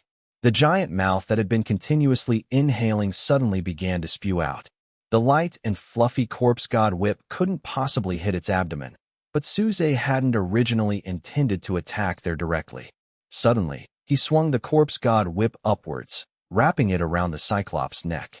After several wraps, the tip pierced its single eye, causing it to let out a shrill scream. Even though Suze was lifted up by the airflow from the giant mouth, he still didn't let go. The whip tightened as it was subjected to force, as if it wanted to strangle the Cyclops' neck. Left with no other choice, it had to give up continuing to spew air from its large mouth to avoid strangling itself. The instant the airflow disappeared, Suze swung back using gravity. Even though he could no longer see, the Cyclops sensed something was wrong, but it was too late. A hard-bone spike appeared on the handle of the corpse god whip that Suze was holding tightly. Then, as he swung onto the Cyclops, he placed his feet on top of the giant's mouth and plunged the bone spike into it. Instantly, black lines crawled all over the corpse god whip. This was the essence blood of the Tautai that had been forcibly sucked out by the drought demon, and now it belonged to her. No, give it back to me. The Cyclops, feeling his power draining away, finally strained and tore the corpse god whip off his neck, shouting. But by this time, Suze had already completed his withdrawal and retreated. After losing the essence of the Tautai, the Cyclops no longer had the power to devour the world, and everything it just swallowed is still there. Its body rapidly expanded before suddenly exploding. But this time it won't be like before. The Cyclops was instantly blown to smithereens. Everything he had just swallowed was expelled with the explosion, but it had all been pulverized and was no longer in its original state. In the imperial capital, Sun Sheng arrived with Jiang Yi. I just happened to see the old god Jiang Huairan sitting in the void. On the ground, a wooden man made of intertwined vines was wreaking havoc. The great Xia spirit guards in the imperial capital were unable to compete even if they formed a formation and could only retreat steadily. Beside Jiang Huairan, 3 white-haired old men suddenly appeared and attacked him together. They are the heads of the remaining 3 major families, the Qi family, the Shui family, and the Zhu family. In the past, the 4 major families dealt with each other and intrigued each other. But now the 3 families have joined forces to deal with Jiang Huairan, the head of the Jiang family. As the head of the family, even if their own strength has not reached level 100, their beasts are all full-level beasts that have been passed down from generation to generation. If the 3 of them join forces, they will be able to fight against a real level 100 war god. But the problem is that Jiang Huairan's current strength has surpassed that of the god of war and has entered the god level.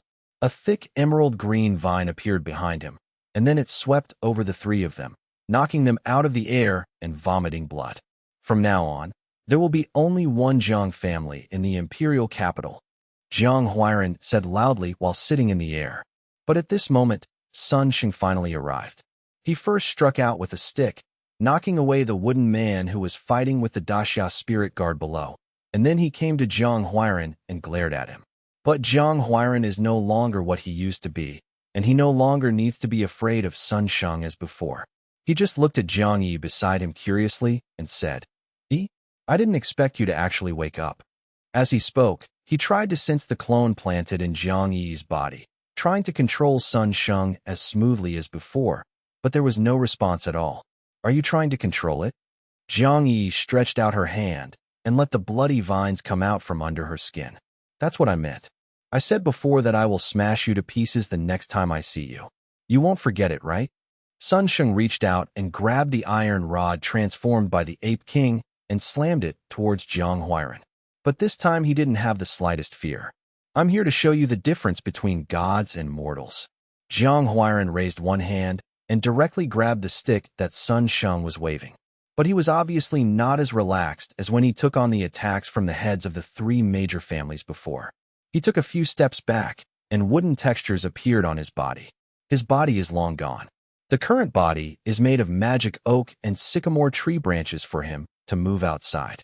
After being attacked by a powerful force, the original form appeared. You are only 1 step away from the god level, Jiang Huairan said in surprise when he felt Sun Sheng's power just now. He has now firmly entered the god level. but he was still repelled by Sun Sheng's attack. This shows that Sun Sheng's attack power is not far behind the god level. What a god! It's nothing more than this, Sun Sheng said, putting the stick in his hand in the air. But in fact, he was also very cautious, because he had just used all his strength, but Jiang Huairan still only took a few steps back. It seems that I really can't take him down now. Jiang Huairan snorted coldly and said, Arrogant, I will let you see the difference between us. Then he gave up his current human form and turned into a huge monster composed of vines and trees. He opened his palm and patted Sun Sheng. Sun Sheng did not dodge and used the iron rod in his hand to meet him, but was then shot several hundred meters away. Ha ha! Do you feel the gap between us now? The wooden man, transformed by Jiang Huairan, let out an unpleasant laugh and said angrily. Just when he was about to pursue the victory, Jiang Yi stood in front of him. Oomph! Girl with your elbows turned out, I didn't kill you right away because you were still valuable before. I'm going to slap you to death now. Then he waved his palm and slapped her towards her, just when Sun Sheng was also nervous about it. Several flying bloody vines appeared from her body and then wrapped around the wooden man's arm. You want to use my body to deal with me? Ridiculous. The wooden man, transformed by Jiang Huairan, wanted to pull away the bloody vines, but he couldn't do it even with all his strength. He could only watch helplessly as the vines penetrated his body and began to suck his power without listening. He should have sensed something was wrong. How could Sun Sheng, who had never put Jiang Yi in danger, allow her to be on the front line of the battle with him when she was powerless? It must be because he has the ability to protect himself. Old man, you used your gadgets to make me fake death for hundreds of years and suck my life force for hundreds of years. Today I want to get it all back. Bloody vines instantly wrapped around his entire arm, drying up at a speed visible to the naked eye. But Jiang Huairan didn't sit still and swatted Jiang Yi with his other hand. Jiang Yi, who didn't have much combat experience, didn't know how to deal with it for a while. It was Sun Sheng who came over to help her block it, which also reminded Jiang Yi. Yes, great sage, please armor me. Sun Sheng was stunned for a moment and said, How is this possible? You are mine. Jiang Yi interrupted him and said, What's wrong? I'm your beast master now. Armoring is originally the fighting method of a beast master. Don't do it to me, mother-in-law. Hurry up. In the end, Sun Sheng couldn't defeat Jiang Yi and turned her armor into a set of blood-colored armor, with a thin circle of tassels floating around her waist. With the blessing of the beast control armor, Sun Sheng once again burst out with amazing destructive power, breaking Jiang Huairan's arm with a stick. The tassels on the waist of the beast-controlling armor were also inserted into the broken part of the arm, constantly absorbing its vitality. One stick, another stick, and another stick. Asshole, I have become a god. How can I still be used as firewood by you? This is impossible. No. Jiang Huairan, who tried to resist at first, started begging for mercy in the end. But Sun Sheng never stopped attacking until he was smashed into a pile of broken wooden sticks. It's not over yet. Jiang Huairan is not dead yet. He has completely parasitized the sycamore tree, and the tree is his true body. In front of me, this is just his incarnation for external operations. So Sun Sheng came to the Wutong space and smashed it down with a stick. The empty air was smashed with a loud bang, and then shattered like a mirror. And Sun Sheng also strode in. The space healed behind him, and Jiang Huairan's fearful voice came from it. Why are you chasing me here? I promise that I will stay here for the rest of my life, and I will never take another step forward. Please forgive me. But no matter how he begged for mercy, what was waiting for him was what Sun Sheng and Jiang Yi said together. You talk a lot of nonsense, Dai. There was a loud boom, and the giant tree that had stood between the two worlds for thousands of years collapsed. Sun Sheng also retracted the stick in his hand at this time, but the bloody tassel on his waist was deeply embedded in the trunk, sucking the remaining vitality of the giant sycamore tree while also driving away the core of Jiang Huairan that was parasitic in the tree. Finally, under constant pressure, a ball the size of a human head formed by several intertwined vines squeezed out from the trunk of the tree. It wanted to escape quickly while Sun Sheng was not paying attention, but found that it was still in the same place after struggling for a long time. Looking back, it turned out that a vine he was dragging behind him had been stepped on by Sun Sheng. Now, He was turning his head to look at this strange sphere. It is the core of Jianghuiren. Wanna run? Where can you run to? Sun Sheng drew a spark on the ground with the iron rod in his hand and approached the core. On the core, the vines kept moving, and then a vague face that could barely be seen to be Jianghuiren was pieced together. But Sun Sheng still raised the iron rod in his hand unwaveringly and said, "Where are those children? Have you ever thought about letting them go? And have you ever thought about her being your daughter?" Amidst the roars and wailings of fear, the iron rod in Sun Sheng's hand slammed down. Under the powerful force, Jiang Huiren's core turned directly into powder. At this point, the head of the Jiang family, who had lived for who knows how many years, was finally completely dead. Jiang Yi lifted the armor and separated from Sun Sheng's body. Looking at the ball of powder in front of me, my heart didn't waver at all. He turned around and looked at the huge tree trunk lying on the ground like a mountain. After being completely parasitized by Jiang Huiren and now being pushed down, it is completely impossible for it to survive anymore. But there is still a lot of power left in the huge torso, which can be absorbed by Jiang Yi, which is comparable to a god-level monster crystal core. I'm going to stay here for a while and use the last power of this tree. Sun Sheng also stood beside her and said, "I'll stay with you too." Jiang Yi said, "Don't you need to go out and take a look? They should be in great need of your combat power now." But Sun Sheng shook his head and said, "Now that the mythical beasts have appeared, our so-called gods of war have become unworthy of our name. If it weren't for you this time, I would definitely not be Jiang Huiren's opponent. Just after fighting him this time, I have a new understanding. The Ape King can absorb the power emanating from this giant tree, even if he stays here. Wait until we both break through to the god level before we go out. Then it will really come in handy." Jiang Yi nodded when she heard this and said nothing more. Instead, he manipulated the vines to extract the remaining power of the giant tree to help Sun Sheng upgrade. On the other side, Xiaosheng also rushed back as soon as he received the news. The huge monster that emerged from the anchor point in the sea has approached the coastline and is preparing to land. Although on land, Da Xiaolingwei had already begun organizing people to evacuate. But after all, time is limited and it is impossible to evacuate them all in such a short period of time. They are ready to use their lives to delay time. At this time, Xiaosheng finally rushed back. He threw the green dragon halberd that was transformed into a blue cloud dragon at the figure still lurking in the water, but this time the green dragon halberd, which had always been invincible, made a clang sound after being submerged in the water. Then there was a cry of pain. Biyun Jiaolong actually took the initiative to remove the weapon and return to its original form, and escape from the water in embarrassment. There was still blood oozing out from its waist, and it looked very miserable. What happened below? What kind of monster is it? Xiaosheng used his mental power to help Biyun strengthen her healing skills and asked after recovering from her injuries. Biyun was very aggrieved and gestured with a pair of large pliers with his hands and said, "It is a monster with a pair of large pliers. As soon as I drilled in, I hit its shell, and then it used its pliers to clamp it. It was so strong that it almost broke my grip.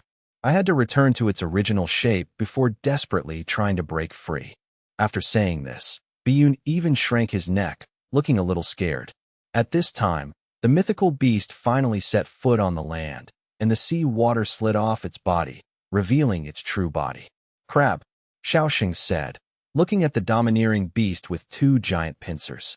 But obviously, this is no ordinary crab, because its size is as huge as an island. This is the legendary giant crab, also known as the 1,000-mile crab, because it is said that its maximum length is 3,000 miles. A fisherman once discovered a fairy island on the sea with rugged rocks and lush vegetation, so he went to the island to observe. Unexpectedly, the island sank very quickly. The fisherman who climbed back on the boat and tried his best to escape discovered that the island was an extremely huge green crab. Its claws are so big that it can easily flatten mountains, and its eyes are like pillars of heaven standing in the clouds. It usually lies in the sea and sleeps, and trees grow out of its back for many years, making people mistakenly think it is an island. The size of the big crab in front of me is not exaggerated to this extent, but it is still comparable to a small island, especially the pair of huge pliers. It's no wonder that the green dragon halberd transformed by Biyun was almost severed by them. The big crab brought the pliers stained with blood and scales to his mouth, and tasted the blood left by Biyun with his mouth parts. Then his eyes slowly turned and looked at Xiao Sheng and Biyun not far away. He said in a thunderous voice, "You smell of dragon blood. Are you a descendant of the dragon clan?" It was those bastards from the dragon clan who used me to fill up the eyes of the sea and act as a pillar between the two worlds, causing me to endure thousands of years of pain. Now that I'm finally out of trouble, I'll treat you as a side dish first. Then it rushed over with its pincers brandished.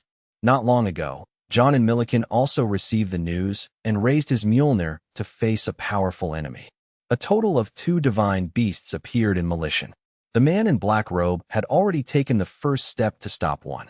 The remaining one could only be left to him who had the divine weapon. It was a huge thunderhawk hiding in the thunderclouds, causing John's attacks of the same attribute to be almost completely ineffective against it. And Mjolnir's power has been greatly reduced due to repeated heavy damage. At the most critical moment, Thunder Eagle suddenly stopped attacking and looked forward cautiously. John followed its gaze and saw the Kuei Nyo that had been eating and drinking at his place for free. At this moment, old John was moved to tears and said, "Oh my God, have you finally been moved by me after so many days? Are you coming to sign a contract with me at this critical moment? Come on, let's fight this powerful enemy together." Then Kuei Nyo approached old John step by step under the expectant gaze. Just when he stretched out his hand to sign the contract, he was pushed away by Yi Jiao and passed by him. "I'm passing by. Please step aside and block my way. Really, you've been serving me for so many days in vain. Why don't you have any sharp eyesight?" Then Kuei Nyo passed through the dark clouds and left. Thunder Eagle was also afraid of its strength and did not take action, waiting for it to completely go away. As John watched Kuei Nyo rush towards Daxia, his whole body was completely numb. He didn't know whether it was because he was struck by lightning or because he was heartbroken. After Kuei Nyo left, Thunder Eagle also attacked old John again. At the moment of life and death, he still wanted to fight back even though his heart was already numb. I saw him waving the Thor's hammer in his hand, hitting the giant claw grabbed by Thunder Eagle from bottom to top. After the violent collision, a thunderous sound spread, which could be heard clearly even from thousands of miles away. And John only had a stalemate with it for a moment. And then under the sudden force of the Thunder Eagle's claws, the Milliken Supreme artifact Thor's hammer, which had been with him for most of his life, was shattered to pieces. After all, too much original power was consumed when hatching Kuei Nyo, which seriously damaged the power of Thor's hammer. And now the mythical beast Kuei Nyo, which had absorbed most of the power of Thor's hammer, just walked away like this. When he thought of this, old John felt so depressed that he wanted to vomit blood. Soon, he was actually vomiting blood. When Thor's hammer shattered, the last remaining power was completely released. Not only did it briefly repel the Thunder Eagle, allowing it to taste the feeling of being paralyzed by lightning, it also seriously injured John, who bore the brunt of the attack. Obviously, Thunder Eagle recovered faster than him. After just a moment's pause, he used his sharp beak holding thunder and lightning to tear John into pieces. But just when the lightning was about to fall on John, the man in black robe stood in front of him and held the Thunder Eagle's sharp beak with one hand. But at this time, his black robe had been completely shattered, revealing 6 flawless white wings underneath and a humanoid creature with a holy face. Another mysterious ace force of millennia led by William, the Angel Guards, was following closely behind, guarding them on the left and right. The identity of the mysterious man is obviously revealed, the Archangel Michael. The so-called angels are actually just a type of mythical beast. As an archangel, he was supposed to have corona-level strength, but now he only showed less than moonlight-level strength. If you look closely at the 3 pairs of wings behind you, you will find that they are actually illusory and not real. It seems that it was the loss of its wings that caused its strength to be compromised. But even so, it is enough to deal with ordinary divine beasts. That's why he was able to quickly deal with his opponent and then come to help John. At this time, John had also been rescued by William and carried to the rear. "Old John, where did your Thor's hammer go?" William asked with a smile in his eyes. But John snorted coldly and did not answer. Because William asked knowingly. He had just seen clearly that John Thor's hammer had been completely destroyed. But now he has one of the 3 artifacts obtained from Fuso. As a pseudo-artifact, although it cannot be compared with the real artifact, it is enough to make up for the strength gap between him and John. After all, most of John's strength lies in that hammer. At the moment when Michael and Thunder Eagle were fighting, on the other side, the giant crab's giant claws were about to clamp down on the Biyun dragon again. A thunder drum sounded violently, and then a thick thunder suddenly fell from the clear sky and knocked back the big crab. Kuei Nyo finally arrived at Xiaosheng's side. The moment one person and one beast met, the contract that had been suppressed for a long time came into effect decisively, and Kuei Nyo naturally became Xiaosheng's beast. Biyun on the side breathed a sigh of relief, patted his chest without any dissatisfaction, and said, "In the future, if this old cow helps me carry it, I won't have to be in such danger." After the contract was completed, Kuei Nyo let out a thunderous cry again. As a divine beast, he has his own pride, but he has been inexplicably left out for so many days by the person who was supposed to be his master, and now he can't wait to express himself. "Master, is this big crab my opponent?" Kuei Nyo raised one foot in the void and looked at the big crab below. In terms of body shape alone, the gap between them is quite large, but in terms of breadth, they are almost the same. Xiaosheng nodded and said, "Yes, do you have any good way to deal with it?" Kuei Nyo nodded and said, "Yes, chop it." Then I heard a continuous thunderous sound of drumming coming from the belly of Kuei Nyo. In the drumming, the originally sunny control quickly turned into dark clouds, and thunder dragons began to stir in the dark clouds. The big crab's eyes, like lighthouses, also turned left and right to look at the sky, sensing something was wrong. Although there is not much difference in strength between it and Kuei Nyo, one has just been reborn from an egg, and the other has been trapped for thousands of years, and their strength has dropped to the level of Midstar Star. But in terms of attributes, Kuei Nyo, who has the thunder attribute, is able to restrain it. Therefore, in the battle between the 2 mythical beasts, Kuei Nyo had the upper hand, and victory seemed to be only a matter of time. In addition, there are also mythical beasts appearing in Great Britain. However, with the help of the Knights of the Round Table, the King of Knights successfully released the seals on the artifact in her hand, the sword in the stone, and her powerful power allowed her to compete with the divine beasts. It's just that because she handed over the defensive scabbard in the artifact, her attack power is comparable to that of the divine beast, but her defense power is greatly lacking. Defense can only be replaced by constant offense. Fortunately, her Knights of the Round Table acted as a shield, allowing the King of Knights to attack with confidence. The sword in the stone turned into a huge lightsaber more than 10 meters long at this moment, and finally cut the huge lake monster that emerged from the waterfall in half. In Kievan Rus, the frozen eye of hell was broken through by a demon at the level of a mythical beast from hell. A dire bear at the level of a mythical beast also appeared in the dark forest that Andre was responsible for guarding. The 2 mythical beasts met under the guidance of the Northern Iron Guard, and then launched an attack at the same time, which seemed to plunge Kievan Rus into a big crisis. But then, the Snow Queen Yeka took out a scepter.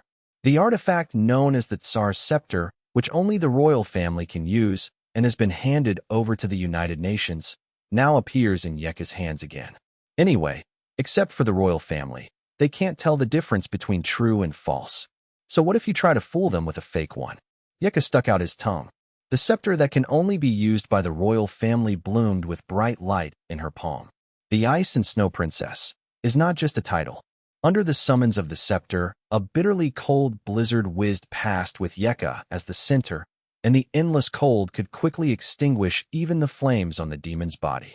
The Northern Iron Guard had already retreated, and only Andre was at the position closest to Yeka, wearing a thick bearskin and gritting his teeth to endure the severe cold. After the blizzard dissipated, the 2 original mythical beasts had turned into 2 lifelike ice sculptures, with expressions of pain from the severe cold still on their faces. After Yeka confirmed that the divine beast had been dealt with, the scepter in his hand quietly rolled down, and he fell limply. Only Andre, who was on the side, caught her with his frozen hands. The trembling voice said, "Your Majesty, I'm here to take you home." Bactria, Militia, Great Britain, and Kievan Rus, 4 of the 5 countries seemed to have dealt with this crisis well. Only Gaul was not so lucky. Because Suze, who originally thought he had eliminated the enemy since the crisis began, and like Xiao Shang, recalled the Golden Crow who was temporarily staying in Gaul. While the 5 major countries are fighting against the mythical beasts, Fuso, the secret guard, is located in the last stronghold of the Shadow Realm. A huge figure also occupies the entire sky of the Shadow Realm. I saw a huge figure moving slowly above my head, and finally, a huge dragon had appeared in the air, with yellow eyes hanging in the air like 2 suns looking at the only remaining Fuso secret guard below. At this moment, the secret guards finally realized what it was. It was a powerful divine beast whose shadow spanned 2 worlds. And now that it is free, what will happen to these humans who act recklessly in each other's shadow? Run away. Everyone run away. With an order, the remaining Fuso secret guards desperately escaped from the shadow world. To their surprise, the dark dragon did not stop them from escaping. After coming out of the shadow world, he looked back at the shadow on the ground that had not changed for thousands of years. They discovered to their horror that the area covered by the shadow was continuously expanding. Although they didn't know what this meant, they were sensitive to the abnormality. Run away. Escape from the scope of this shadow. Run as far away as possible. However, the speed of the shadow's expansion is getting faster and faster. Even if they try their best, the shadow is still following behind them, and they are still getting closer, constantly swallowing people into the darkness. If you look down from the air, you will find a shadow erupting in the center of Fuso Island, constantly expanding outward. At level 60 and above, beast masters with the ability to fly have already taken off and want to leave the ground so that they will not touch the shadow. But even this still has no effect at all. As long as the shadow reaches their feet, the black shadow will cover them in the air. Soon, the entire Fuso Island was covered by the rapidly expanding shadow, and no one managed to escape. Fuso, who was plunged into darkness, fell silent, and the entire island fell silent. People shrouded in darkness do not know what they will experience, and fear fill their hearts. But this emotion did not last long, because soon they lost the ability to think.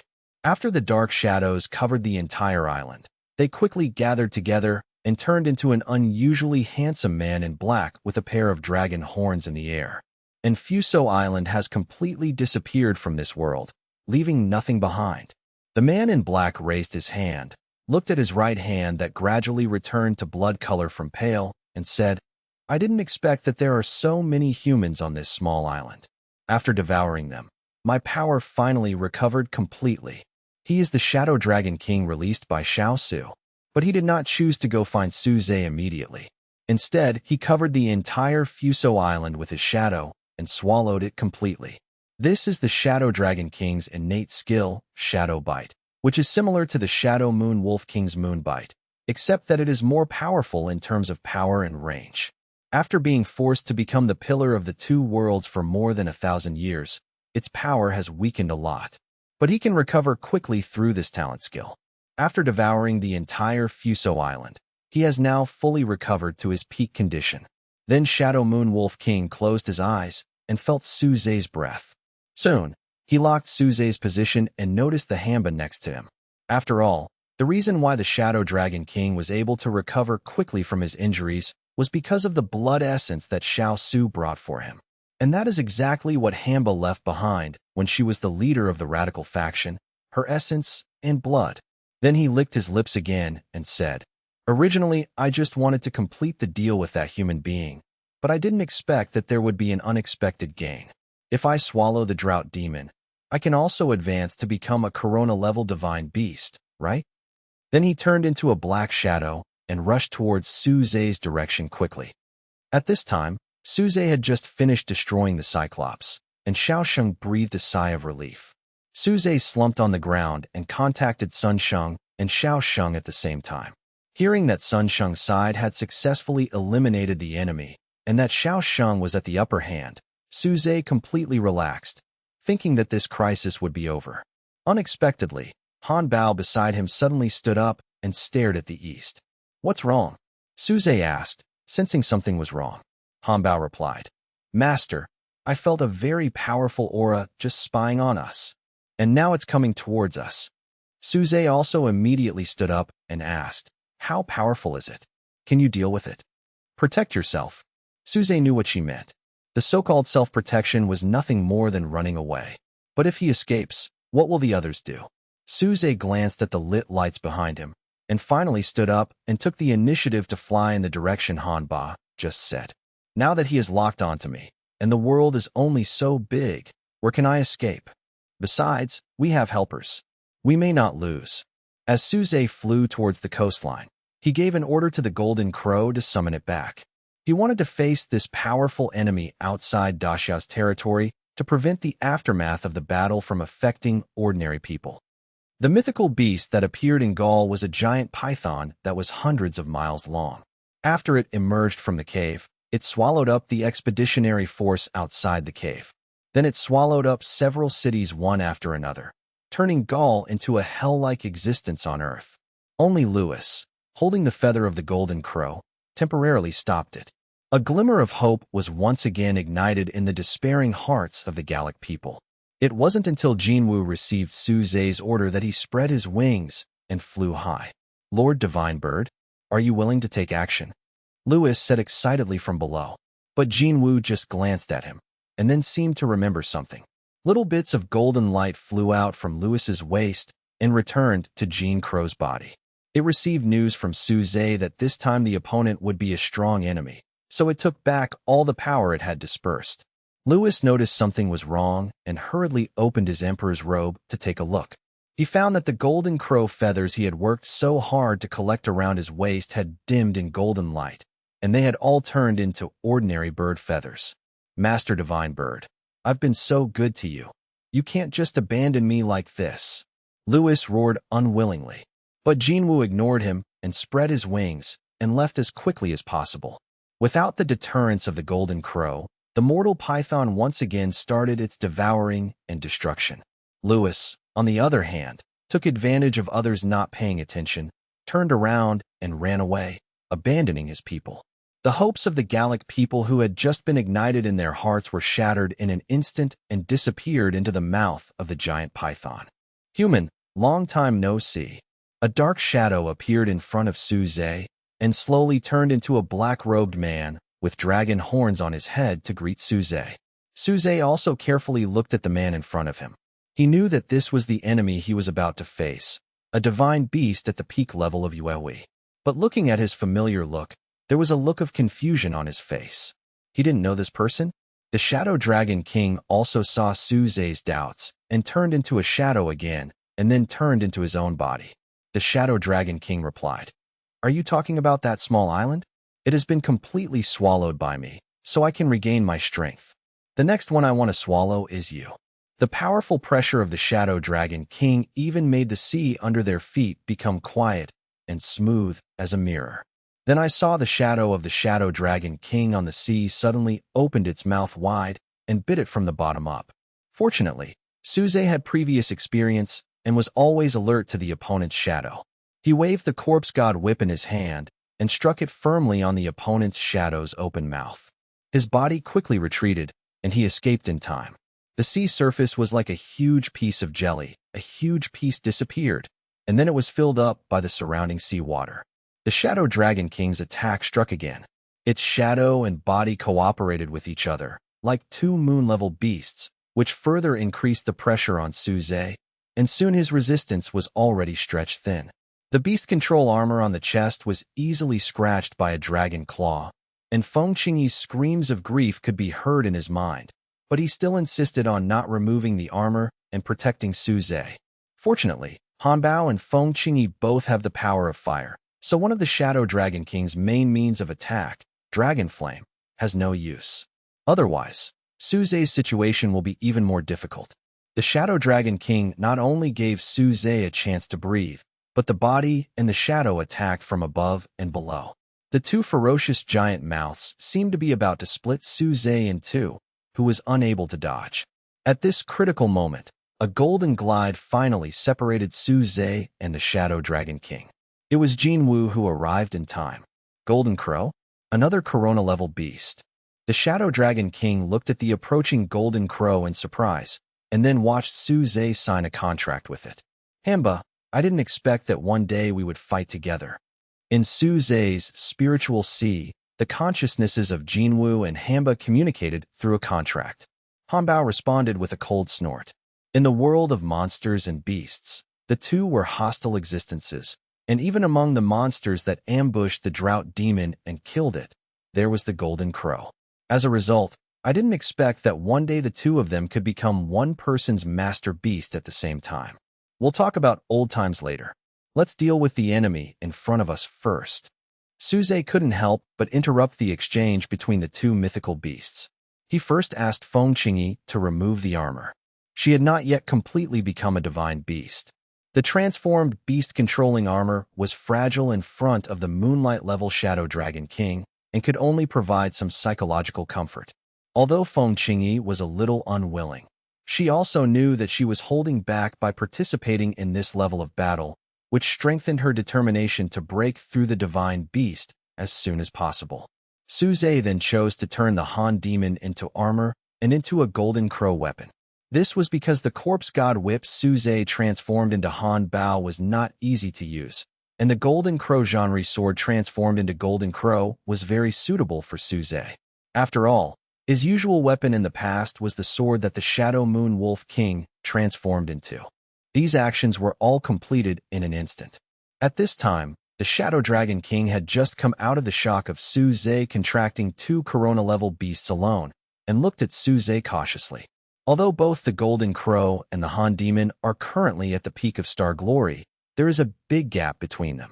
But after all, they are all Corona-level beasts, and the gap between bloodlines can make up for the level gap to a certain extent. Sure enough, after the two met again, Suze was no longer at a disadvantage this time. No matter in defense or attack, he is now not inferior to the Shadow Dragon King. He even cut off one of the Shadow Dragon King's dragon claws after several fights. However, it immediately wrapped the dragon's claw with its shadow and reattached the broken claw again. The Shadow Dragon King held down his severed claw and felt the muscles, bones and flesh reconnecting, while his eyes were fixed on Suze, who was standing in the air like a god.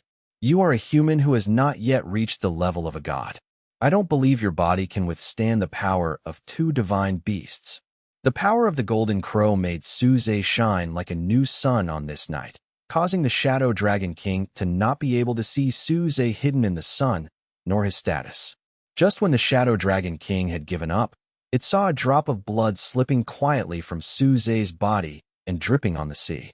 Then there was more and more blood, and the dripping at the beginning quickly turned into a stream. Under the brilliance of the sun, beyond the reach of the eye, Suze was surrounded by cracks. Blood continued to flow down his limbs, quickly turning him into a bloody man. With his current body, it is too difficult to bear the power of 2 top-level beasts at the same time. However, they cannot be lifted from their weaponization and armoring, because only by using himself as the master to unite the power of the 2 divine beasts can he compete with the Shadow Dragon King. If it is lifted, it will be easily defeated by the opponent one by one. Haha, I knew your body couldn't hold it anymore. The Shadow Dragon King became excited. He couldn't wait to rush forward, wanting to swallow the exhausted Suze in one breath. But Suze took a deep breath again, and the Golden Crow genre sword in his hand was like a bright sun, directly cutting off all 4 of its claws.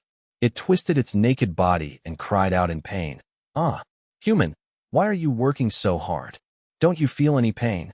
The daylight on his body gradually extinguished, and Suze appeared in front of the Shadow Wolf King, covered in blood. He slowly said, "Of course it will hurt. The wounds on my body are very painful. It hurts so much that I thought more than once that I might as well just die. But I can't die, because behind me are the thousands of lights of Daxia. Since you can swallow a whole Fusang just to recover from your injuries, I will never let the people of Daxia become your food rations again. The great Xia spirit guards should be the first to die. Kill." After hearing about Fusang's fate, Suze made up his mind that this ferocious beast would not be allowed to set foot in Daxia. He shouted and raised the long knife in his hand, preparing to use his last strength to chop off the head of the Shadow Dragon King. However, The dizziness caused by excessive blood loss could no longer be suppressed, and his vision went dark, and he was about to fall from the sky. Good opportunity. The Shadow Dragon King seized the opportunity and twisted his body like a loach without dragon claws to swallow Suze and the two divine beasts that had reached their limit. At this moment, a sword cry came out from Dacia. Die! The Shadow Dragon King twisted his limbless body and rushed towards Suze, who fell from the air with a ferocious expression, trying to swallow him whole. But soon, it discovered why it couldn't open its mouth. The Shadow Dragon King's perspective dropped rapidly, and the world was spinning in its eyes. It saw its own body, a body without limbs and head, looking like a bare black stick. On top of the body is a dazzling ancient sword. It was only then that he heard the sound of swords coming from a distance, deep into his bones. Just now, it was about to swallow Suze in one gulp. Xianyuan Xiayu's sword directly split the space from the hinterland of Dacia, and instantly arrived on the sea outside the country. With just one sword strike, the head of the Shadow Dragon King was chopped off. Even the sea surface was divided into two halves, revealing the seabed thousands of meters below, which could not be closed for a long time. The huge golden dragon eyes slowly closed, and the head and body of the Shadow Dragon King rolled feebly from the air. Suze's body was caught in time by Feng Qingyi, who returned to the battlefield while falling. The exhausted Hanbao and Jinwu also removed their armor and weapon forms respectively, manifested their bodies, and looked at the sharp sword in the air with extreme caution. Although her memory is passed down through her bloodline, after experiencing countless rebirths, her original memory has long been blurred. So I just felt the familiarity of this sword, but I couldn't explain why. He could only tell that this sword was very strong, strong enough to easily kill her in her prime. I didn't expect that the human world would have such a magical weapon.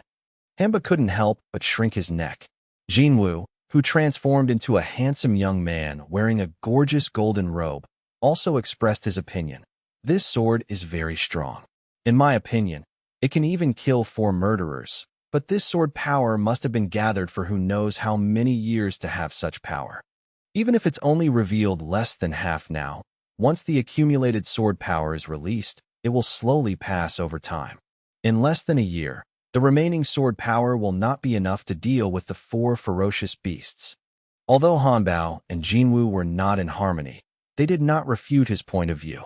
After Xianyuan Xiayu's sword easily dealt with the Shadow Dragon King, he slid the sword leisurely and came to the front of Jinwu and Hamba. The tip of the sword was pointed directly at them, making the two beasts feel a little creepy. However, Xianyuan Xiayujin did not launch an attack. Instead, he tapped the tip of his sword up and down, as if he was sizing them up, especially when standing in front of Hamba for a long time. Then it came to Suze again. Looking at the seriously injured and unconscious creature, it thought for a while and then got into Suze's back. What are you going to do? Feng Qingyi, who was holding Suze in her arms, saw this and anxiously wanted to stop Xianyuan Xiayujin. But how could she do it with her strength? But her urgent voice also made Han Bao and Jinwu not far away react, and they quickly rushed over and asked, "What happened?" After hearing this, they quickly looked over and saw that there was indeed a wound made by a sharp weapon on Suze's back and below his neck, directly opposite the spine. It was completely different from the other wounds on his body that burst due to the force that exceeded the limit. But under their gaze, the wound healed quickly. At the same time, other wounds on Suze's body also healed quickly. Suze's body was injured because it forcibly contained the power of 2 divine beasts that far exceeded its upper limit. Even Drought Demon, who was in charge of the power of flesh and blood, had no way to help him recover from his injuries. So after seeing that Xianyuan Xiayujin was able to help Suze recover, they all breathed a sigh of relief and gave up the idea of cutting open Suze's back to take out the sword. At the same time, the coastline on the other side of Dacia. The battle between Xiao Sheng and De Crab also reached a fever pitch. He turned Kue Nyo into a thunder drum. Every time he struck it, a thick thunder would fall from the dark clouds and hit the big crab directly. The giant crab needs to rely on sea water to nourish its body, but this has become its fatal flaw. The conductive seawater allows every attack by Xiao Sheng to cover the whole body of the crab. Under the constant fighting, the The battlefield was filled with the smell of grilled seafood. Soon, the charred crab completely collapsed on the beach, its two giant claws hanging feebly by its side. The lighthouse-like eyes were also bulging out, motionless, looking like a dead crab. But Xiao Sheng was still worried, and there were a few more thunder drums, and the thick thunder completely covered the giant crab's huge body. After a long time, the blue arc dancing on the crab shell slowly disappeared. The aroma of barbecue becomes more and more intense on the charred crab. At this time, the exhausted Xiao Sheng slowly fell down, wiped the blood that overflowed from his mouth and nose, and looked at the completely motionless big crab in front of him to confirm its death. Not only was Xiao Sheng's body reaching its limit, but most of the dark clouds in the sky had also dissipated, and Kuei Nyo's strength had also bottomed out. At this time, Biyun jumped in front of the big crab and forcefully broke off one of its giant claws. Since you pinched me so painfully before and you still want to eat me, I will eat you first. Xiao Sheng, who was about to come over to take a piece of the pie, was stunned for a moment and said, "What did you say?" Then I took a look, and sure enough, not only the claws, but the entire body of the crab was empty. He shouted in a panic, "Let's go. This crab has shed its shell, it's not dead yet." As soon as he finished speaking, a huge wave suddenly surged from the sea. A giant crab that was exactly the same as that time, but with a much pinker carapace, emerged from the sea water. Although its defensive power is far less than before after it has just shed its shell, Xiao Sheng and Kuei Nyo are now at their limit, and it is difficult to cause the same attacks as before. Just relying on its huge size to crush it, Xiao Sheng is no match for it. Just when the giant crab's giant claws smashed down on Xiao Sheng's head, a huge shadow had already enveloped him. A loud dragon roar sounded, and a golden dragon emerged from the sea and easily removed the giant crab's claws with its claws. Then a sip of dragon flame will roast it thoroughly. Big crab, I heard that you have a deep grudge against our dragon clan, the golden dragon said while floating in the air, looking at the crab below. Its body shows a strange color difference from the middle, half dark golden and half light golden. It looks like a new half of the body has grown. Ignoring the pain of losing its giant claws, the giant crab roared at the empty golden dragon. "Dragon race, it is you who have made me suffer for thousands of years." It tried to use its last remaining giant pincers to clamp down on the golden dragon above, but its anger made it forget that it was currently in a weakened state after molting. The newly grown shell seemed so fragile in the face of the dragon's flames, and the crab's fragile legs fell off as it struggled in excruciating pain. Just then, one of them flew right in front of Biyun. She licked her lips and picked it up. This time, it was filled with tender white crab meat. After Biyun devoured the food, her aura subtly revealed signs of a breakthrough. As the limbs of a divine beast, the power and essence within them are inherently beneficial to ordinary demon beasts. In addition, Biyun was already on the verge of a breakthrough, which is why she was able to level up while eating. At this moment, Jinlong had completely finished off the giant crab, and the aroma of grilled seafood, much stronger than before, filled the air under the scorching dragon flames. However, Xiao Sheng swallowed hard, still watching the golden dragon in the sky warily. Even if the other party helped me get rid of the giant crab, it doesn't prove anything, since it seems that the giant crab and the dragons have a grudge against each other. However, the golden dragon leaned down and looked at Xiao Sheng, saying, "Human, it's been a long time." These words startled Xiao Sheng, as he did not recall ever knowing such a mythical beast. "Have we met before?" he asked, puzzled. But the golden dragon did not answer. It simply circled its body in the air. Looking at the two halves of the other person's body with obvious color differences, Xiao Sheng's eyes widened as he realized something. "It's you." Back then, the divine beast they regarded as their anchor point in the underground of the Azure Dragon Beast Taming University was a golden dragon. Moreover, half of its body had lost its flesh and blood at that time, and it regenerated later. It also matches the body of the golden dragon in front of them, which has a clear color difference. Jinlong nodded, seemingly acknowledging Xiao Sheng's guess. Then he looked at Biyun, whose breathing was becoming increasingly erratic. She was still just one step away from a successful breakthrough.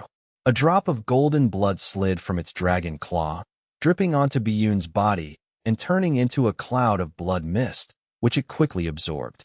Biyun finally took that crucial step, immediately reverting to her original form and spiraling into a deep sleep.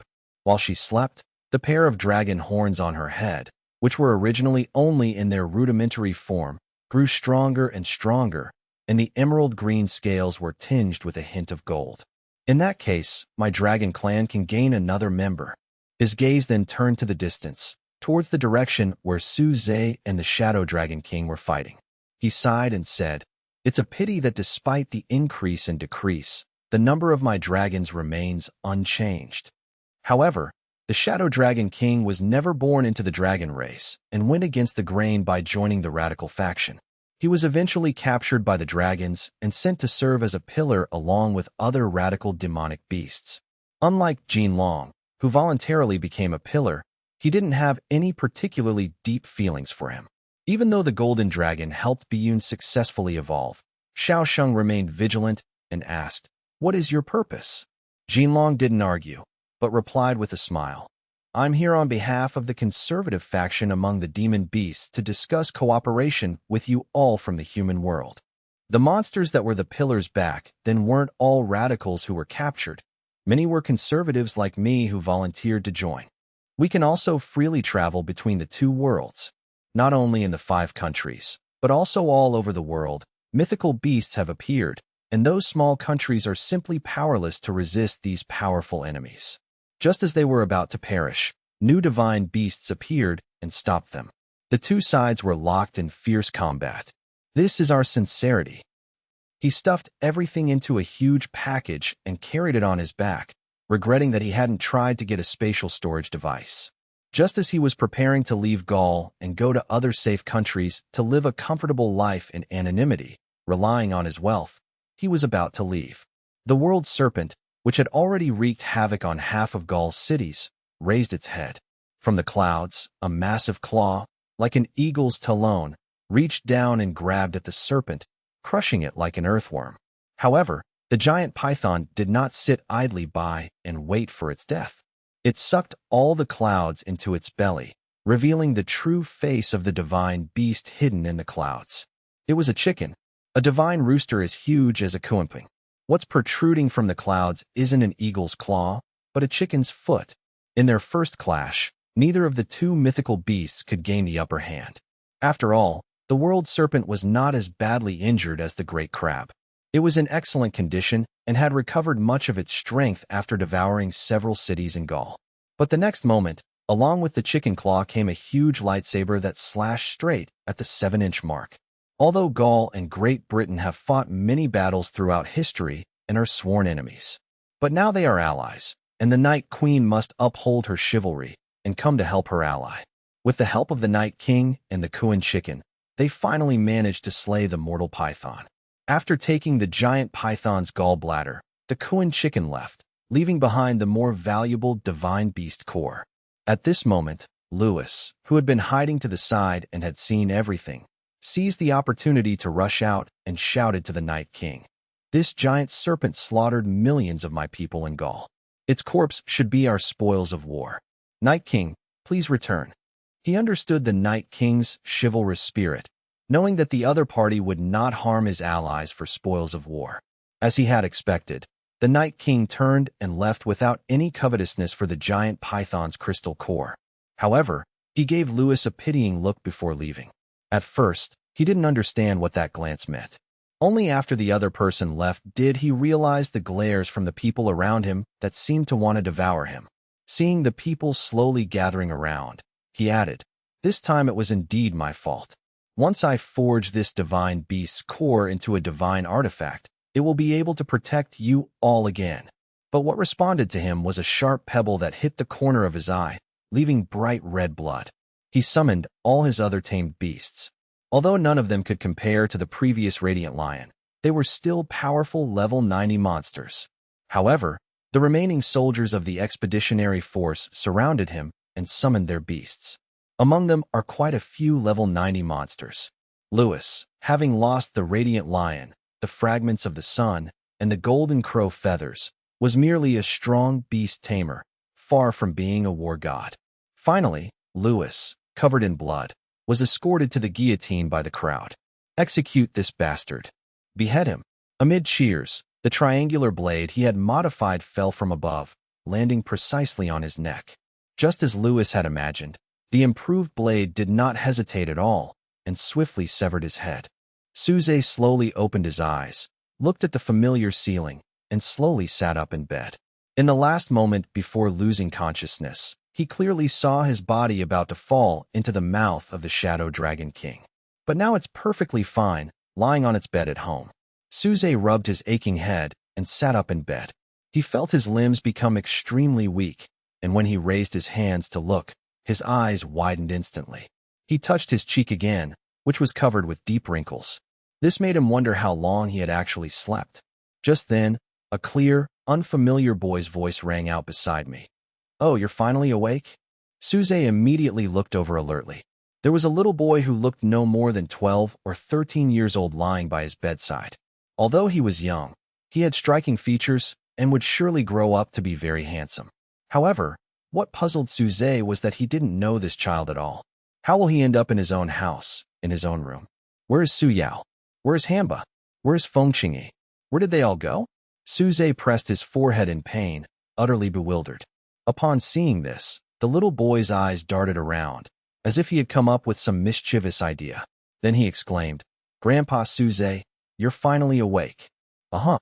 The little boy blinked and said very seriously, "Grandma Su Yao asked me to take care of you." As if they had heard the commotion inside, increasingly hurried footsteps approached from outside the door. "Brother Suze, you're finally awake?" Su Yao pushed open the door, her face covered in dark circles, looking extremely tired. She rushed in excitedly, and then threw herself into Suze's arms. She had been taking care of the comatose Suze these past few days and hadn't slept well. She only managed to take a short nap on the sofa in the living room just now because she couldn't hold on any longer. Just then, Suze woke up. Suze, who had just woken up, was very weak and was immediately tackled onto the bed by the other party. He was stunned for a moment, but then he turned around and hugged Su Yao tightly, gently stroking her dark hair. Suze breathed a sigh of relief. No problem. Su Yao is still so young and beautiful. She's not old enough to be a grandmother at all. So it can be basically concluded that this brat who came from nowhere is talking nonsense here. And we don't know whose naughty child ran out here. But what about the wrinkles on my hands and face? Suze frowned, not understanding what had happened while he was unconscious. But he still comforted Su Yao, saying, all right, I'm awake now, it's okay." After an unknown amount of time, Suze gently separated himself from Su Yao and asked, Yao, how long have I been asleep?" Su Yao thought for a moment and said, "It's been almost 10 days since they brought you back covered in blood." Only 10 days. Although the period of unconsciousness is not exactly a long one, 10 days is still better than 10 years.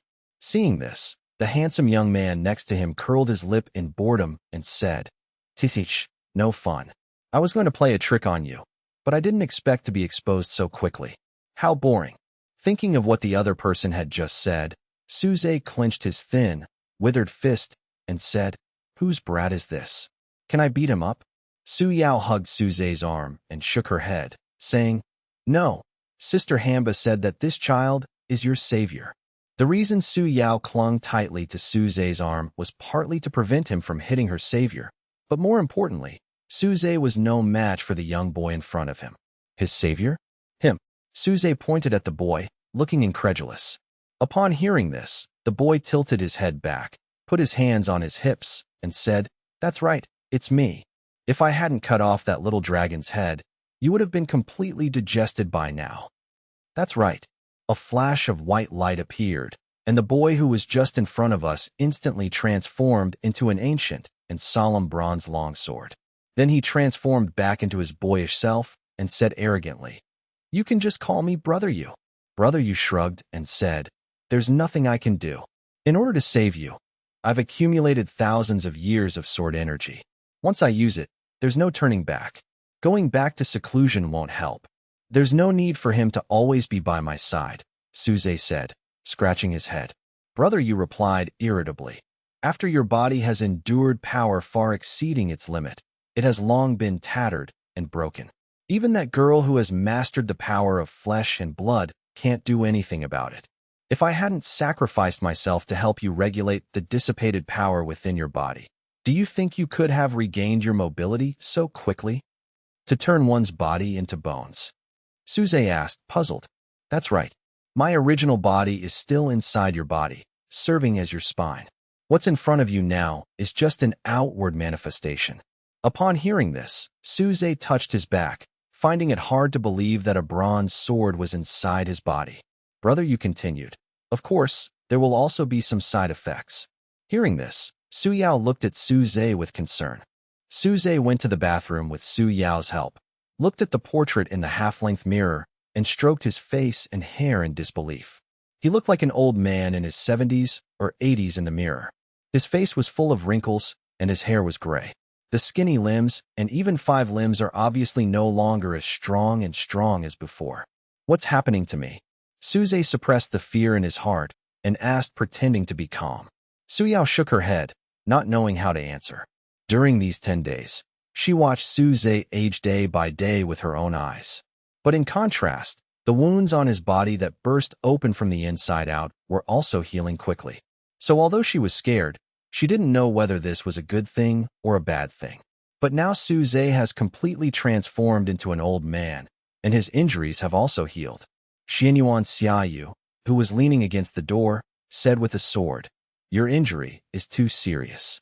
It is not just an injury limited to the flesh and blood level, but has injured the source of life. So in order to cure your injury, I can only overdraw your vitality. Now your body is indeed equivalent to that of an old man." When Suze heard this, his body swayed slightly, and Su Yao on the side quickly supported him and said, "Brother Suze, no matter what you become, it will be okay." But Suze still couldn't accept it. In his current state, he didn't know how many years he could live. So how could he delay Su Yao? Suze said blankly, wiping the tears from the corners of his eyes. At that moment, he really thought he was done. But now that it is said that as long as he can break through to the god level, he can recover, then there is still hope. After all, he is blessed by the 3 divine beasts and the system. However, Xianyuan Xiaoyujin continued, "But the problem now is that your vitality is very weak now. In a place like the human world where power is thin, it is very likely that you will not be able to survive the moment you reach the level of a god." The other party nodded and replied, "Yes, your level can only be improved quickly if you go to the world of monsters." Suze frowned and said, "But now the only ones that can travel between the 2 worlds are those 49 pillars." Xianyuan Xiaoyujin patted his chest and said confidently, "With me here, there is no need to worry about this kind of thing. Brother, are you going to the world of monsters too?" Suze looked at Xianyuan's sword and said, "After all, it is Daxia's strongest trump card, and it would not be good if it was taken away by him like this." "Brother," you said, "Yes, the sword power I have accumulated for thousands of years is just to deal with the super powerful beasts like the 4 evils. As a result, in order to save you now, I have used my strength to deal with a small moonlight-level beast. I'm afraid they will all be gone by the time the 4 evils arrive.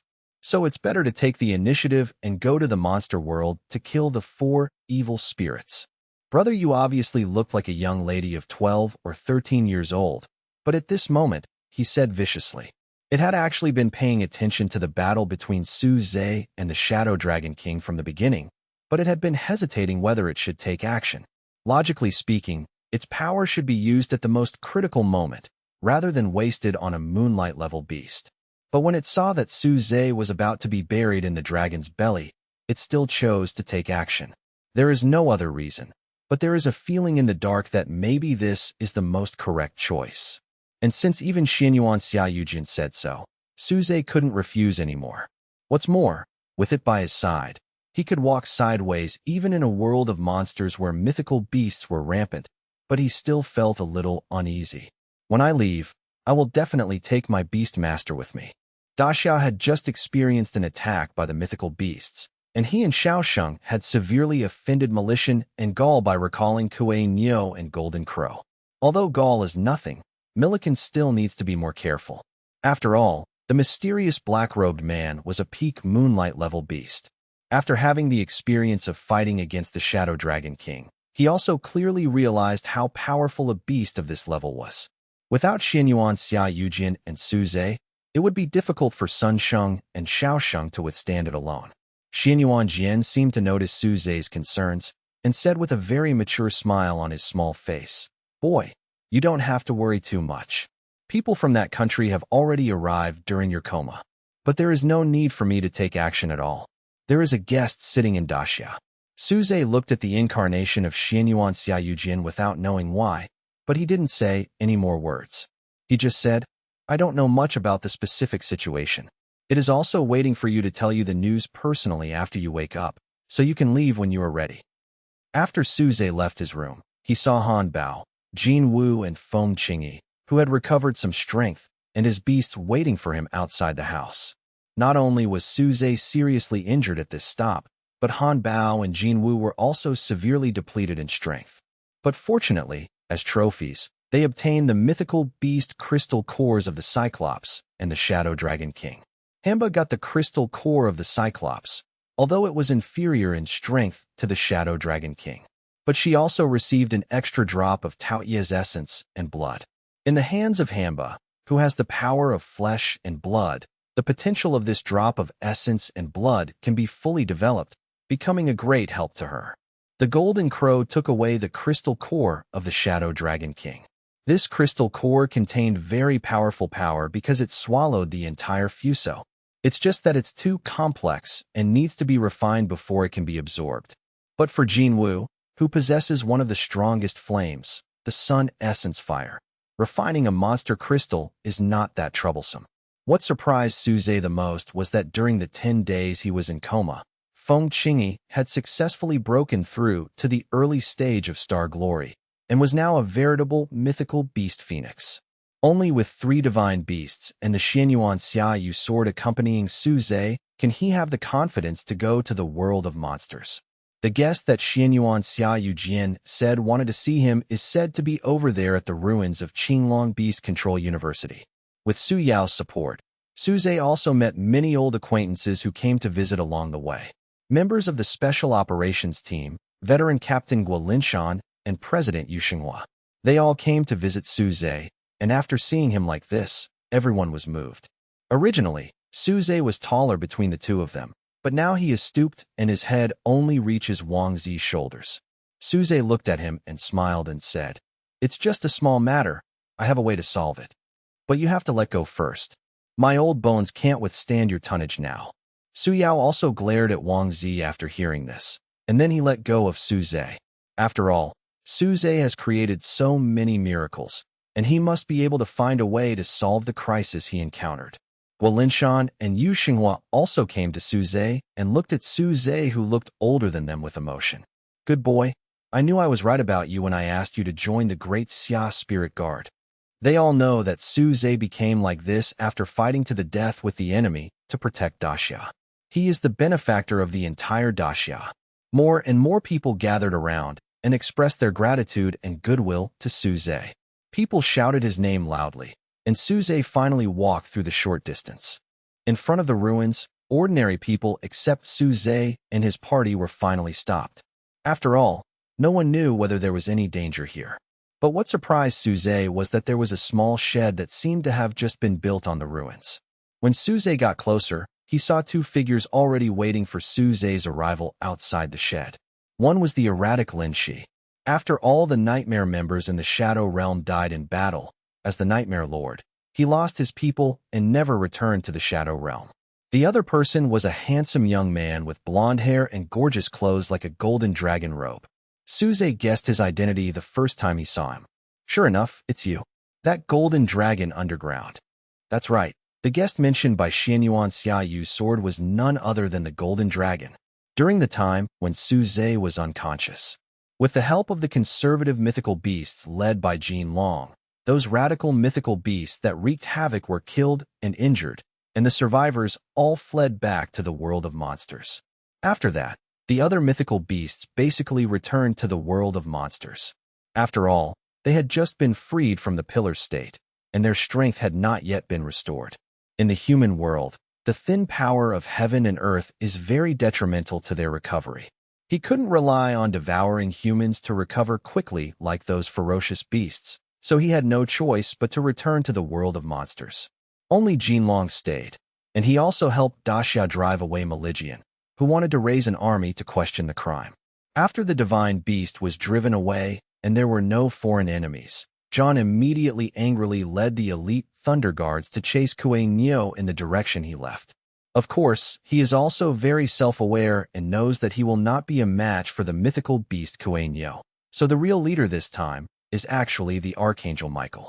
John had already vaguely guessed that he was most likely being plotted by Da Xiao this time, but he still didn't want to believe it.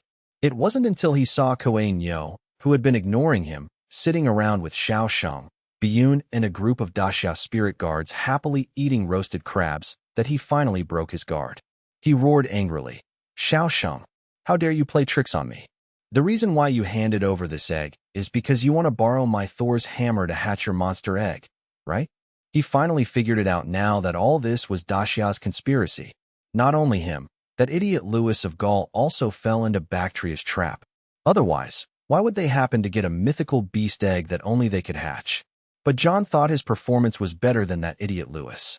After all, although he lost Thor's hammer, he was at least still alive and well. But Louis is now scratching his head. Seeing the people of Malixian who came to attack the enemy as expected, Xiao Sheng and Kuei Nio also went up to greet them. He didn't pay too much attention to old John, but looked at Michael, who finally took off his black robe and revealed his true face, and his expression became very solemn. Because Kuei Nio clearly expressed through the contract that he was not the opponent's opponent. And seeing Kuei Nio following Xiao Sheng's actions very obediently, John became even more excited. "I've obviously been so good to you, even investing most of my life savings into you. And yet you treat me like this. How on earth am I inferior to this guy?" Kuei Nio snorted and had no intention of paying attention to this noisy and unsightly human. But Xiao Sheng felt a chill when he heard these words. Why does it feel like I'm not robbing his beast, but rather robbing his woman? Along with the snoring of Kuei Nio, a bolt of thunder and lightning flashed through the air, causing John to involuntarily take a few steps back and hide behind Michael. In the face of the power of the mythical beast, he still has self-awareness despite losing the artifact Thor's hammer. But at this time, Michael did not pay too much attention to John and Xiao Sheng, but looked at the golden dragon hovering in the air without leaving. "Aren't you going to go back?" Michael shouted. Did it turn out that he came to the human world by taking advantage of a part of his body that became a pillar and was accepted by the heavenly laws of the human world? What is the intention of the angel clan? Michael didn't answer. Although the golden dragon in front of him has pure blood, he is just the younger generation of the dragon clan. If he takes back the 6 wings, he doesn't have to worry. But now, it's not like he's fighting a golden dragon. "Let's retreat," Michael ordered. John, who was hiding behind him, said with a look of disbelief, "What? Lord Archangel, is this just the end of it?" You must know that in order to hatch this egg, Michael was paying attention the whole time. It can be said that it was not only John who was tricked, but Michael was also among them. So he came with John. But now to leave in despair, wouldn't it be too embarrassing for the most powerful country in Blue Star?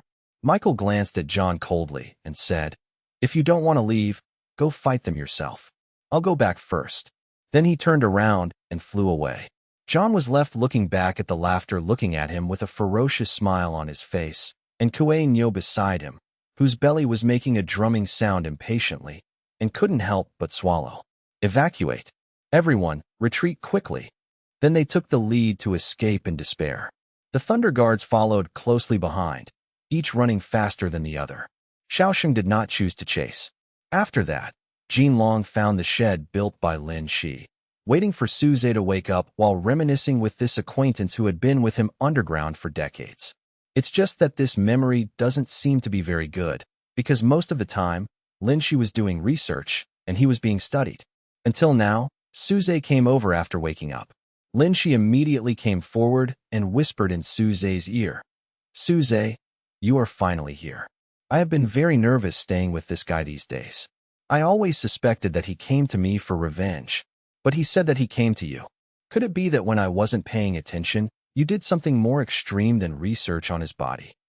When Suze heard this, he rolled his eyes at Lin Shi, and then looked up and down at the magical golden dragon that was waiting for him to wake up, wondering what his intentions were. Jinlong was also observing Suze. "What do you want from me?" Suze asked straight to the point. Hearing this, Jinlong stopped looking at Suze and said with a smile, "It's not me. It's the two guests from my dragon clan who want me to confirm your safety, so I have a message." "Who are these two guests? What did they say?" Suze frowned. He didn't know any guest from the dragon clan, but since he was called by name, it meant that the other party must know him. Could it be that? Could it be them? At this moment, Suze felt that his heartbeat was inexplicably speeding up. He listened carefully to Jinlong's next words. He continued to smile and said, "It was Su Lin and Jin Ling who asked me to come to you. They have many things they want to know. Let me take a look." He took out a thick booklet and read the questions one by one. How tall is Suze now? Is it good to live alone? Have you dated a girlfriend? Will you wear long johns as winter comes? A series of questions came out of Jinlong's mouth like bullets, which were concerns and greetings from a distant alien world. But at this time, Suze couldn't listen to everything. Only those two names were left echoing in his mind. The golden dragon in front of him was still reading the questions written down in the booklet. He had only read half of it for a long time. Upon hearing this, Jinlong closed the book and handed it to Suze's hand. "Forget it. In this case, I'll leave it to you to see for yourself." Jin Linkeking wrote down all the questions above one by one. Suze heard this and took the booklet from his hand and stuffed it into his arms. Jinlong continued, "Since you are the son of Mr. Kuching, don't call me senior. Just call me Ao Yun. You also know that I have been supporting the two worlds as a pillar before this, and I don't understand what happened in Longyuan. Not long ago, after I regained my freedom, I returned to Longyuan to recuperate, and then I met two guests." He then said with a smile, "It was also at that time that I realized that it was the two guests who almost cut off my body." Suze listened to the other party talking about his parents with great interest and replied, "Senior Ao Yun is the body of a divine beast after all. It is not that easy to cut off your body." But Jinlong shook his head and said, "You are wrong. Although the two guests were just ordinary people at the time, they could indeed cut off my dragon bone. It's just that at the last moment, they discovered that the true role of our pillars was not the anchor point that fixed the two worlds as they initially understood, so they only cut off half of it and stopped." Suze's mouth opened wide. He didn't expect his parents to be so brave. Their mortal bodies almost broke their divine bones. But here comes the problem. Since his parents' research can cut off the keel and destroy the pillars, it's just that he interrupted it. So how did their experiment fail and they disappeared? Suze looked at Lin Shi, who was aside. He was also happy that his two students were still alive and had become guest ministers of the Dragon Clan. They seemed to have a high status. Then he noticed Suze's questioning eyes. Only then did he realize something and answered honestly. "Your parents did disappear after an experiment, but it was not an experiment that cut off the keel. After that, their research became more and more esoteric, to the point where I couldn't understand it." He then described in detail that after another experiment, the Sulins caused huge space turmoil. At that time, most people thought it was an earthquake. Among those who knew about the existence of underground space, Lin Shi was protecting Xiaosheng, who was being targeted by Fuso secret guards and was not in school. Only Su Yiming and his wife, who are both researchers and friends of Su Lin and his wife, are on campus. But when Su Yiming arrived, he happened to be knocked unconscious by a small-scale landslide caused by the turmoil in the underground space, so he didn't know what happened specifically. His wife Zhao Qian arrived first and disappeared together with Su Lin and his wife. When Lin Shi and the others came back, they happened to see the then 12-year-old Su Zhe being spit out by a black hole in space. Lin Shi nodded. "Then why do I have no memory at all?" Su Zhe frowned. He, who perfectly blended the souls of the two worlds, should know all the memories of both. Lin Shi later also informed Su Zhe that they had used many methods since then, but failed to awaken Su Zhe's memory. So he looked at Ao Yun aside. This golden dragon could also be said to be one of the people present at the time. He should know something, right? But Ao Yun shook his head and said, "I'm sorry, you can't get any more useful information from me, because I was in a state of suspended animation at the time." Otherwise, if someone uses your own flesh and blood piece by piece for experiments while you are awake, I'm afraid it will hurt to death." As he said this, he looked at Lin Shi, who was standing aside. The old man hurriedly got into Suze's shadow. Suze ignored him and continued to ask relentlessly, "But when you met my parents later, didn't they tell you something?" Aoyan shook his head and said, "Your parents are the most important guests of my dragon clan. Even the clan leader has to ask for their opinions, and the pillar plans were eliminated under their suggestions. And I'm just an ordinary member of the dragon clan, so I'm not qualified to communicate with them much except for asking me to take the lead this time." Suze could only nod helplessly when he heard this. Unexpectedly, the biggest obstacle turned out to be that his parents were so capable that they were not even qualified to meet UA-level mythical beasts. He always felt that there was something wrong with this second unknown experiment, and it might have something to do with his own time travel. But the time he traveled through was 6 years after this experiment, and even he himself doesn't know what happened before the time travel. He just slept in class, right? After all, Jiang Yi traveled through time after the car accident, so Suze still couldn't figure out the reason. "Perhaps you can go to Sister Yi and ask for more information." Suze looked at Su Yao's anxious look. She had actually wanted to ask about her mother's condition for a long time, but she waited until she had finished speaking before asking Aoyun. Suze felt distressed and gently hugged the other party's shoulders to comfort him. Aoyun also replied, "There are indeed only 2 human guests from the dragon clan." Just when Su Yao burst into tears after hearing this, Aoyun continued, "But I heard that the 2 guests did have a good friend who fell into a deep sleep for some reason. The 2 guests have been taking care of her. That must be Mom," Su Yao said excitedly. Although it sounds like Su Yao's mother Zhao Qian is in very bad condition now, it is better to have news than to disappear. Aoyun continued, "Okay, I have brought the news that I should bring, and it is time for me to go back. Those guys head back to regain their strength, and I can't fall behind." Suze said hurriedly, "Remember to tell my parents when you get back, and tell them that I will go find them soon." Aoyun had already recovered his true form as a golden dragon. He nodded when he heard this, but did not ask in detail how Suze planned to go to the human world, and he could not take Suze back with him. Then he got into the space crack on the side and returned to the world of monsters.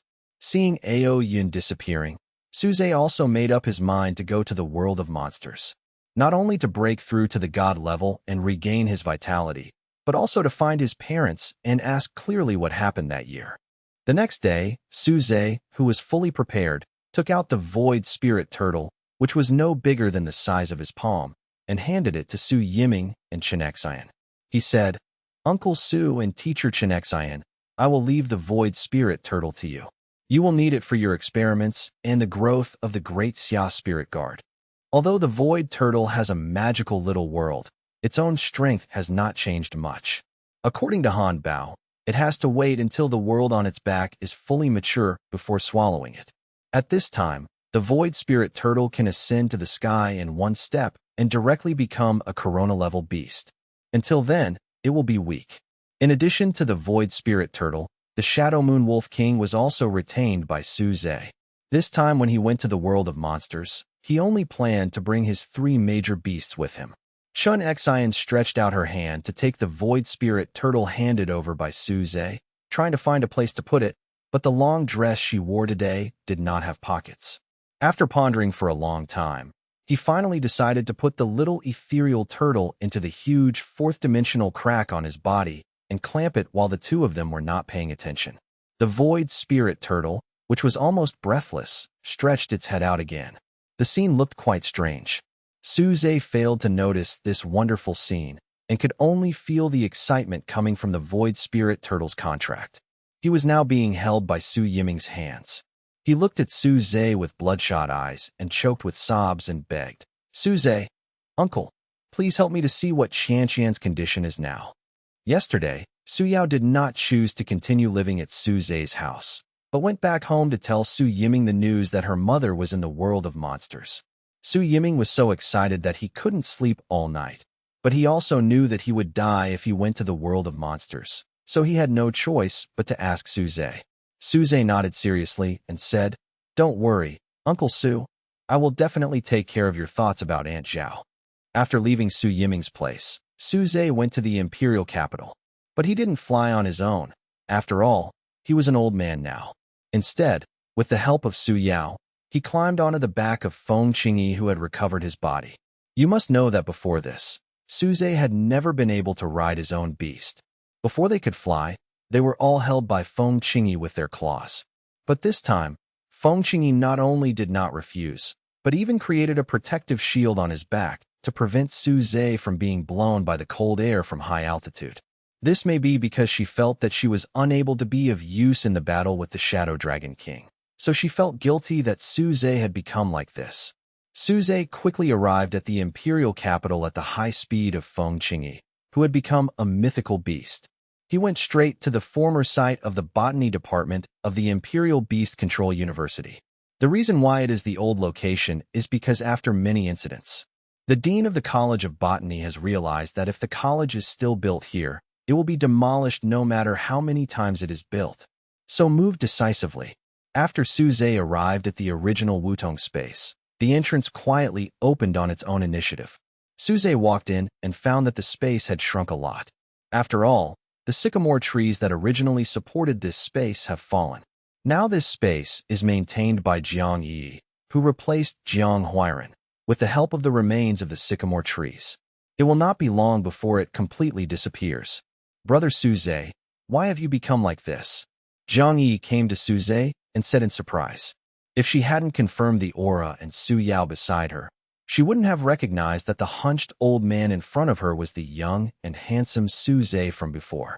Su Zhe explained briefly, and then followed Jiang Yi to the trunk of the fallen sycamore tree. More than half of it was now dead. Sun Sheng was meditating with his eyes closed. His body was wrapped with a rattan controlled by Jiang Yi. The other end of the rattan was on the tree, helping Sun Sheng absorb the remaining power and break through.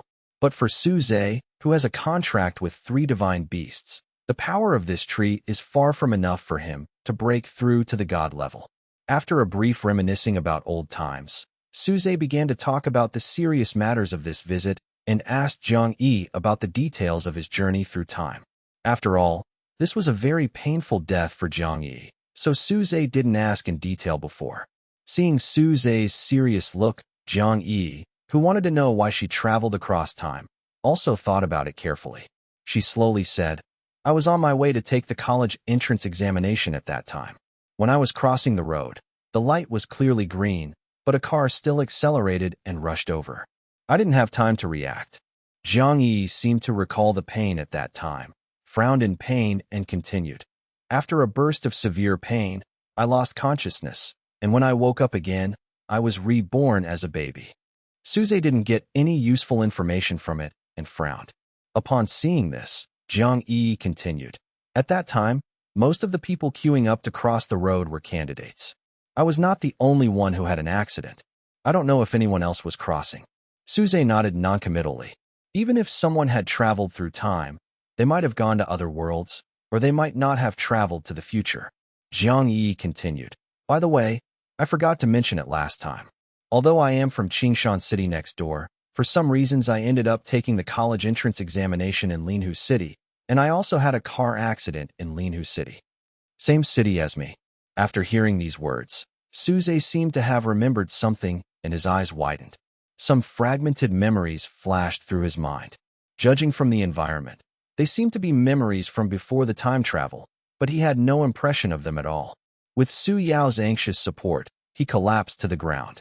The last image that flashed through his mind was the blood-stained road, and his perspective in the memory was also on the ground. What's wrong with you? Are you okay? Looking at Su Zhe, who was gradually recovering, Su Yao asked anxiously. Su Zhe's current body is too prone to problems, and there is no room for her not to be nervous. Su Zhe shook his head and said, Don't worry. I'm fine. I just remembered something. He thought of the fragmented memories he had just recalled, and it seemed that his time travel was not simply a matter of sleeping. But for some unknown reason, he lost his memory for a period of time and only remembered that he fell asleep in class. After chatting for a while, without getting any more information, Su Zhe also left Wudong space. With the 3 great beasts and Xianyuan Xiaoyu sword, he stood in front of the space crack. He has already explained everything that should be explained, and left everything that should be left behind. With Xiaosheng and Sunsheng here, Daxiao's god-level power is quite impressive. So, it's time for him to set off with peace of mind. Xianyuan Xia Yu's sword stood in the void and slashed forward with a sharp sword energy.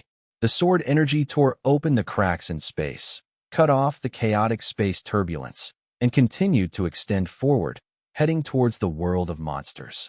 Suze stood behind Xianyuan Xia Yujian with his 3 divine beasts. His sight could already see the huge world on the other side, as blurry as a frosted mirror. Su Yao on the side squeezed Suze's hand. Suze also looked back, helped her tuck the stray hair behind her ears and said, "Don't worry, I'll be fine, and I will help you check on Aunt Zhaoqian's condition." Only then did Su Yao let go of Suze's hand. "Are you ready? Then we are about to set off," Xianyuan Xia Yujian's incarnation said from the front. "Ready." Suze nodded, took his old steps, and walked towards the air. But Xianyuan Xia Yujian suddenly said, "Wait a minute, I have to warn some people and tell them not to act recklessly." The movement of cutting open the space was huge, and it was impossible to do it quietly. Therefore, those with evil intentions will definitely know that Suze and Xianyuan Xia Yujian went to the world of monsters. This news cannot be hidden. In this case, it's better to be more arrogant and let those guys put all the little Jiujiu in their hearts back. Xianyuan Xia Yu's sword exploded with power without concealment. At this moment, all the creatures in Blue Star seemed to feel that there was a sharp sword hanging above their heads, and it would fall down at any time. The higher the level of beast masters and monsters, the stronger this feeling becomes.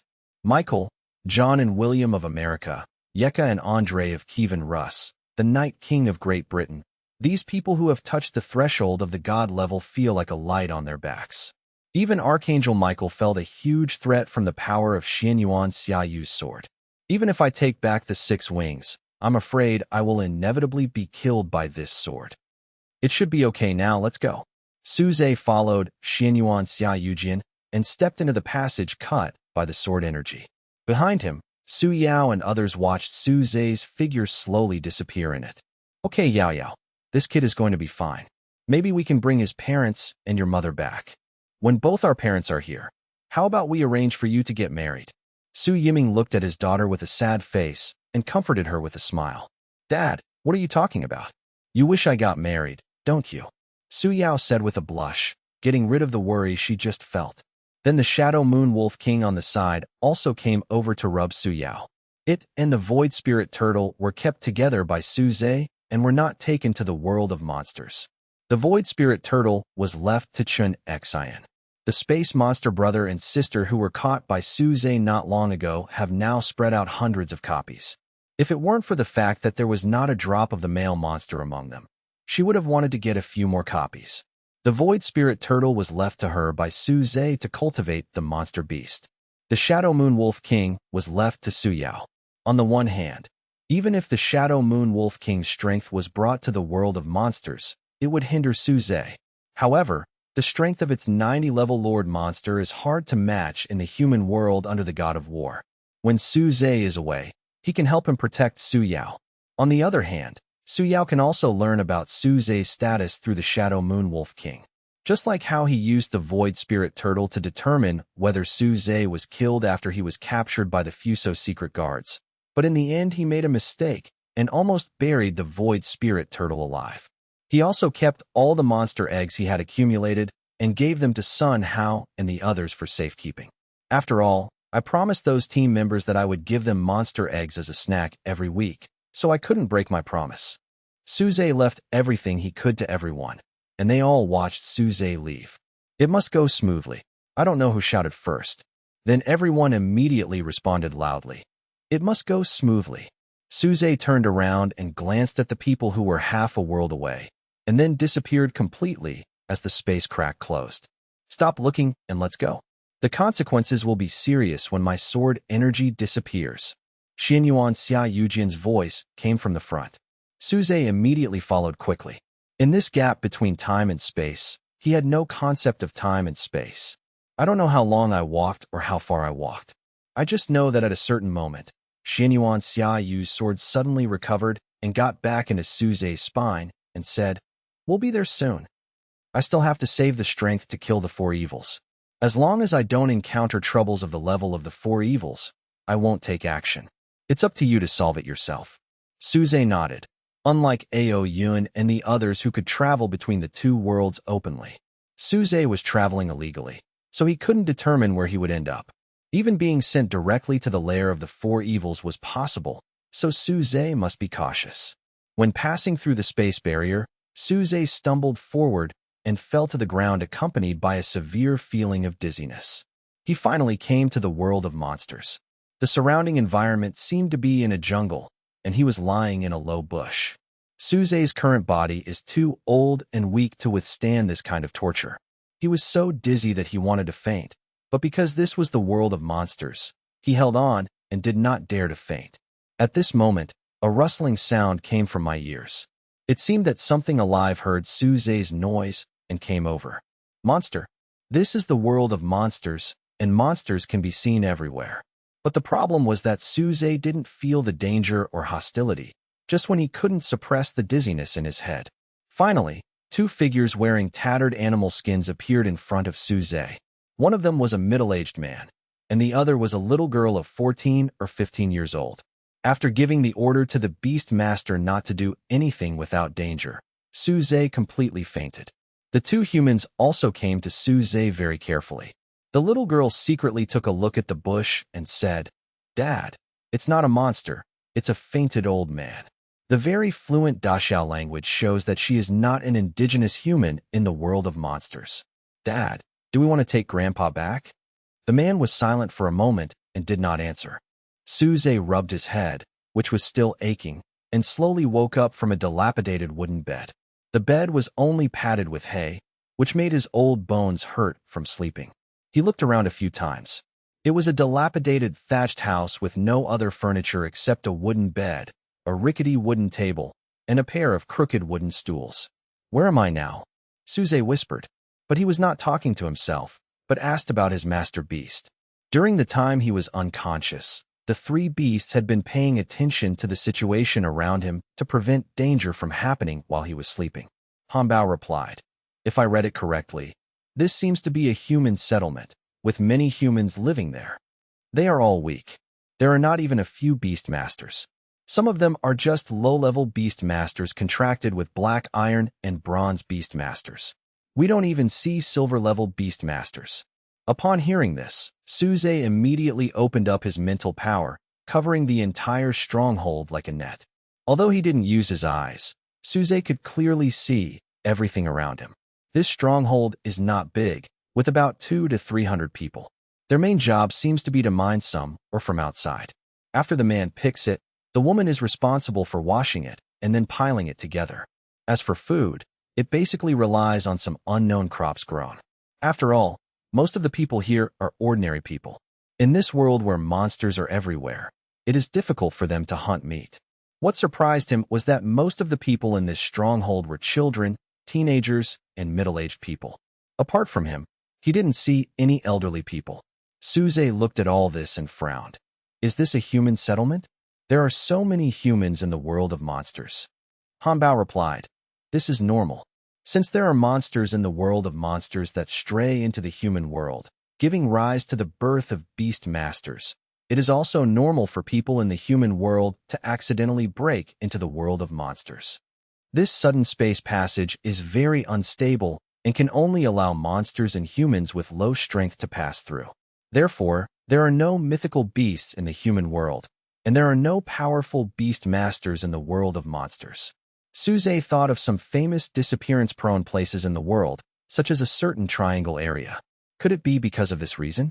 Just as he was thinking about these things, the straw curtain of the thatched house was lifted from the outside. Then the girl's clear voice said, "Hey, Grandpa, are you awake?" It was the girl Suze saw before he fell into coma. She had a pair of short pigtails, and she opened the curtain and looked at Suze in the thatched house. She was wearing tattered animal skins. Her face was dirty, but her eyes were still bright, and the little girl jumped up and followed. It seems that although the living situation here is very difficult, the girl's family still loves her very much. "Grandpa," Suze had a dark look on his face, but he couldn't refute. He indeed looks like an old grandfather now. but Su Yao pays great attention to his feelings and never mentions them. Suze did not continue to argue with the little girl. He was even more curious about the little girl's fluent Daxiao language. Are you from Daxia? How did you get here? Suze asked. But the little girl scratched her head and didn't understand what Suze meant.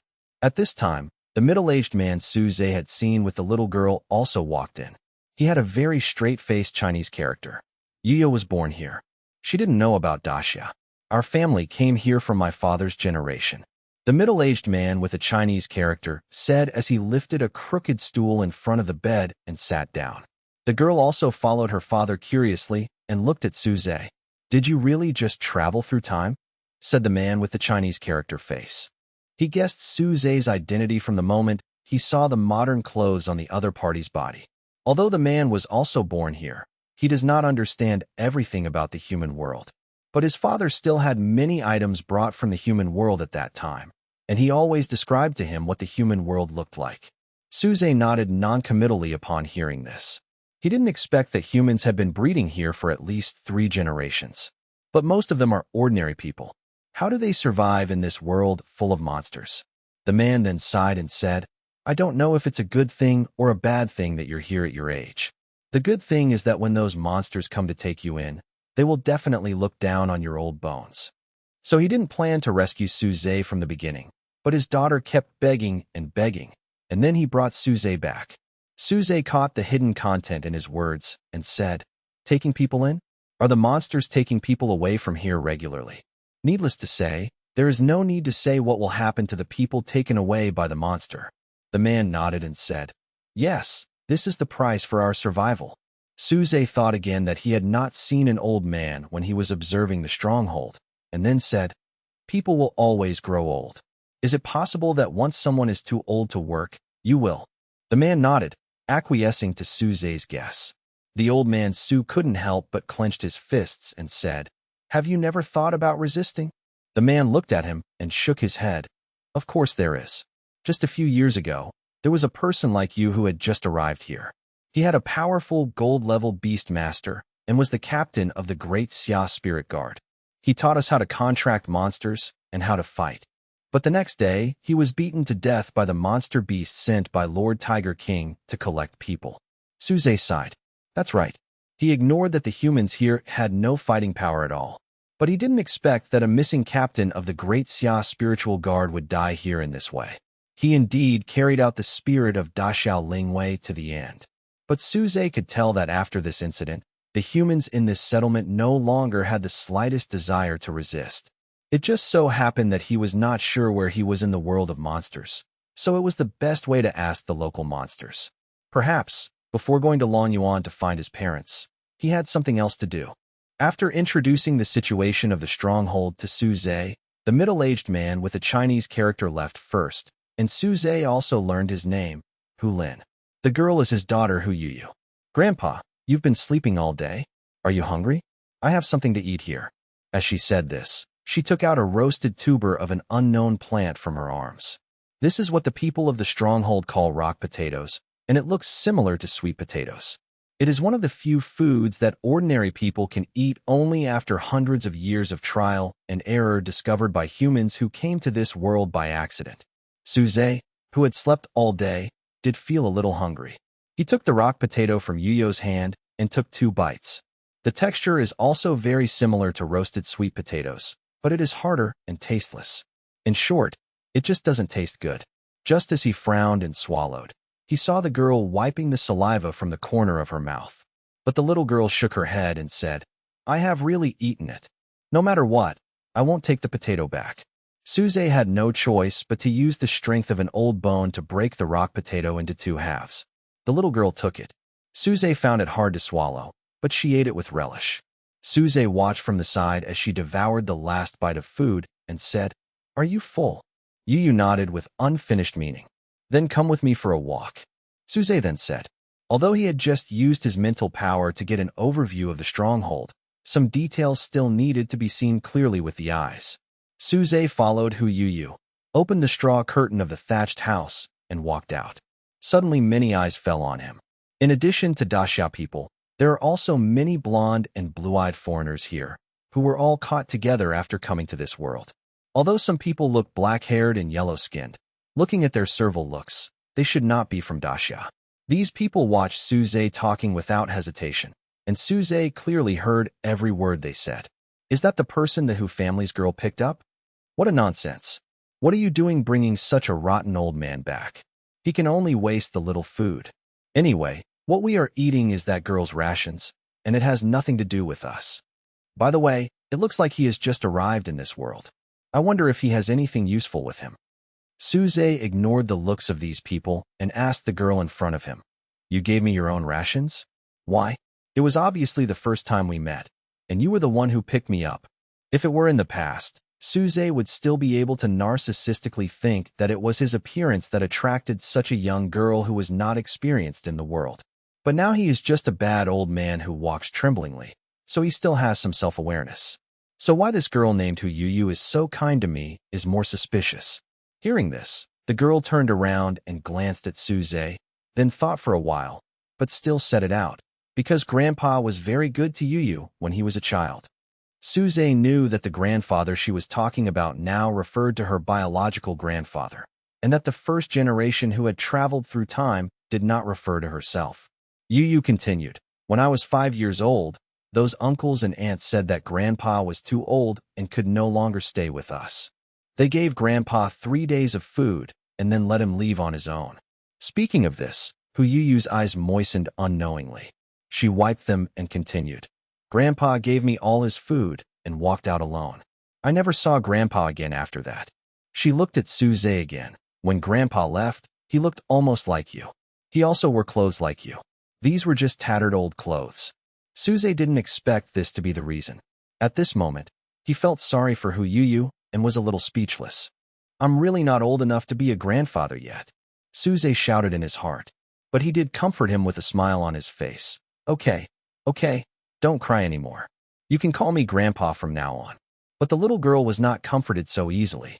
She rubbed her eyes and cried while walking forward and accidentally bumped into someone. The other party didn't show any intention of giving in and directly knocked Hu Yu back a few steps. If Suze hadn't stopped him from behind, he might have fallen to the ground. Those guys want to cause trouble again? Where is Yo-Yo's father? It seems that he went to the mine.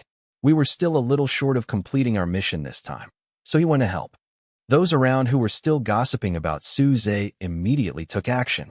It was obvious that these people in front of them made them feel nervous. "Hey, old man, did you bring anything useful from over there?" The man who knocked Hu Yu down spoke a very fluent Dacia dialect, but he had black hair and yellow skin. Suze guessed where he was from as soon as he heard it. "What do you mean by useful things?"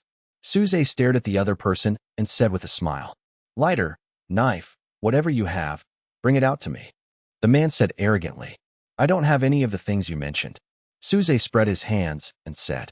The man wanted to search him, but he felt very uncomfortable with Suze's eyes and asked, "Why are you staring at me like that?" Suze smiled and asked, "Looking at the accent, you are from Fuso?" The man nodded. Suze finally couldn't hold back his laughter and said, "Haha, that's right. You Fusang people are now rarer than giant pandas. I can't bear to take a few more glances." The man frowned. "What do you mean?" "That's what it means. The entire Fuso island is gone, and all the Fuso people are dead. I didn't expect that I would meet another one here." Suze regretted not being able to kill the Fuso people with his own hands. He searched all over Blue Star and couldn't find any of them. As a result, another remnant came to his door, giving him the opportunity to exterminate Fusang. So Suze burst into tears without holding back. "What did you say? This is impossible. How could my big Fuso be gone like this? Old man, you must be lying to me."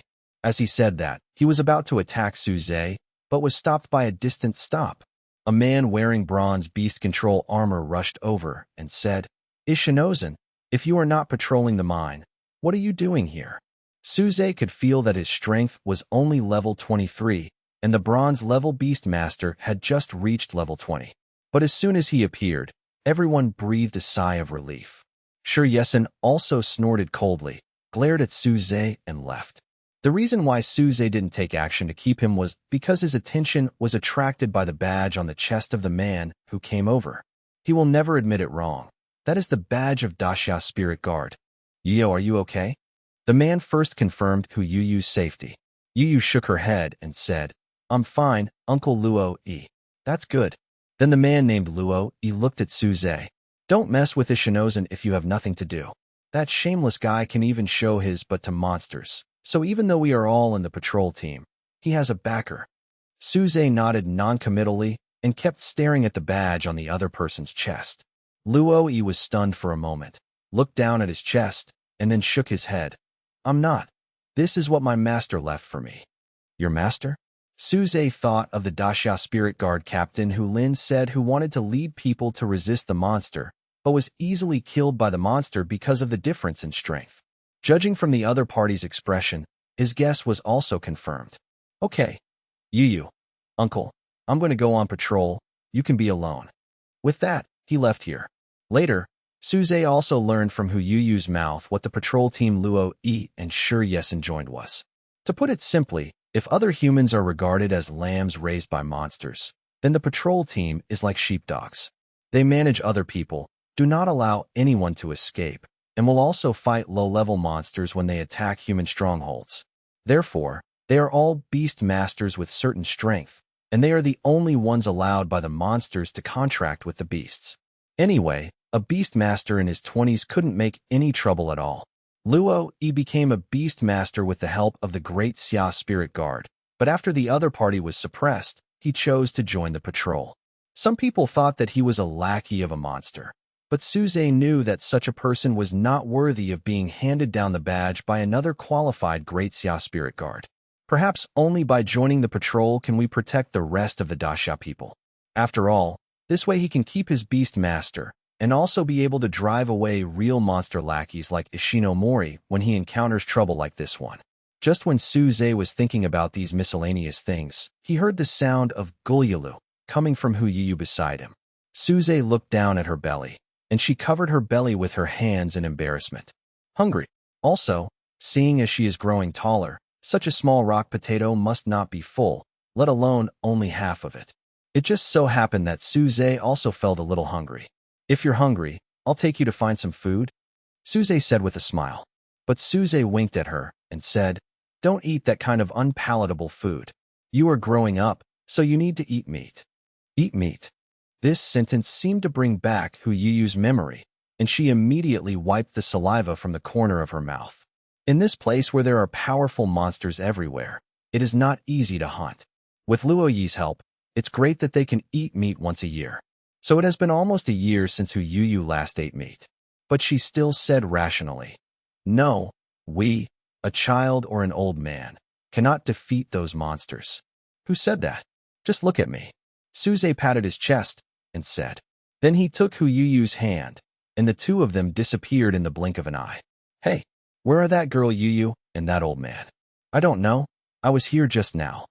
At this time, Suze had taken Hu Yu to the depths of the forest far away from the stronghold. Then she looked at Suze again. Although she was young, she also knew that this meant that Suze was not an ordinary grandpa, but a powerful beast master. It's just that, with the previous lessons, not everyone will think this is a good thing. Without allowing her little head to think about it, Suze had already led Hu Yu to find a deer-like monster that was as tall as two people. Is it a level 40 silver monster? It's okay, just make do with it. With that said, Suze walked out of the bushes and walked towards the giant deer. Grandpa, don't go, Hu Yu said nervously. Dad told her that such a big monster is very scary. Even if everyone in the stronghold joins together, they can't defeat him. If they encounter him, they can only walk around. But then he saw a ball of flame appear in Suze's hand. The fire flashed past, and in the blink of an eye, the giant deer fell to the ground, covered in charred black, exuding a strong smell of barbecue. Suze also breathed a sigh of relief, not because he thought it was difficult to deal with this monster, but because he almost lost his strength and almost completely burned the deer. What a risk. Fortunately, I borrowed Fengqing's power. Otherwise, the deer might not even have charcoal left. Then he simply handled the deer, lit a fire on the spot, and continued to roast it. He has a belt on his body, which was given to him by Xiao Sheng. It is the space storage device that he coveted at the beginning. Now he was handed over to Suze by Xiao Sheng. As for himself, Shin Xion's army of space monsters was about to be cultivated anyway, so space items would soon be no longer a rarity in Daxia. Xiaosheng filled it with various items, even the condiments. So soon, Suze roasted the whole deer until it was delicious. At this time, she was still thinking about the other people in the stronghold, but Suze shook his head. That's not necessarily true. I don't even know if there is enough food here. Hu Yuyu looked unbelieving. After all, this deer leg was as tall as a person, and even a child knew how 2 people could finish it.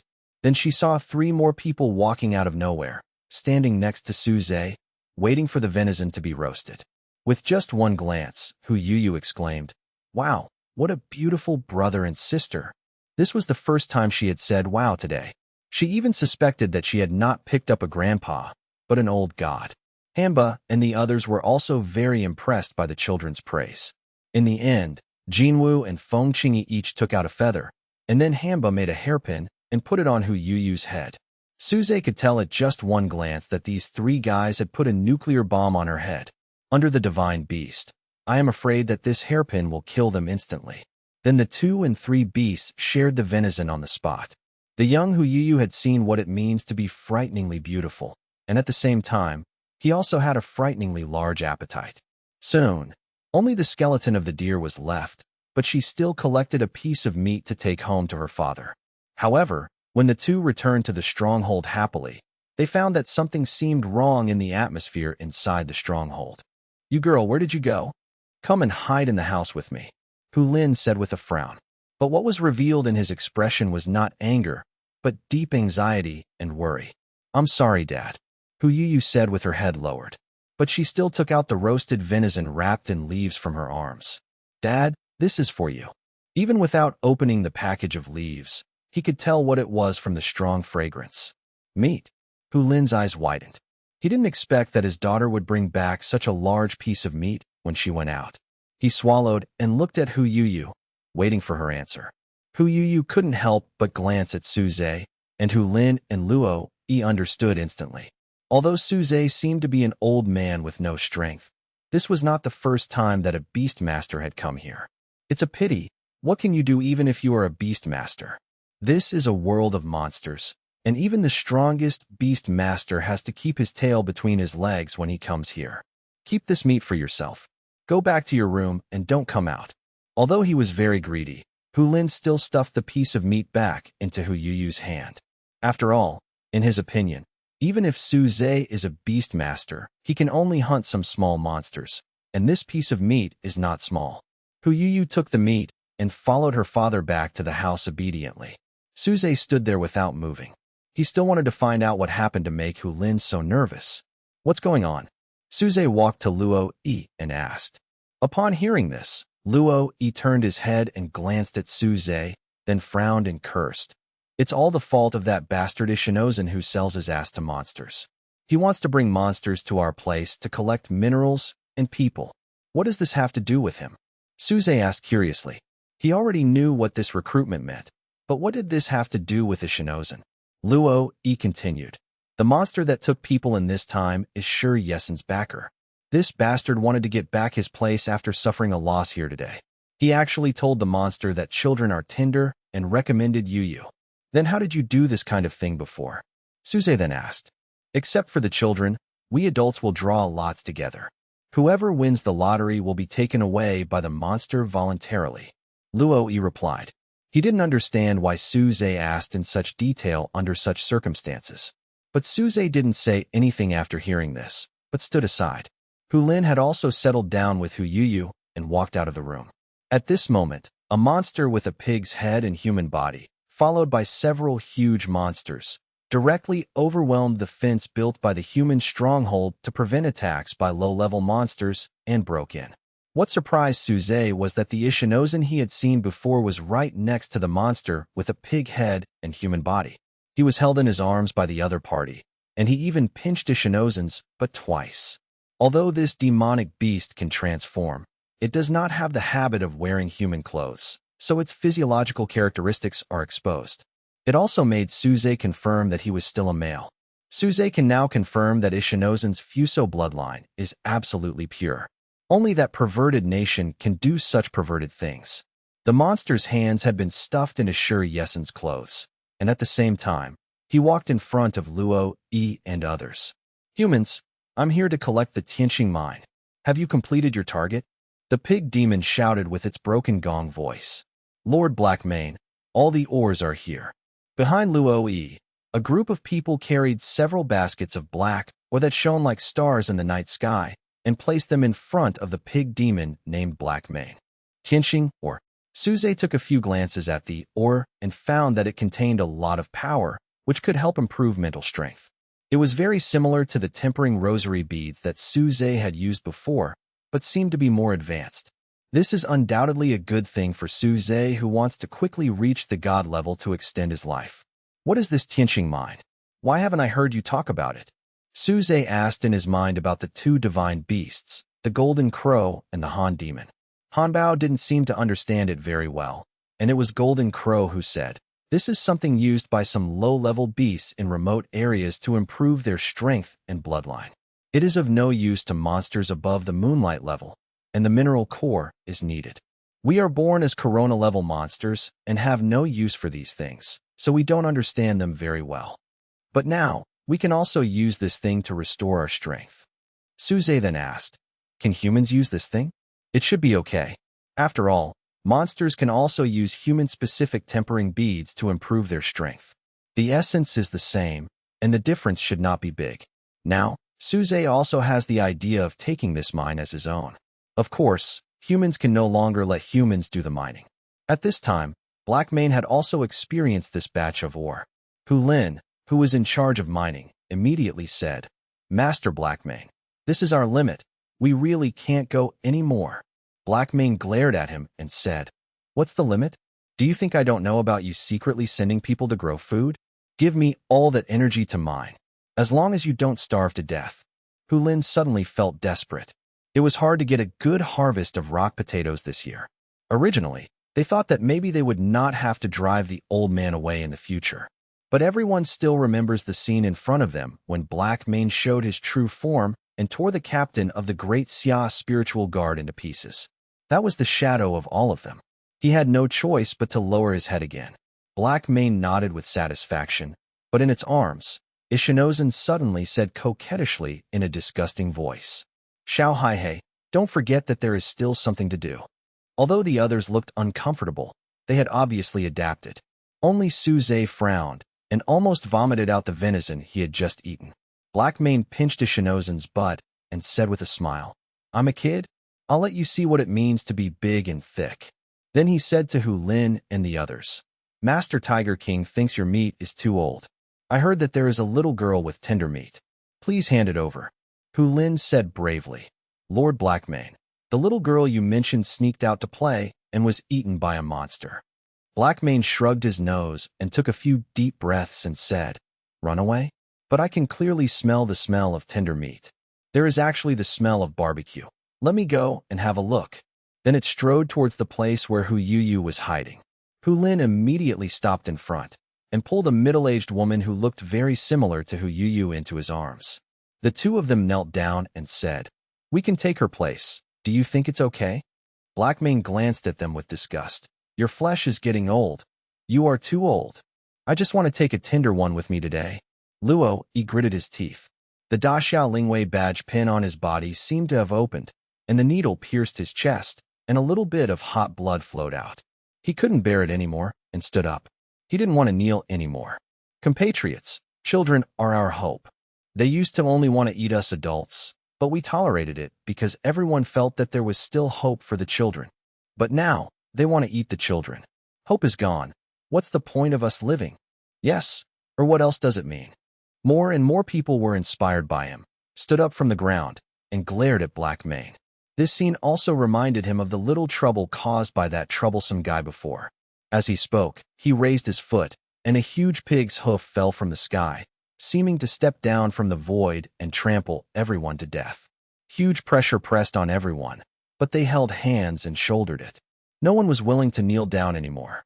"I would rather die standing than live on my knees." But the pain never came. What was waiting was an old voice saying softly, "You have passed the test." In fact, At first, Suze was very dissatisfied when he heard from Hu Lin that they would drive old people out of the stronghold and regularly send people to monsters. Although he knew that this was something that people who were short of food and could only pray for the protection of monsters had to accept. But the moral standard in his heart still made it difficult for him to accept it.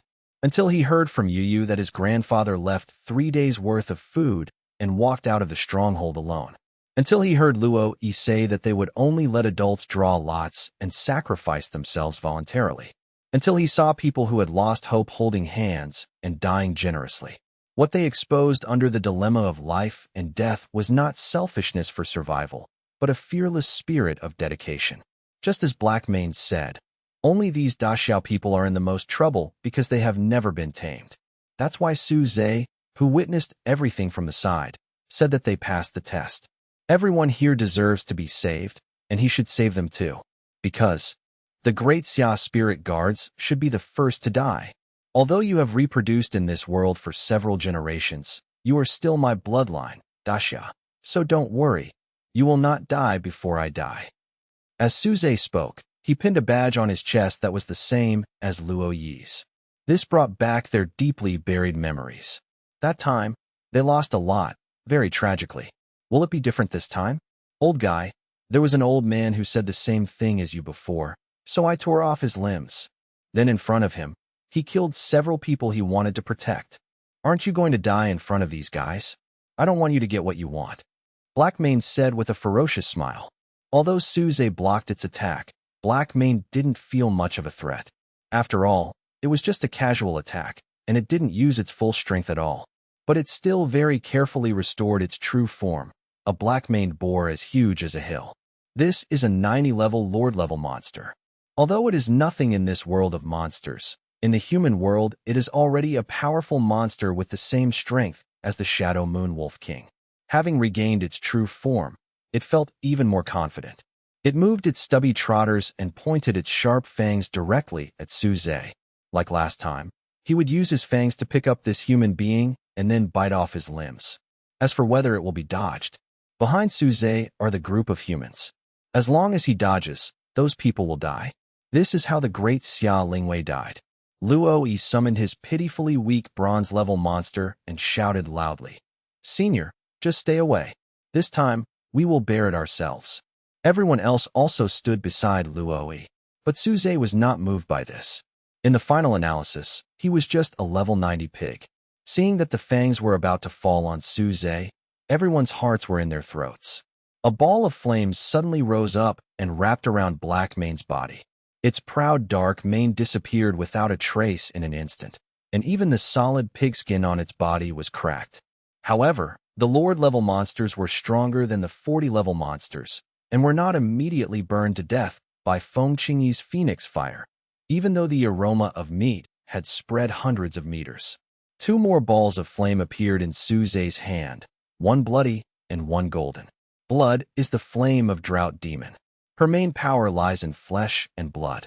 Drought and high temperature are just her incidental abilities. Therefore, it is not as good as the Sun Essence Fire, one of the strongest flames possessed by the Golden Crow. What you just experienced was small fire. I also have medium fire and high fire. Which one do you want? Su Zhe said with a smile. The other humans behind him were dumbfounded and didn't know what to do, especially Luo Yi. He had already put on the beast control armor. Should he take it off or not? They never expected that Black Mane, who was so arrogant just now, could be subdued so easily. And it smells so good. The other monsters and Ishinozan saw that the situation was bad and wanted to escape. Su Zhe waved with one hand, and a wall of fire stopped them. Those who run away will be killed without mercy. Although these monsters were still unable to transform, they all had their spiritual intelligence activated and could understand Su Zhe's words, so they immediately did not dare to move. It just clearly felt that the 3 types of flames on the human hands in front of it corresponded to the power of 3 different mythical beasts. It was just a level 90 black-maned boar king. How could it possibly be able to withstand the power of 3 divine beasts? Okay, then let me ask you a few questions. If you don't want to die, answer them well. No problem, no problem. Black Mane said quickly after seeing hope of survival. First question, where is this place? This is Tiger King Mountain, and the 3 nearby mountains and 8 ridges are all under the jurisdiction of Lord Tiger King. Tiger King Mountain? Suze asked the 2 beasts in his mind, but they obviously had never heard of this place name. Who can remember such a small place? Ask who the Tiger King is. I know a lot of tiger mythical beasts. Let's see if we are familiar with each other. Suze then asked, who is the Tiger King in your mouth? The black bristle pig then answered honestly. The Tiger King is a white tiger with golden stripes, a star-level divine beast, and there are 3 diamond-level commanders under him. Even more detailed than what Suze asked. But Han Bao and Jinwu still shook their heads. Who knows a little star-level tiger?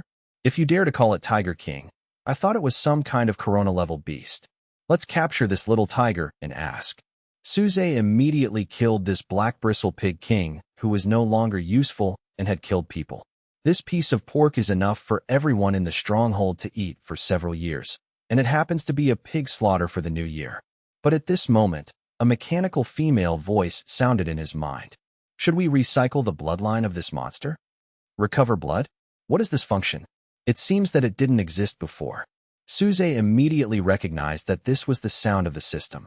He had only been here for a day, and he fainted when he landed, so he hadn't opened the system and used it yet. Moreover, as the monsters Suze comes into contact with now become more and more powerful, the Gasapon machine as a system is no longer as useful as before to a certain extent. Except when you have a large number of monster eggs, you can definitely extract the monster eggs through the recycling system. In other cases, most of the eggs drawn by the system are bronze and silver level monster eggs, and occasionally there are gold and platinum level monster eggs. This was no longer beneficial to Suze, so he didn't get another beast control from the system for a long time. Is this recycling function a newly added function? Has the system finally evolved? Suze asked doubtfully, but he endured his curiosity and did not go to check immediately. After all, Blackmane also brought many of its men. Although these monsters are not very powerful in Suze's opinion, one is enough to deal with others. So he just asked people not to touch Blackmane's body for the time being, waiting for him to find out before confirming whether to recover the bloodline. I was thinking about how to arrange these 10 monsters. At this moment, one of the bear monsters suddenly moved. Suze looked at him immediately. What? You still don't want to be honest? Only then did Suze see a bloody person lying in the bear's paw. It was a Shinomori who had been arrogant next to Blackmane just now. Suze's attention was all on these monsters, and he really didn't pay attention to this guy. Just as he was about to escape, he was slapped down by a bear's paw. Well done. Suze looked at Sher Yesen, who was still breathing, and nodded. He liked this bear who knew the current affairs very much. Suze also decided what to do with these monsters.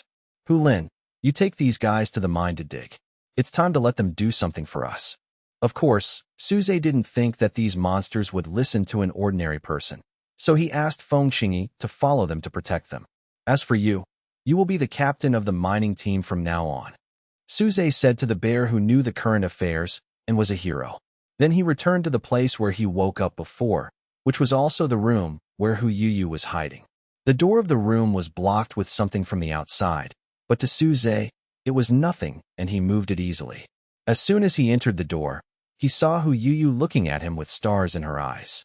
Just now, she clearly watched everything happening outside from the window.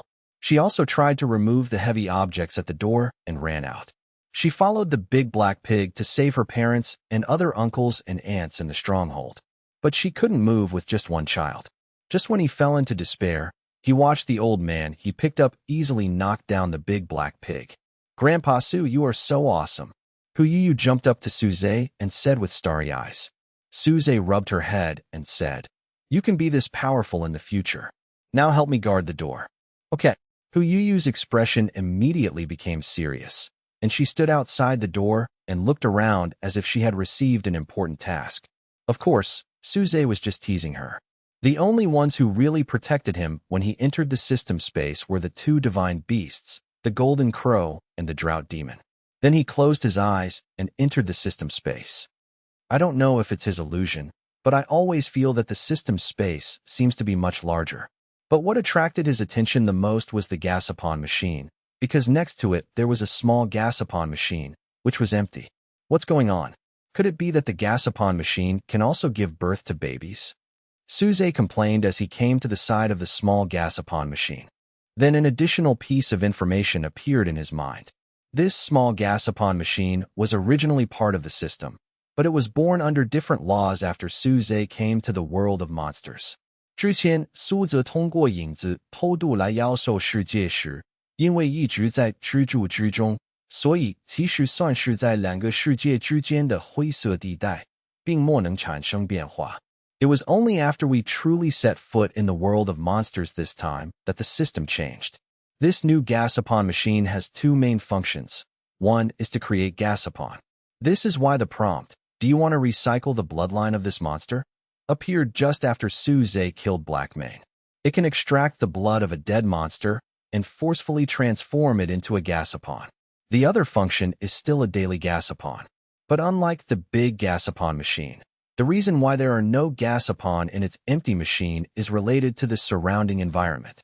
When there are high-level monster eggs of diamond level or above within a radius of 10 miles, Suze has a certain probability of being able to extract them from the Gasapon machine, even if they are monster eggs. And the scope will become larger and larger as Suze upgrades. The reason why it is empty now is because a radius of 10 miles is almost the size of human strongholds and activities, so there are no high-level monster eggs. Compared with the large Gasapon machine, these two functions of the small Gasapon machine seem to have more stable benefits, but Suze always feels a little subtle. The first is the function of making Gasapon. If the large Gasapon machine does not have this function, where do so many Gasapon machines come from? Suze believes that the monster eggs extracted from the surrounding environment are also owned by the large Gasapon machine. After all, according to Hanbao, her eggs were strictly guarded by conservatives, but they were still taken out by the Gasapon machine. Suze believes that the extraction range of the big Gasapon machine actually covers the entire world of monsters and even the human world, which is why there are so many monster eggs. But this also makes it more difficult to extract high-level monster eggs from so many monster eggs. Although the small Gasapon machine has reduced the range, it is more accurate and will only extract high-level monster eggs. But in general, for me now, the small Gasapon machine is more friendly. After figuring out what happened, Suze also opened his eyes and walked out of the room. Upon seeing this, Yu immediately smiled and said, "Grandpa Suze, you didn't let anyone into the house. Even if my parents wanted to go home, I stopped them." Then there was an expression begging for praise. Seeing this, Suze smiled and touched her head again and said, "Good boy, you are really filial to me." After praising Yu, Suze also came to Heizong's body.